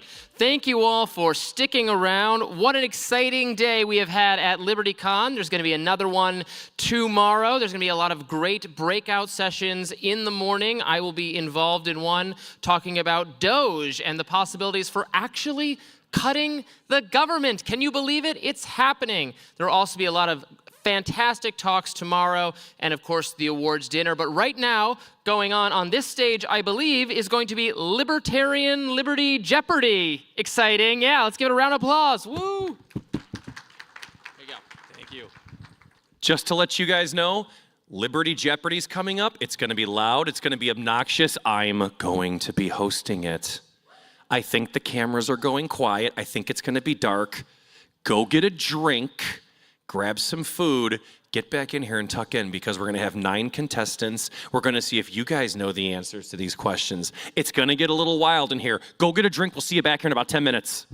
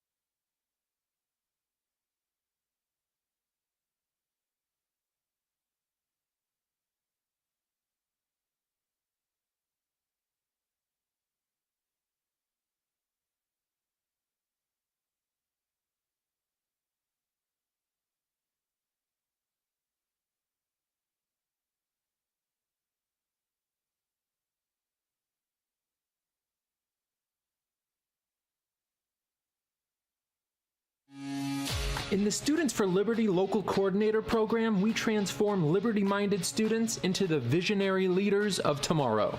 Unleash your potential with powerful resources, dive deep into pro-liberty ideas, and champion individual liberty right on your campus. Join an elite international network of leaders, rub elbows with movers and shakers, and make your mark in the liberty movement.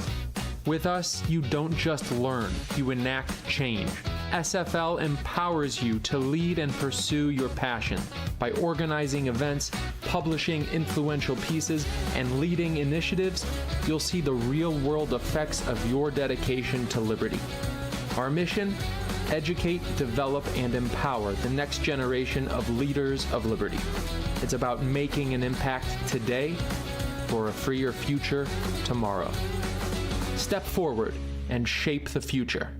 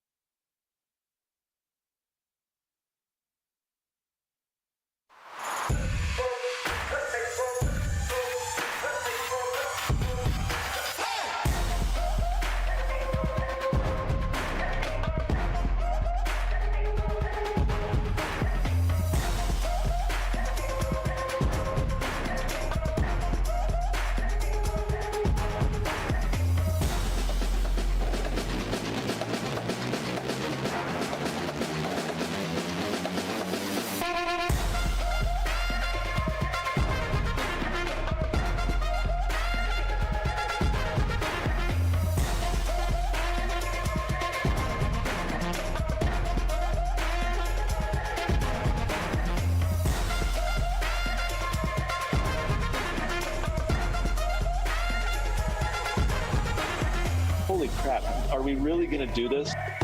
And indeed, that's what the data seem to indicate.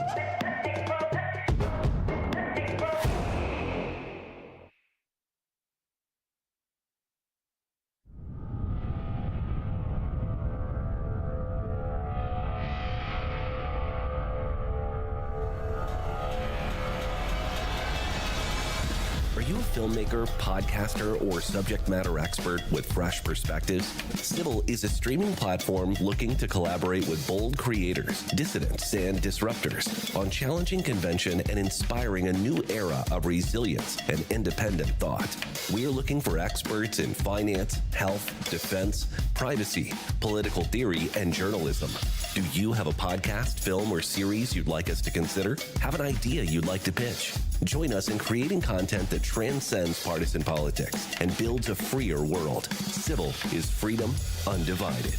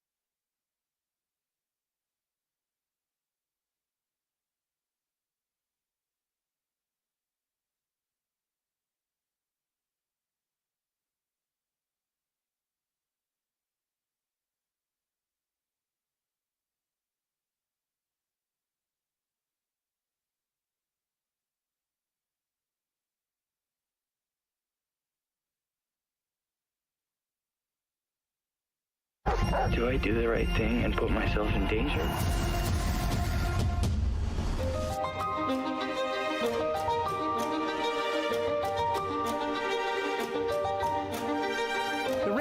defending freedom of speech is because that's how people with different opinions settle their opinions in a civil society.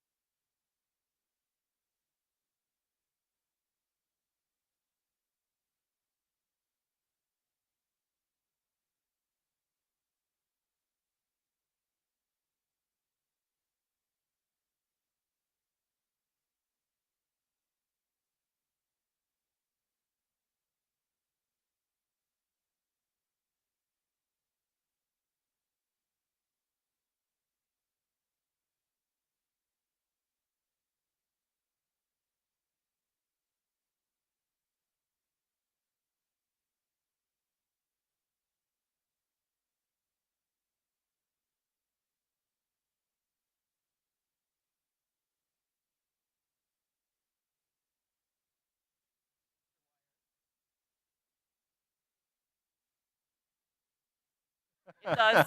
Yeah, no, it works. They're going to reset them. Hello, hello. Are we going to get the game board up on the screens? Let's hope that's the direction he goes. All right, guys, here's how it goes. Liberty Jeopardy. You've seen Jeopardy plenty of times. This is going to be slightly offensive and have a little libertarian twist to it. We're going to have some fun. And here with us today, let's give a round of applause. Billy, tell us quickly about yourself. Billy Riddle, host of the Appalachian Podcast, up here with our buddy Chip Slate from Being Libertarian, and we're just happy to be on stage tonight. Absolutely. Kat? Hi, everyone. I'm Kat Murthy. I'm Executive Director of Students for Sensible Drug Policy. We're the largest national network of young people working to end the war on drugs. And last year, we drove 24% of the comments on cannabis rescheduling. We took the DEA to court to keep medical and scientific research legal, and we built the largest ever bipartisan coalition to legalize cannabis.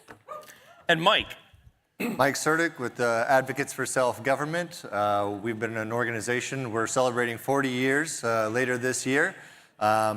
We are a libertarian organization dedicated to advancing knowledge and the principles of libertarianism, both to college students, high school, and the general public. We're probably best known for the world's smallest political quiz, which helps people quickly and accurately identify where they fall on the political map. It's been taken about 26 million times over the last several decades. All right, we are going to get this started. Jenny, let's take a look at the categories for round one. These are the categories that we have, guys. The categories are Magna a la Carta, all your freedoms all the time. Secretaries of State that didn't overthrow Libya. Hey, government, stay in your lane. Stop resisting. We're trying to serve and protect you. It's a sadder category than you think. Inaugural speech clips, short enough to tweet. And by the way, I will give you the quotes, and then you tell me which president it was that said that quote in this category. And the last one, Istanbul, not Constantinople. Let's bring the board up. And are we ready, Jenny? So we're going to start. Kat, you're in the middle. Ladies go first. Pick a category, pick a dollar sign. Let's get this started. So let's put the game board up on the screen, guys. All right, I'll take Stop Resisting for 300. In 2017, football player Colin Kaepernick started a protest movement. No, you have to wait till I finish. Finish, undo it, penalty, spanking. In 2017, football player Colin Kaepernick started a protest movement against police brutality during the playing of the national anthem by taking a blank. Knee. Kat. Knee. There you go. That's how you play Liberty Jeopardy. We're ready to do this. Right. Jenny is keeping score somewhere backstage, but it doesn't really mean anything. Kat, you have the board. Where are we going? Okay, I'll take Stop Resisting for 500. In 1988, California hip-hop group NWA wrote this classic song protesting police brutality and racial profiling titled Blank the Police. Kat again. Fuck the police. What is fuck? Yes. Please state what the fuck as a thank you. And Kat, you have the board. Okay. I'll go with Stop Resisting for 400. On July 17th, 2014, an unarmed Eric Garner died in Staten Island, New York, after police officers threw him to the ground and put him in a chokehold, despite him screaming 11 times that he couldn't do this. Billy. Breathe. What is breathe? There you go, breathe. I'm not actually going to hold you to the thing, but I do perfect. like to, yeah. I wanted to hear Kat say, what is fuck? That's what I was trying to get out of the NWA question. Billy, you are on the board, and you control the board. Where are we going? Let's just stick with the same one on 200, Stop Resisting. 200. In October 2024, a former police officer was sentenced to 60 years after killing a man, woman, and their dog in a drug raid in this Texas city, home of the Cowboys. Kat. What is Dallas? There you go. You have the board again. Okay, I will finish out the category. For 100, Stop Resisting. The New York Department of Environmental Conservation was involved in a raid ending in the deaths of this internet-famous squirrel and his raccoon friend, Fred. Oh my goodness. Couple more seconds, nobody knows it. Audience? Peanut, there you go. See, you see how you get to play as well? You still have the board, let's go for it. All right, let's do Hey Government, Stay in Your Lane for 300. In 1966, this U.S. department was created specifically to meddle in road creation, automotive technology, and emission standards. Highway. No. Ooh. Billy? What is it, Department of Transportation? There you go. Department of Transportation. You have the board, Billy. Let's do Secretaries of State that don't overthrow Libya for 100. This Virginian was the first Secretary of State, the second Vice President, and the third President. Billy. Who is James Madison? No. Close. Nope. Kat? Who was Jefferson? There you go. Thomas Jefferson. You have the board. Oh, Jefferson was 2. My fault. Thank you for nobody yelling out the answer, but I know you guys know a lot of these. Kat, you got the board. Where are we going? Okay, I guess I will take all your freedoms all the time for 100. The Magna Carta's longest lasting effect stated that no man could be arrested, imprisoned, or have their possessions taken away without a trial by this. Kat. A jury of their peers. There you go. You have the board.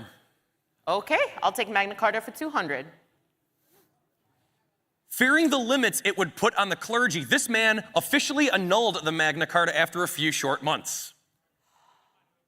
We're looking for a title. Nobody? Anybody? Wait, Kat? Cardinal? You're close. No. Pope. Anybody know it? The Pope.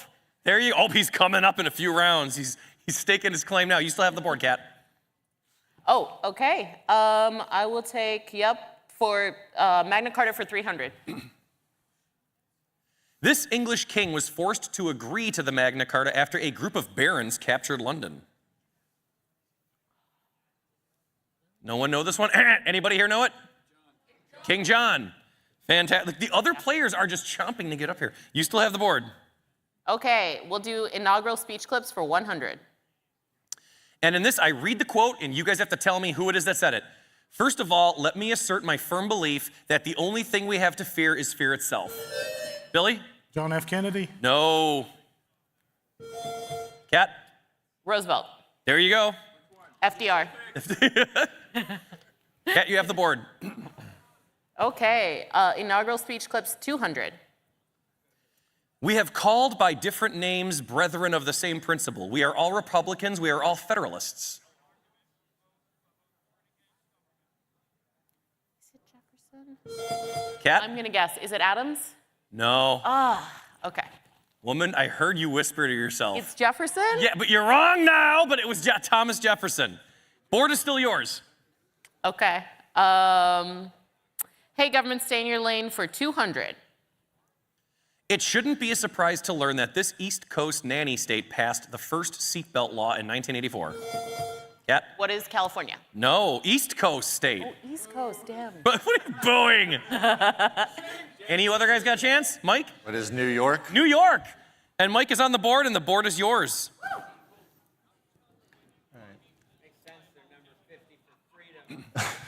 Let's go with inaugural speech. What does that say? Clips? Inaugural speech clips? For 300. 300. My fellow citizens of the world, ask not what America will do for you, but what together we can do for the freedom of man. Billy. That one was John F. Kennedy. Right? That's John F. Kennedy, and you have the board. He's going to be somewhere in there. Let's do the hey government, stay in your lane for 100. These safety devices were first introduced by General Motors in 1973, but didn't become standard on all passenger cars until nearly a quarter century later. Billy? Seatbelts? No. Kat? Airbags. It's airbags. That was a good guess, though. Kat, you have the board. Okay. Secretaries of State for 200. 200. The daughter of a Czech diplomat, she was born Marie Jana Korbalova. Oh, God, what's her name? No one knows it. Anybody know it? Madeline. There you go. Thank you. Madeleine Albright. Board is still yours. Okay. Magna Carta 400. The Magna Carta was approved outside of London near this small meadow on the Thames River. I can't tell if they're laughing because it's ridiculous or you know the answer, but we're going to find. All right, anybody here know the answer? Runnymede. There you go. Someone has it. The board is still yours. Okay, 500 for Magna Carta. An introductory section of the Magna Carta is known as this. Hold on, just like the intro to the Constitution. You can't do that in advance. Go ahead, I'll give it to you now. Preamble. Preamble. And you only hit the buzzer after I read the question. Alex Trebek is rolling in his grave. You have the control of the board. Okay, hey government for 500. Created in the early 1950s, this president launched the creation of a national network of interstate highways where a driver could cross the country from New York to Los Angeles without encountering a single red light. Kat? Eisenhower. Eisenhower it is. Eisenhower was not created in the 50s. And government, I'm sorry, board is yours. Okay, government for 400. This state remains the only state to have not passed a law requiring adults to wear a safety belt. Kat? Is it Nevada? No, somebody in this room knows the answer. Oh, I do know it. He's going crazy. He doesn't. No one knows it. Mike, Billy, you don't know it? Mike? Wyoming? Nope. New Hampshire. Okay, well, Billy, what's the answer? New Hampshire. This is how the game works, Kat.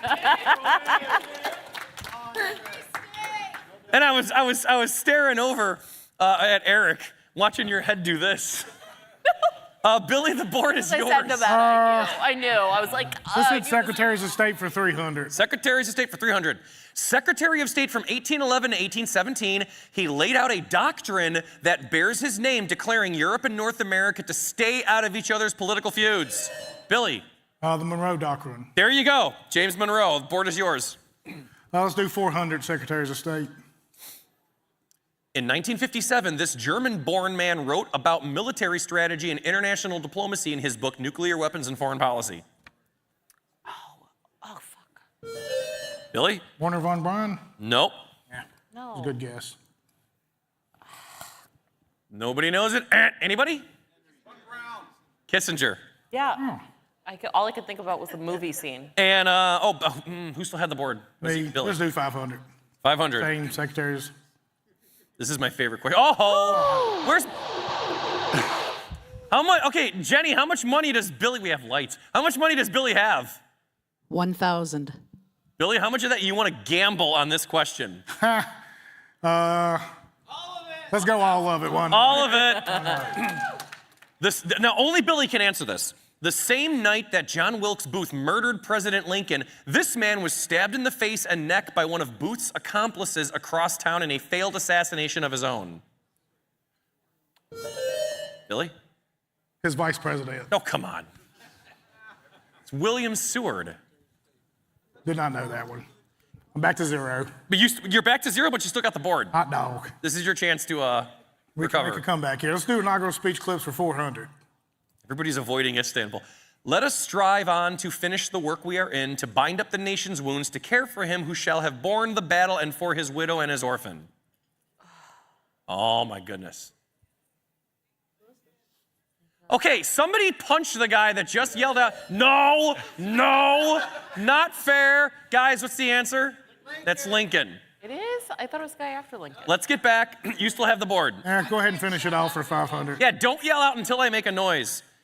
In this present crisis, government is not the solution to our problem. Government is the problem. Kat. Reagan. That's Reagan. And you have the board, and now you guys are screwed with the last category that you're all avoiding. I'll take Istanbul for 500. The British Empire conquered this Indian Ocean island and called it Ceylon. It was renamed to this in 1972. Kat? Sri Lanka. There you go. I wonder if the girl from Sri Lanka was in here. She was in the other room. I don't think she meant to catch this question. She was in here the too. question, the board is yours. Okay, Istanbul for 400. This Canadian city on Lake Ontario is named after a Mohawk word meaning where there are trees standing in the water. Canadian city on Lake Ontario. Anybody? Houston. No. Canadian city. Anybody got it? Toronto. I heard it. The board is still yours. Okay, Istanbul for 300. Edo was the de facto capital of Japan under the shogunate from 1603 to 1868 when it was renamed to this. Kat? Tokyo? What was that? Tokyo? Yep. You got the board. 200. 200, and Saigon was renamed to this in 1975 to honor the first president of North Vietnam. Kat? Ho Chi Minh City. There you go. And Jenny, let's just hit the last question. Originally named Yerba Buena, this Californian city by the bay now has more saintly name. Billy? San Francisco. San Francisco it is.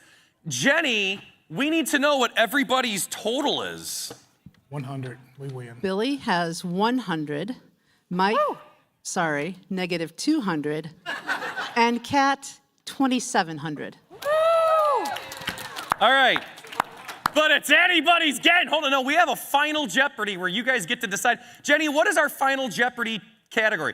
Is this a civil union or a civil war? Now, how much of your $100 do you want to gamble? We're going to go and rock all of it. All 100. Kat, of your 2,700. 400. Mr. Federal Reserve, how much do you want to gamble? Negative 200. We'll see if we can get you zeroed out. All right, Jenny, you got their numbers?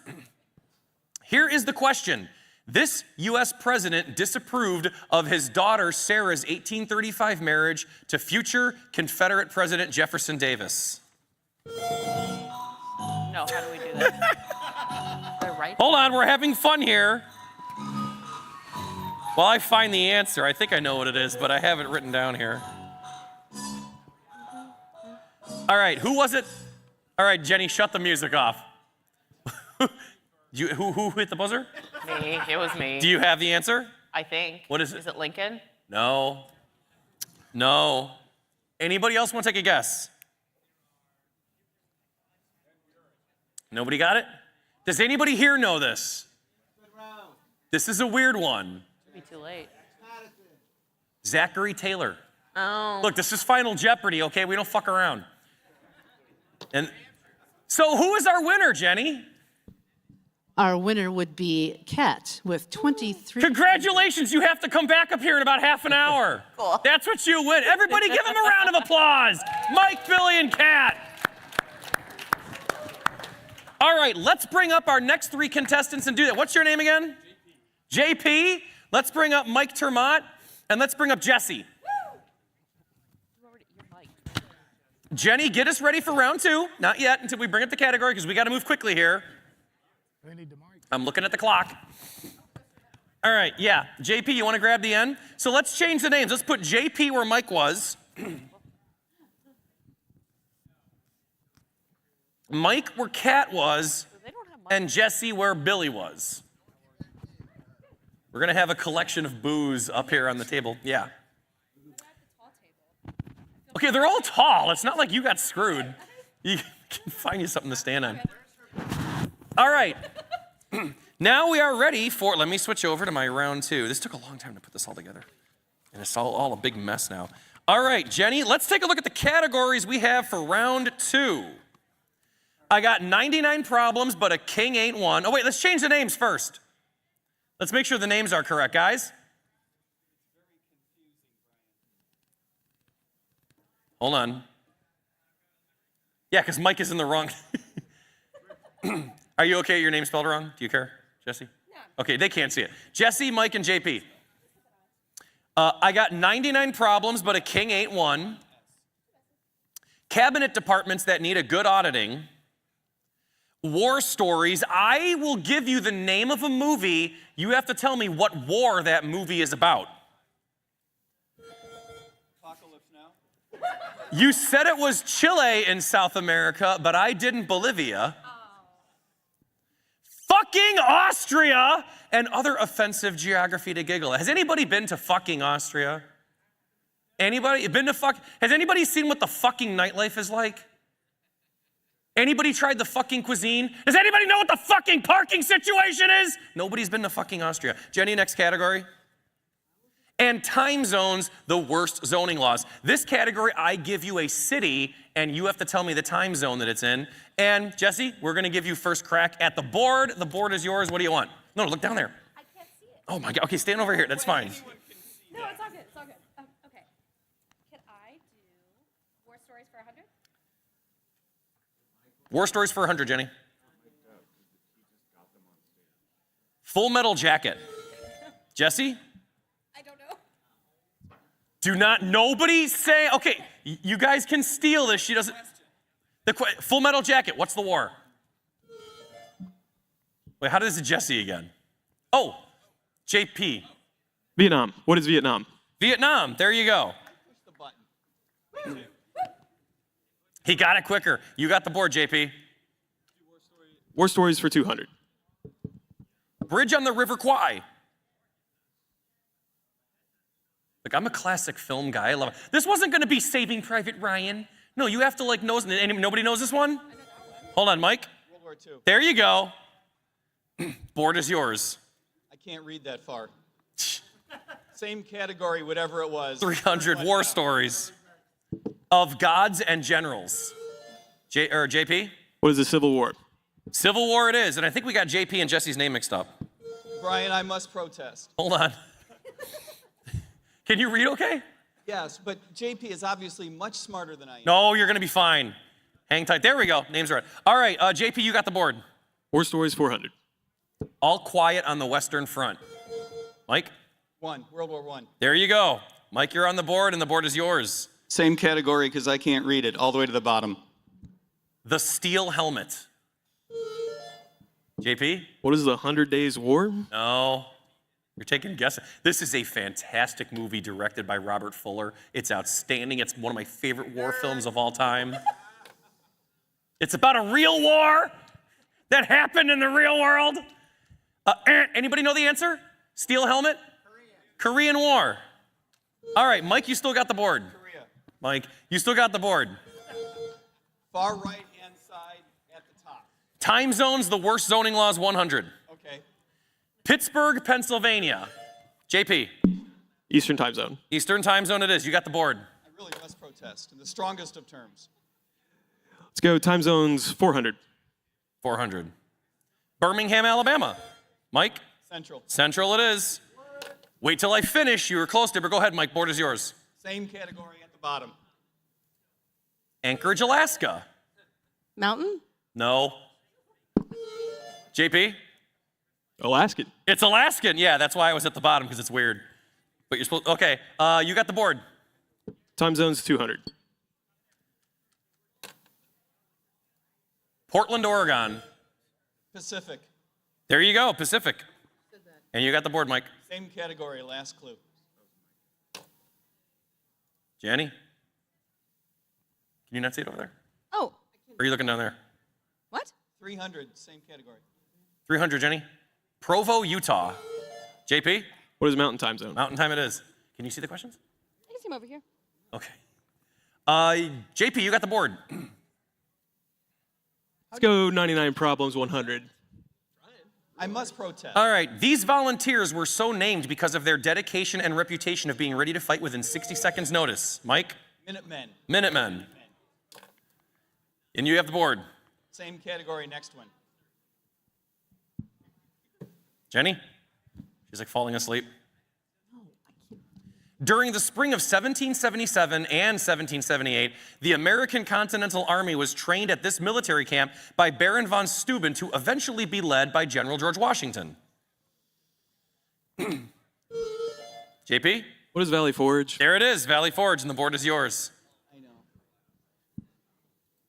Same category 300. Hanged as a spy in 1776 and regretting only having, quote, but one life to lose for his country, his body probably still lies below Midtown Manhattan. JP? Who is Thomas Hale? No. It is Nathan Hale. It was close, though. You still got the board. I thought he was right. Same category 400. A plaque to him at West Point shows his birth year and rank, though his name and date of death were removed long ago, probably after he turned over valuable information to the British Army. Mike? You know this. I know. Oh, my goodness. I know what he looks like. That's not what we asked for. Okay, anybody else got it? JP? Who's Benedict Arnold? Benedict Arnold. And you got the board. 500. This is a tough one. Oh, where's my note? And the question is, oh, but by the way, hold on. You get to how much money do you want to put up for this? How much money does he have, Jenny? 1,200. 1,200. Let's go all in. He's going all in for this. Whoa. This question's only for you. With less than 200 men, this badass Revolutionary War general captured 3 British forts in Indiana and Illinois. You had a few seconds on this one. Don't know it? Any of you guys want to try to steal it? Anybody know? What was that? No. George Rogers Clark. I thought more people would know this one. All right, I suck. The board is still yours. Once you go west, that's too far west. The $500. We're high. The stakes are high. JP, board is yours. Let's go with fucking Austria for 100. Fucking Austria. Known as the highest navigable lake in the world, Lake Titicaca straddles the border between Bolivia and this nation. Jesse? Peru? Peru is correct. You have the board. I don't know. You made it up? I think so. She had a whole continent to guess from. Where do you want to go from here? Fucking Austria for 200. If you left Glory Hole, California, to drive straight to Whiskey Dick Mountain in Washington, you'd have to pass through this state to get there. Mike? Oregon. Oregon. And you have the board. I've actually gone from Glory Hole to Dick Mountain. Third one down, same category. And in one night. 300, Jenny? We can't hear Mike. Can't hear you. Oh, make sure you got okay. If you were to take a boat from Seaman, Indonesia to Dick Shit, India, you'd have to cross this large body of water. Mike? Indian Ocean. There you go. See, you don't actually have to know basic geography for me to say childish, juvenile jokes. The board is yours, Mike. Fuck Austria 400 times. Titty Bong, Bum Bang, and Spanker Knob are just some of the great local treasures you can drive through on your next trip down under to this country. Jesse? Australia? Australia it is, and you have the board. How did you know that? It said down under in the question. I must protest. Get the clues? Can I do 500, same category? Bordering Canada, you could potentially find yourself buying gas in Slick Poo or Dick Shooter, located in the panhandle of this state. That borders Canada. Mike? Wyoming. No. Yes, it is. Jesse's thing's not working. Or JP. Sorry, I'm looking. What is Idaho? Idaho it is. Can we figure out why his thing's not working? Because he got too many right. Right. Did it come out? Oh, nope. I kicked Wait. it off. Hold on. Okay. Sabotage. There we go. Okay. Sorry. Restart. And you have the board. Let's go Chile for 100. South America. At 4,087 miles long, this river is one of the longest in the world and is visible from space. JP? What is the Amazon? Amazon is correct. You have the board. 200, please. Found in rivers and lakes throughout South America, this viciously carnivorous fish, hold on, is illegal to own in parts of the U.S. What is it? Piranha. Piranha. You have to wait going forward till I get the end of the question. I need to protest again.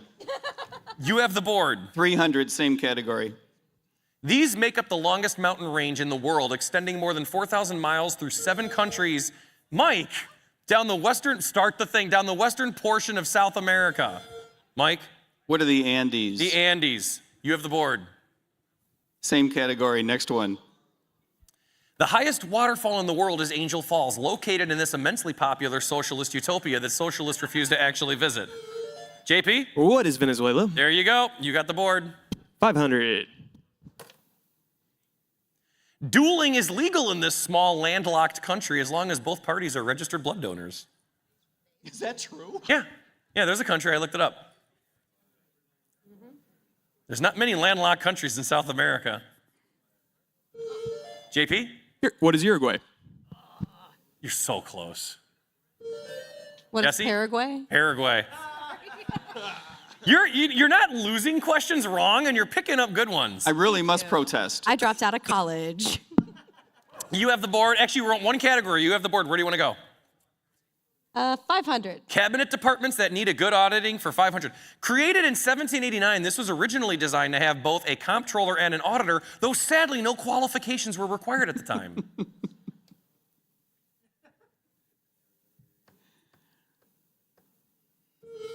JP? Was the Department of Treasury? There you go. Let's go 100. Its responsibilities include spying on American citizens, profiling American citizens, and groping their junk at the airport. Hashtag Blue Gloves of Freedom. Jesse? TSA. Nah, I'm looking for the department. Sorry. Transportation? Mike? Homeland Security. Homeland Security. But you were close. The board is yours. Same category at the bottom. OSHA, the Occupational Safety and Health Administration, is a huge and expensive part of this department. Mike? Labor. Labor. You got the board? 300. Created after the Civil War, its notable job at the time was prosecuting Ku Klux Klan members. Today, this Orwellian titled department is home to the FBI and the DEA. Mike?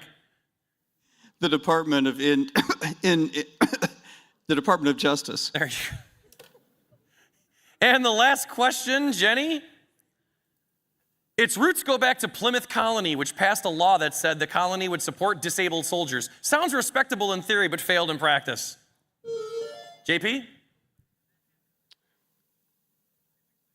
Gotta give an answer. What is the Department of Veterans and Military Affairs? Veteran Affairs, I'll give it to you. And that is the end of round 2. Jenny, do we have some scores before we get to the question? Yes, sir, we do. JP has 800. Jesse has 1,800. Mike, 2,600. Are our names still switched? Like I said, you were picking up questions and not getting any wrong. What do you guys want to gamble?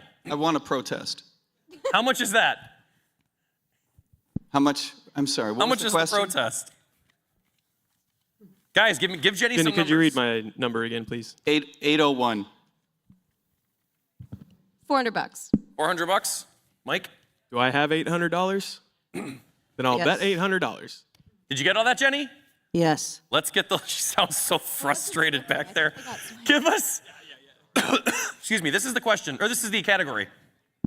Never got around to it. Things just popped up. Give us the question. The only 2 U.S. presidents never to present a State of the Union address are William Henry Harrison and this man.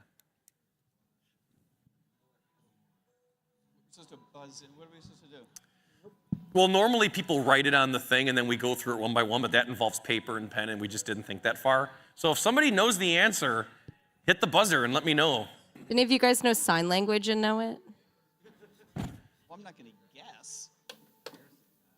Just make up a name. Nobody has an idea who that other president is? JP? Who is Grover Cleveland? No, but you're close. Well, you're off by a couple decades, but nobody want to take a stab at it? Jesse? Who's Taft? No. Come on, Mike. Come on, there's like 48 others or 42 others.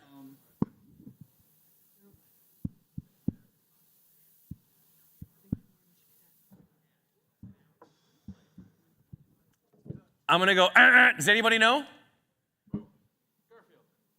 How the fuck do you know that? Put your phone away, asshole! That's not even a Put president. your that's a phone cat. away! How did he know? What was it? It was James Garfield. Why? He actually was assassinated 8 months later and he had never given a speech. Because it was on a Monday and he hates Mondays. All right. I must protest. Jenny, who's the winner of this round? That would be Jesse. Look Congratulations. at that. Okay, I actually think our points got switched. JP won.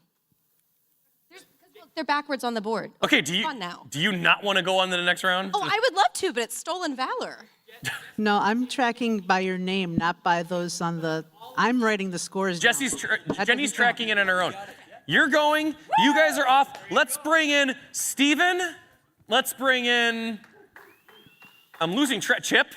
We'll get you, oh wait, no, and you, and Eric. The last 3 players. I am trying my damnedest. Are you all not entertained? Is everybody having fun? There you go. We can applaud these fantastic people going under my ridicule, having to deal with impossible questions, having no idea where this is going to lead them. That was a heavy sigh. Like a in bold, a heavy sigh. This on? Yes, it is.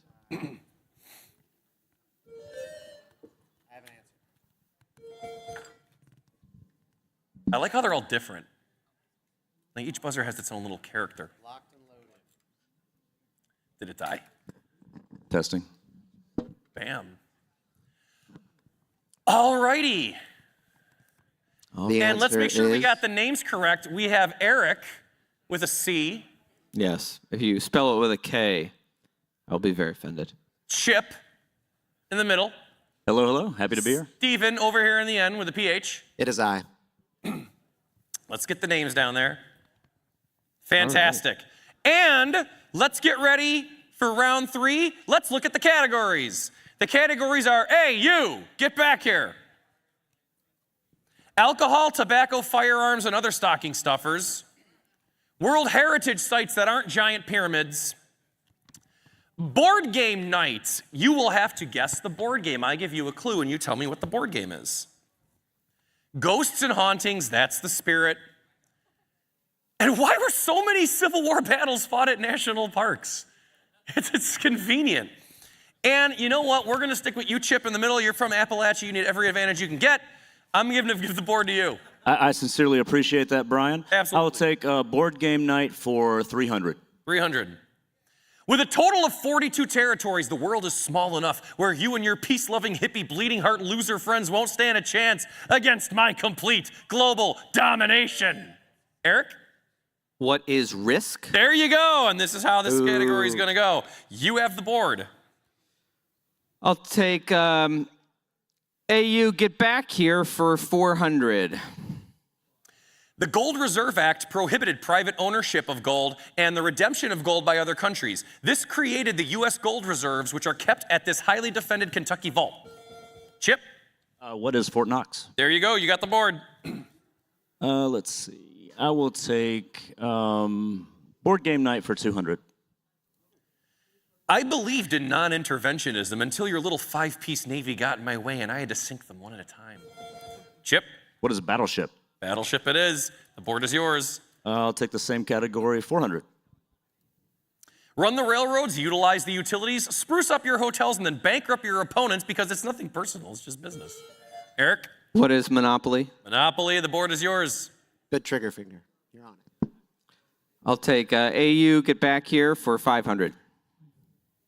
Once the gold standard was dropped in 1971, countries began printing more of their own paper currency, which almost always led to this economic phenomenon. Eric? What is inflation? There you go. You got the board. I'll take AU, get back here for 300. On March 3rd, 1933, this newly elected president closed the banks in response to a run on the gold reserves at the Federal Reserve Bank of New York. On April 5th, he offered Americans to return in their gold, ordered Americans to turn in their gold in exchange for printed currency. Chip? What is Franklin Delano Roosevelt? You are on a roll, and the board is yours. I'll take alcohol, tobacco, firearms, and other stocking stuffers for 300. The ATF had a role in another famous standoff where they tried to recruit Randy Weaver to be an informant for them in this small Idaho mountain region. Stephen? Was that Ruby Ridge? Yes. Yeah. What is Ruby Ridge? What is Ruby Ridge? Confidence, man. The board is yours. It was a question. It did. He did ask it the I missed the part about recruiting him when they killed him. We'll take the same category for 500. In 1970, Title 11 of the Organized Crime Act added this fourth item after alcohol, tobacco, and firearms for regulation, putting an end to all our fun. Eric? What is fireworks? Nope. Chip, Stephen? Nobody knows. Anybody know it? Explosives. That's the fourth one in that title. I mean, the fireworks board is are yours, explosives. Stephen. Alcohol, tobacco for 400. Named after the series of movies about illegal street racing, the ATF allowed hundreds of firearms to flow to Mexican drug cartels in this famous 2011 scandal. Stephen? What is Fast and Furious? Fast and Furious. I was going to say Need for Speed, the video. Yeah, I kept thinking Cash for Clunkers, which was a totally different scandal. Let's do World Heritage for 500. This Arab quarter of Algiers is referred to as a unique kind of Medina or as Islamic city within itself.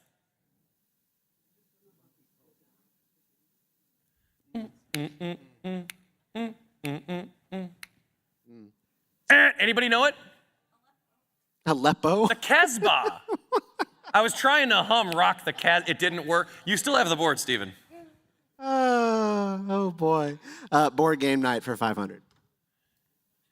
You mean I can freely trade my extra lumber for your iron ore and then I can use my own resources to privately build my own roads? Eric? What is Settlers of Catan? Look at that. It's a fun game. I thought it was Age of Empires. I'm glad I saved you the loss of points. You have the board. AU, get back here for 200. When the stock market crashed in 1929, investors began trading in currencies and commodities, and people started hoarding gold because they didn't trust any financial institution to protect themselves during the crisis. Chip?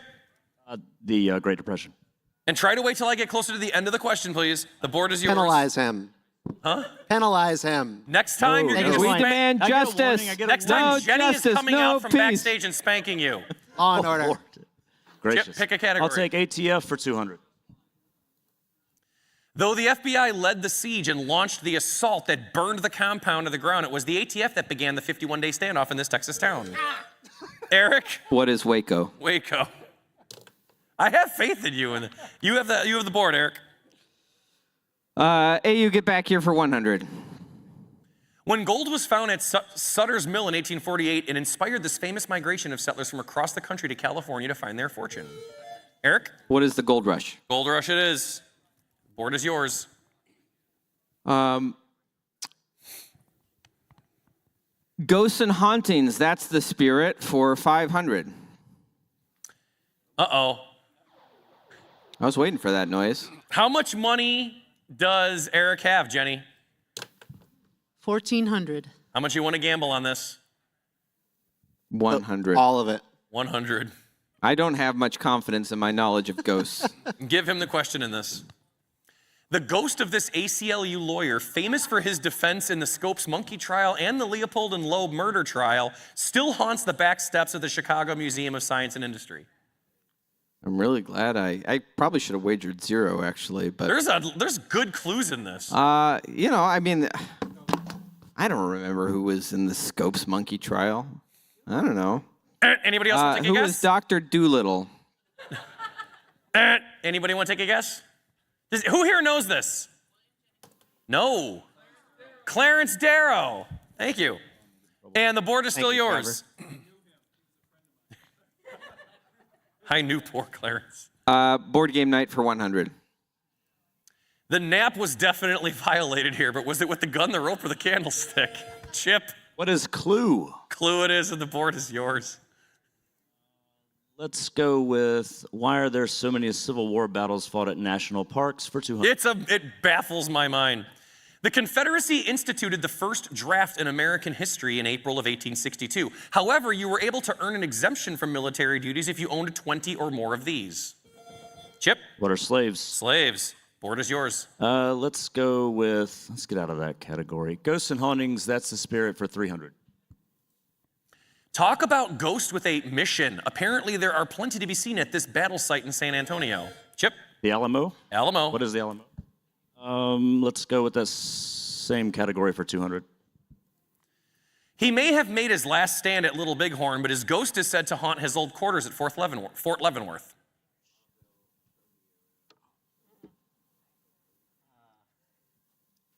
Errol Flynn played him in a movie, and it was weird to see him with a British accent, Australian accent, yeah? Who is Custer?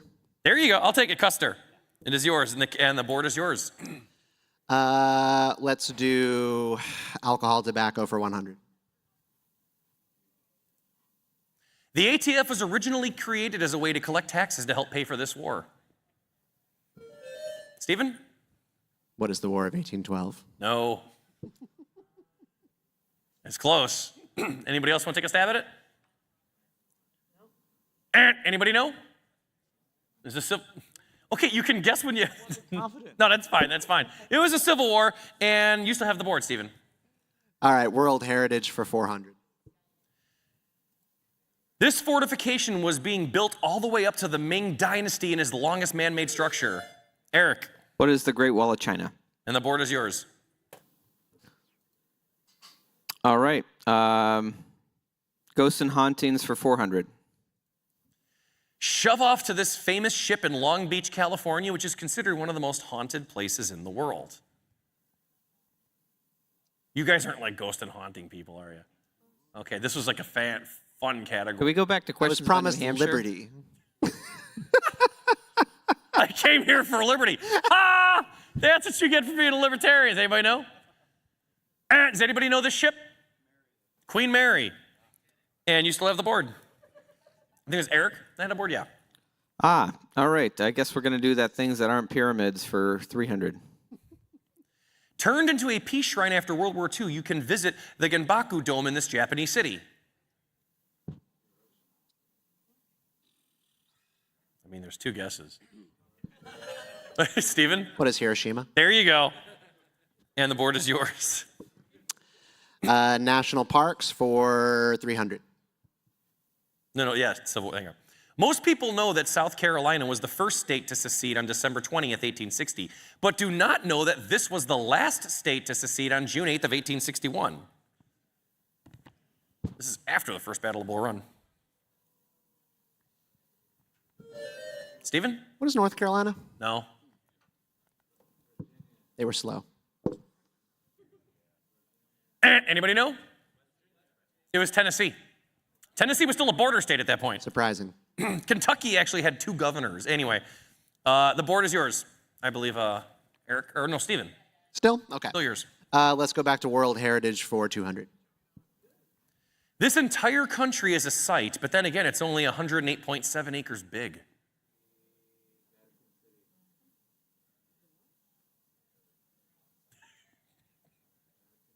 Just thinking and it's gonna. Anybody know? Vatican. There you go. Oh. The board is still yours. I was going to say Libra. All right, World Heritage 100. This concentration camp in Poland is on the list as evidence of the inhumane nature of the racist Nazi policy. Stephen. What is Auschwitz? You got it, and the board is yours. Is he allowed to mumble like that? I think you're docking points. You allowed to. National Parks for 400. I also think the answer. This great Confederate general rests today buried in Western Virginia, while his amputated arm remains buried somewhere on the eastern side of the state. Who is Robert E. Lee? No. But he's buried in West Virginia. But his arm, he's buried with his arm. That's so true, actually. This guy had his arm shot at the Battle of Charlottes or Chancellorsville. Nobody knows this one? Anybody know it?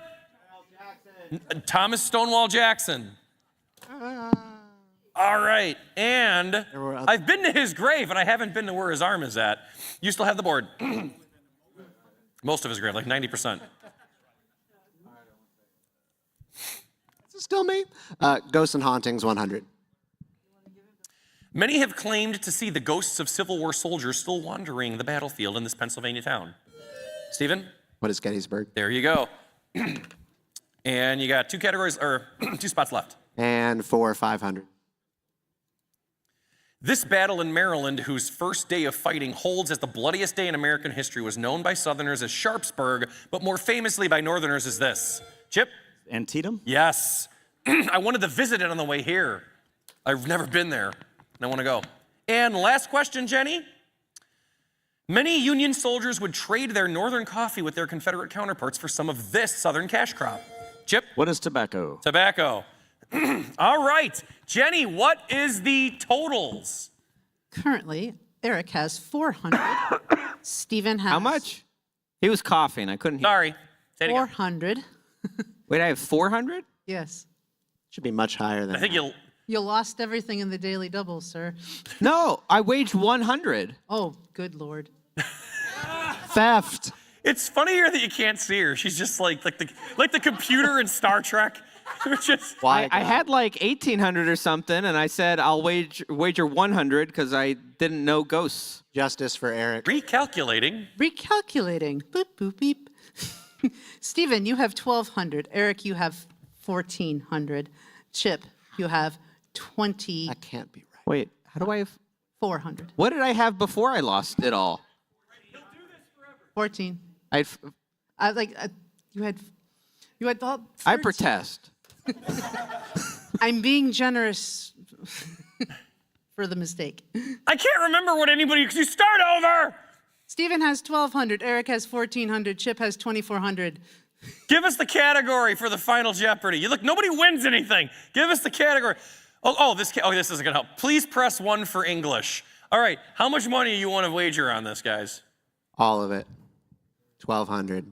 That was Stephen. Chip, Eric. I've already been robbed.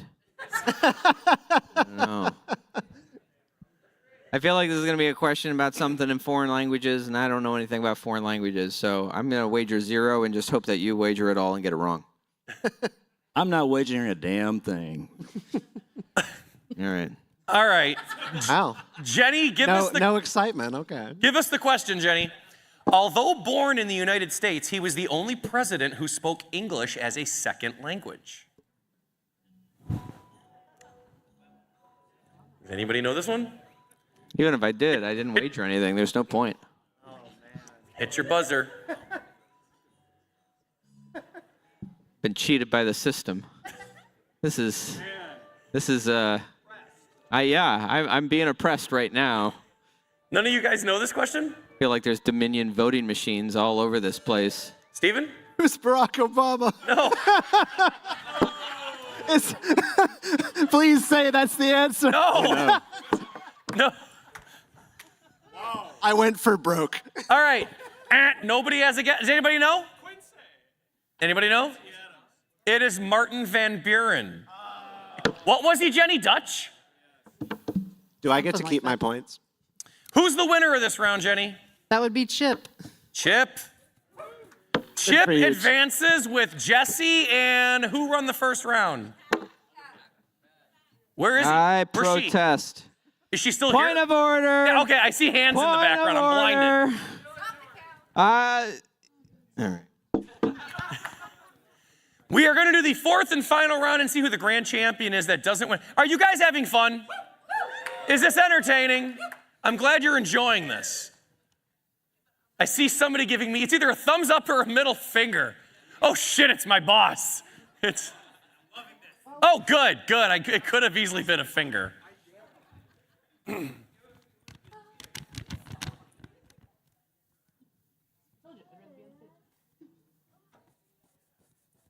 All right, let's get the names changed to Chip, Kat, and Jesse. Are you guys ready for this? No. Oh, come on. Yeah. That's not the spirit. Okay. Let's see. Yeah, I'm awake. I'm not going to fall asleep now. All this yelling. And I'm dying of thirst. I keep coughing. I need water. I've been friggin' dehydrated because they didn't bring a water station that I requested in the back of the thing. Do you protest? I've been protesting. Nobody hears anything. All right, are we ready, Jenny? Oh, wait, let's get the, Chip, Kat, Jesse. Let's take a look at the categories in round 4. And they are of the 56 men who, this category will be about the 56 men who signed the Declaration of Independence. U.S. geography trivia, harder than Putin's abs. Does this go under fiction or current events? I'm going to give you a quote from a book, and you have to tell me what that book title is. What did one flag say to the other? Nothing, they just waved. Boo yourselves! Next category, I'll drink to that.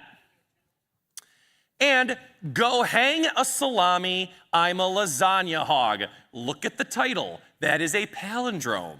It reads the same backwards and forwards. All of your answers in these questions are palindromes. Now, they're not going to be that long, but all of your answers will have to read the same backwards and forwards. It sounds more difficult, and then you're going to get the question where this is stupid, and it's dumber than it looks. And I think, who had the biggest win? Cat, right? I think was it, oh, Kat, you go first. Nobody cares. Okay. Everybody's cheering you. Lasagna Hog for 200. This legal document shows the legal owner of a piece of property. Chip? What is a deed? A deed. And now you see how that category works. And my pen is out of ink. Let's stay in that category for 400. A person who manages an escort service for sex workers. Kat? Madam. Madam. And the board is yours. All right, I'll take 600, please. If you happen to be a tinfoil hat wearing conspiracy person, people might refer to you as this. Kat? A kook. Kook. Board is Okay. yours. I'll take 800. Thank you. A popular car model from Honda. This word is Latin for citizen. You may have taken a class on this in high school. Sorry. Civic? Civic it is. And wait till I finish it next time, but I'll give you Civic. The board is yours. 1,000. The first name of this 90s Republican presidential candidate who couldn't dole out enough votes to secure the win. Kat? Bob. Bob. See, no, that wasn't that bad. See, it was intimidating, and it's not that bad. And now you're going to get screwed by the rest of these. Where do you want to take us? All right, I'll drink to that for 200. After alcohol was made illegal in Maine, vendors offered swigs from concealed pints hidden within their pant leg, earning them this nickname. Kat? Bootleggers. Bootleggers. This is for you, Chris Darnell. The board is yours. Where do you want to take us? I'll drink for 400. Whispering the right code word or name could get you through the doorway into one of these hidden venues to indulge your thirst. Kat? Speakeasy. Speakeasy it is. Okay, I'll drink to that for 600. This Chicago gangster is estimated to have made $60 million in alcohol sales in 1927 alone. Kat? Al Capone. Al Capone. Board is yours. Okay, I'll drink for 800. Hold on. Chip. Oh my God, he lost his belt, and now we got incidences. That's paid him off. That's what it is. All right, Kat, the board is yours. Oh wait, it was not Well, illegal it's to this make. one. I didn't real. It was not illegal to make wine for home use, but it was illegal to make beer thanks to this act which accompanied Prohibition. You guys do know this. I Take your time. do know this. I don't. Anybody know? The Volstead Act. Damn it. I'm surprised. Yeah. I do know it. Everybody knows it. They forget it. Board is yours. Is still yours. I'll drink for 1,000. Thank you. See, all you had to do Cold. was complain louder. After repealing the 18th Amendment, this president's first statement was, "What America needs now is a drink." Chip? What is FDR? It is, and FDR the answer for the third time, and he's never the answer, but in this game he's the answer for the third time. The board is yours. Let's do, what did one flag say to the other for 400? Out of all 50 states, this state is the only one with a flag that features nudity. Chip? What is Virginia? Virginia. Let's do the same category, 600. This African nation's flag features an AK-47 on it. Kat? Is that Liberia? Nope. Okay. Take your time guessing, guys. I'm afraid. Anybody know? Mozambique. Board is still yours. Let's do 200. This Middle Eastern nation's flag has Allahu Akbar repeated 22 times on it. Uh-oh. It's not good if nobody knows this flag. You're going to be seeing it a lot in the next 4 years, I'm sure, at some point. Jesse? What is Iran? Yeah. Oh, damn it. I guessed that and I just didn't guess it. The board is yours. Flags for 800.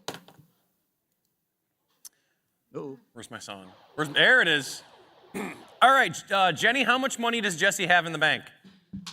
Jesse has a delicious $600. How much of it you want to gamble? You already showed her the question. Oh, yeah. No, don't change it. Said to be the oldest. Said to be the oldest flag in the world, the legend claims it fell from the sky on June 15th, 1219, when King Valdemar II defeated the Estonians in battle. Yeah, well, yeah, you didn't want to bet. No. Chip? What is Sweden? No. So you didn't lose anything, but then you lost something. You want to take a stab at this? What were you? I'm asking you. You're the only one that's chimed in yet. Norway? No. Damn. No. Does anybody know? Denmark. I knew it was one of those. I knew that. You know, there's not really a lot of great things about Denmark, but the flag is a big plus. All right, the board is still yours.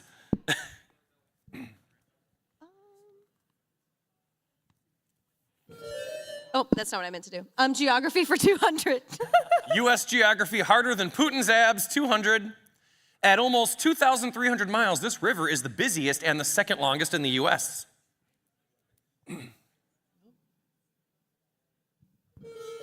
Chip. What is the Mississippi? Mississippi it is. Really?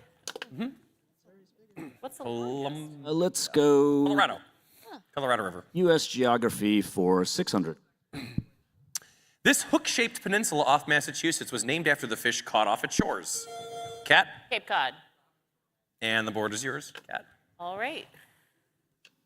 I will take fiction for 400.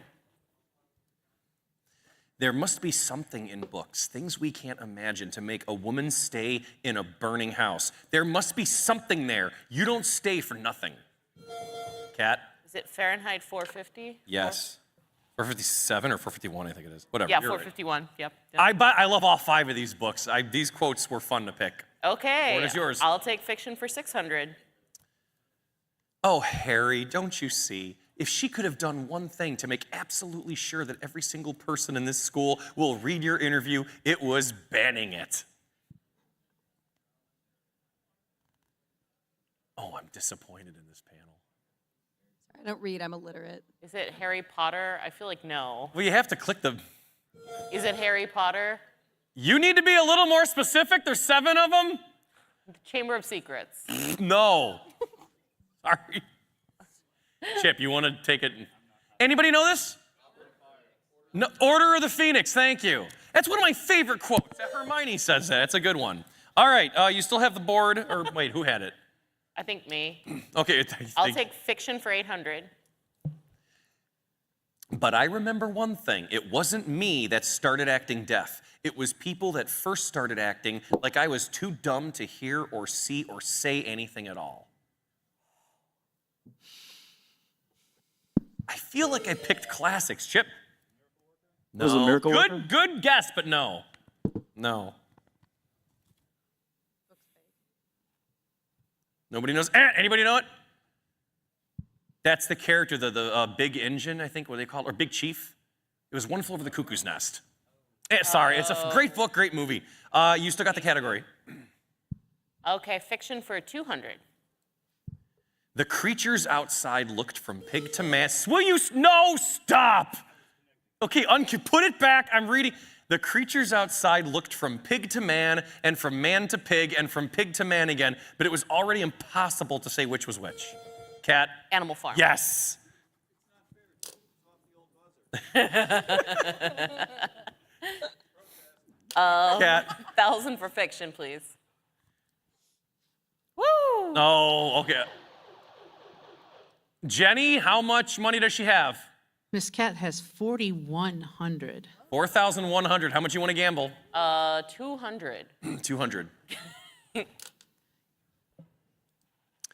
I enjoy talking to you. Your mind appeals to me. It resembles my own mind, except that you happen to be insane. Oh, Silence of the Lambs. No. Damn it. Chip, Jesse, either of you know it? This is a very libertarian book, but I picked a bullshit quote from it that I like. Anybody know this one? It's me to you on a Tuesday. Yes, but no. This is 1984. Oh. Yes. It's a very specific quote from 1984, but I guess, I'm sorry, I thought more people would know it. All right, we're done with Bryan's category that he thought people would like. You have the board is yours still, pick a category. Okay, I'll take U.S. geography for 400, please. This state has the longest coastline in the nation, measuring in at 6,640 miles. Cat? California. No. Nope, there's one that's way bigger. Oh, shit. Jesse? Okay. Alaska? There you go. I forgot it. It is tricky because you don't think about it. Board is yours. See, this is how you sneak in. This is how you got here in the first place in the last round. Where do you want to go? Geography for 800. This New York City borough is named for Catherine of Braganza, the wife of King Charles II. Kat? The Bronx? No. Oh, God, this is easier. Chip? Brooklyn? No. This is ridiculous. Oh, my. Stop. Stop. Do you know what this is? Yes. Stop. Do you know it's up to her? There's only so many of them. There's like 5, and they already said 2, and this is obvious. Is it? Oh, yeah. Do you not know it? I wasn't asking the audience. Come on. You don't want to do it? I don't have it. Everybody all at once? Queens. Queens. Oh, whatever. Well, can you see how, but it was buried in the, oh, never mind. You have to sell the board. Great. Great, I'm still playing your game. Geography one, please. Last geography. Buffalo Bill Cody has a town named after him in this mountain state. Chip? What is Wyoming? Yes. And you have the board. Let's go with 200 for that category. I can't read. I could not hear that. 200. Of men, yeah. Of the 56 men who signed the Declaration, this man was the first. Kat? John Hancock. No. No? No, he was the biggest signature, but he's not the first. Anybody know? Oh, you sad, pathetic bunch of libertarians. Oh my God. So loud on Facebook, and here is John Adams. Ah. Do you still have the board? Let's do that for 400. Of the 56 men who signed the Declaration, this man at 70 years of age was the oldest. Kat? George Washington? No. Either of you want to take a stab at it? Anybody know? There you go, Benjamin Franklin. Let's rewatch Sons of Liberty. Who? Oh, was you, Chip? Let's go 600. 600. Of the 56 men who signed the Declaration, this man was the 33-year-old redhead who drafted it. Kat? Jefferson. There you go. And his also third time appearing as an answer in the game. Where do you want to take us? 800. Of the 56 men. Of the 56 men who signed the Declaration, this man was elected governor of Massachusetts 9 times. That's a lot of times. Chip? Who is Samuel Adams? No. He was later. Kat? Is it John Adams? Nope. Huh. Oh, don't do it. Anybody know? This was John Hancock. I thought maybe you'd catch it this time. Do you still have the board? Which category you want to go to? Okay, flag for 1,000. Flags. Oh. Having a dragon on it, you'd think that it would have represented some great Eastern warlord from centuries past, but nope, it's for a king from the Britons. It's an ugly flag, and it doesn't represent anyone from there. Hey. Kat? Richard the Lionheart. No. Oh, damn it, he had a lion. No, we're looking for like a flag. Anyway. Anyone else want to take a stab at it? Anybody know? Wales. There you go. And Jenny, take us to the last question. Of the 56 men who signed the Declaration, this man's great-grandson of the same name would become the 23rd president of the United States. Chip? What is Zachary Taylor? Nope.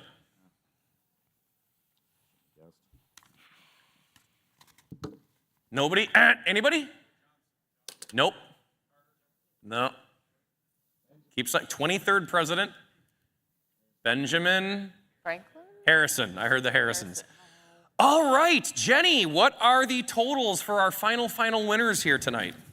That was absolute carnage. Sorry, Chip, negative 200. Kat, oh my God, 500. Jesse, you actually have 900.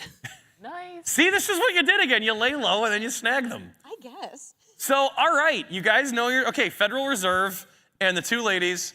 Let's see what our final category is. Talk about being bad luck. You're not going to like this.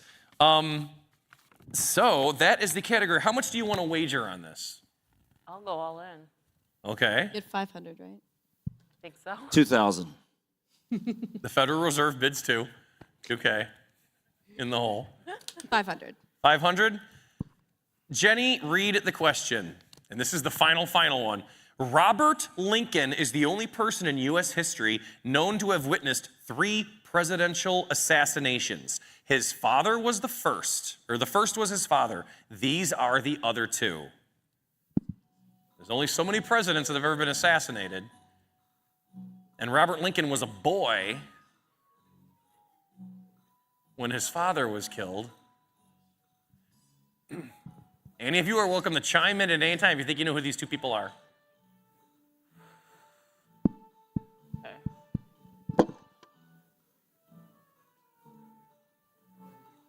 Anytime? Whenever. I'm just letting the music play out. Garfield and Look, we're just after 11 and the sound guys are going to throw us out of here. Garfield and JFK. No? Okay, JFK was like 100 years later. Well, yeah, I thought maybe he was really old. You were right on James Garfield. Does anybody know the other one? McKinley. McKinley. Look at that. Garfield and McKinley. Okay. We can split the points. Jenny, do we have a winner? You figure that out. I'm anyone answer done correctly? What was that? Did anyone answer correctly? I mean, Kat got half of it, and Chip got half of it, but Chip's already in debt. Just so I guess you kidding. can give Kat half of what she, I guess only deduct half the points. Well, that would leave Kat with 250. That would leave Chip even bigger in the hole. Jesse, you win. Guys, let's cheer all 9 contestants. I'm going to bed. Thank you. We are done. Hit the music. It was fun.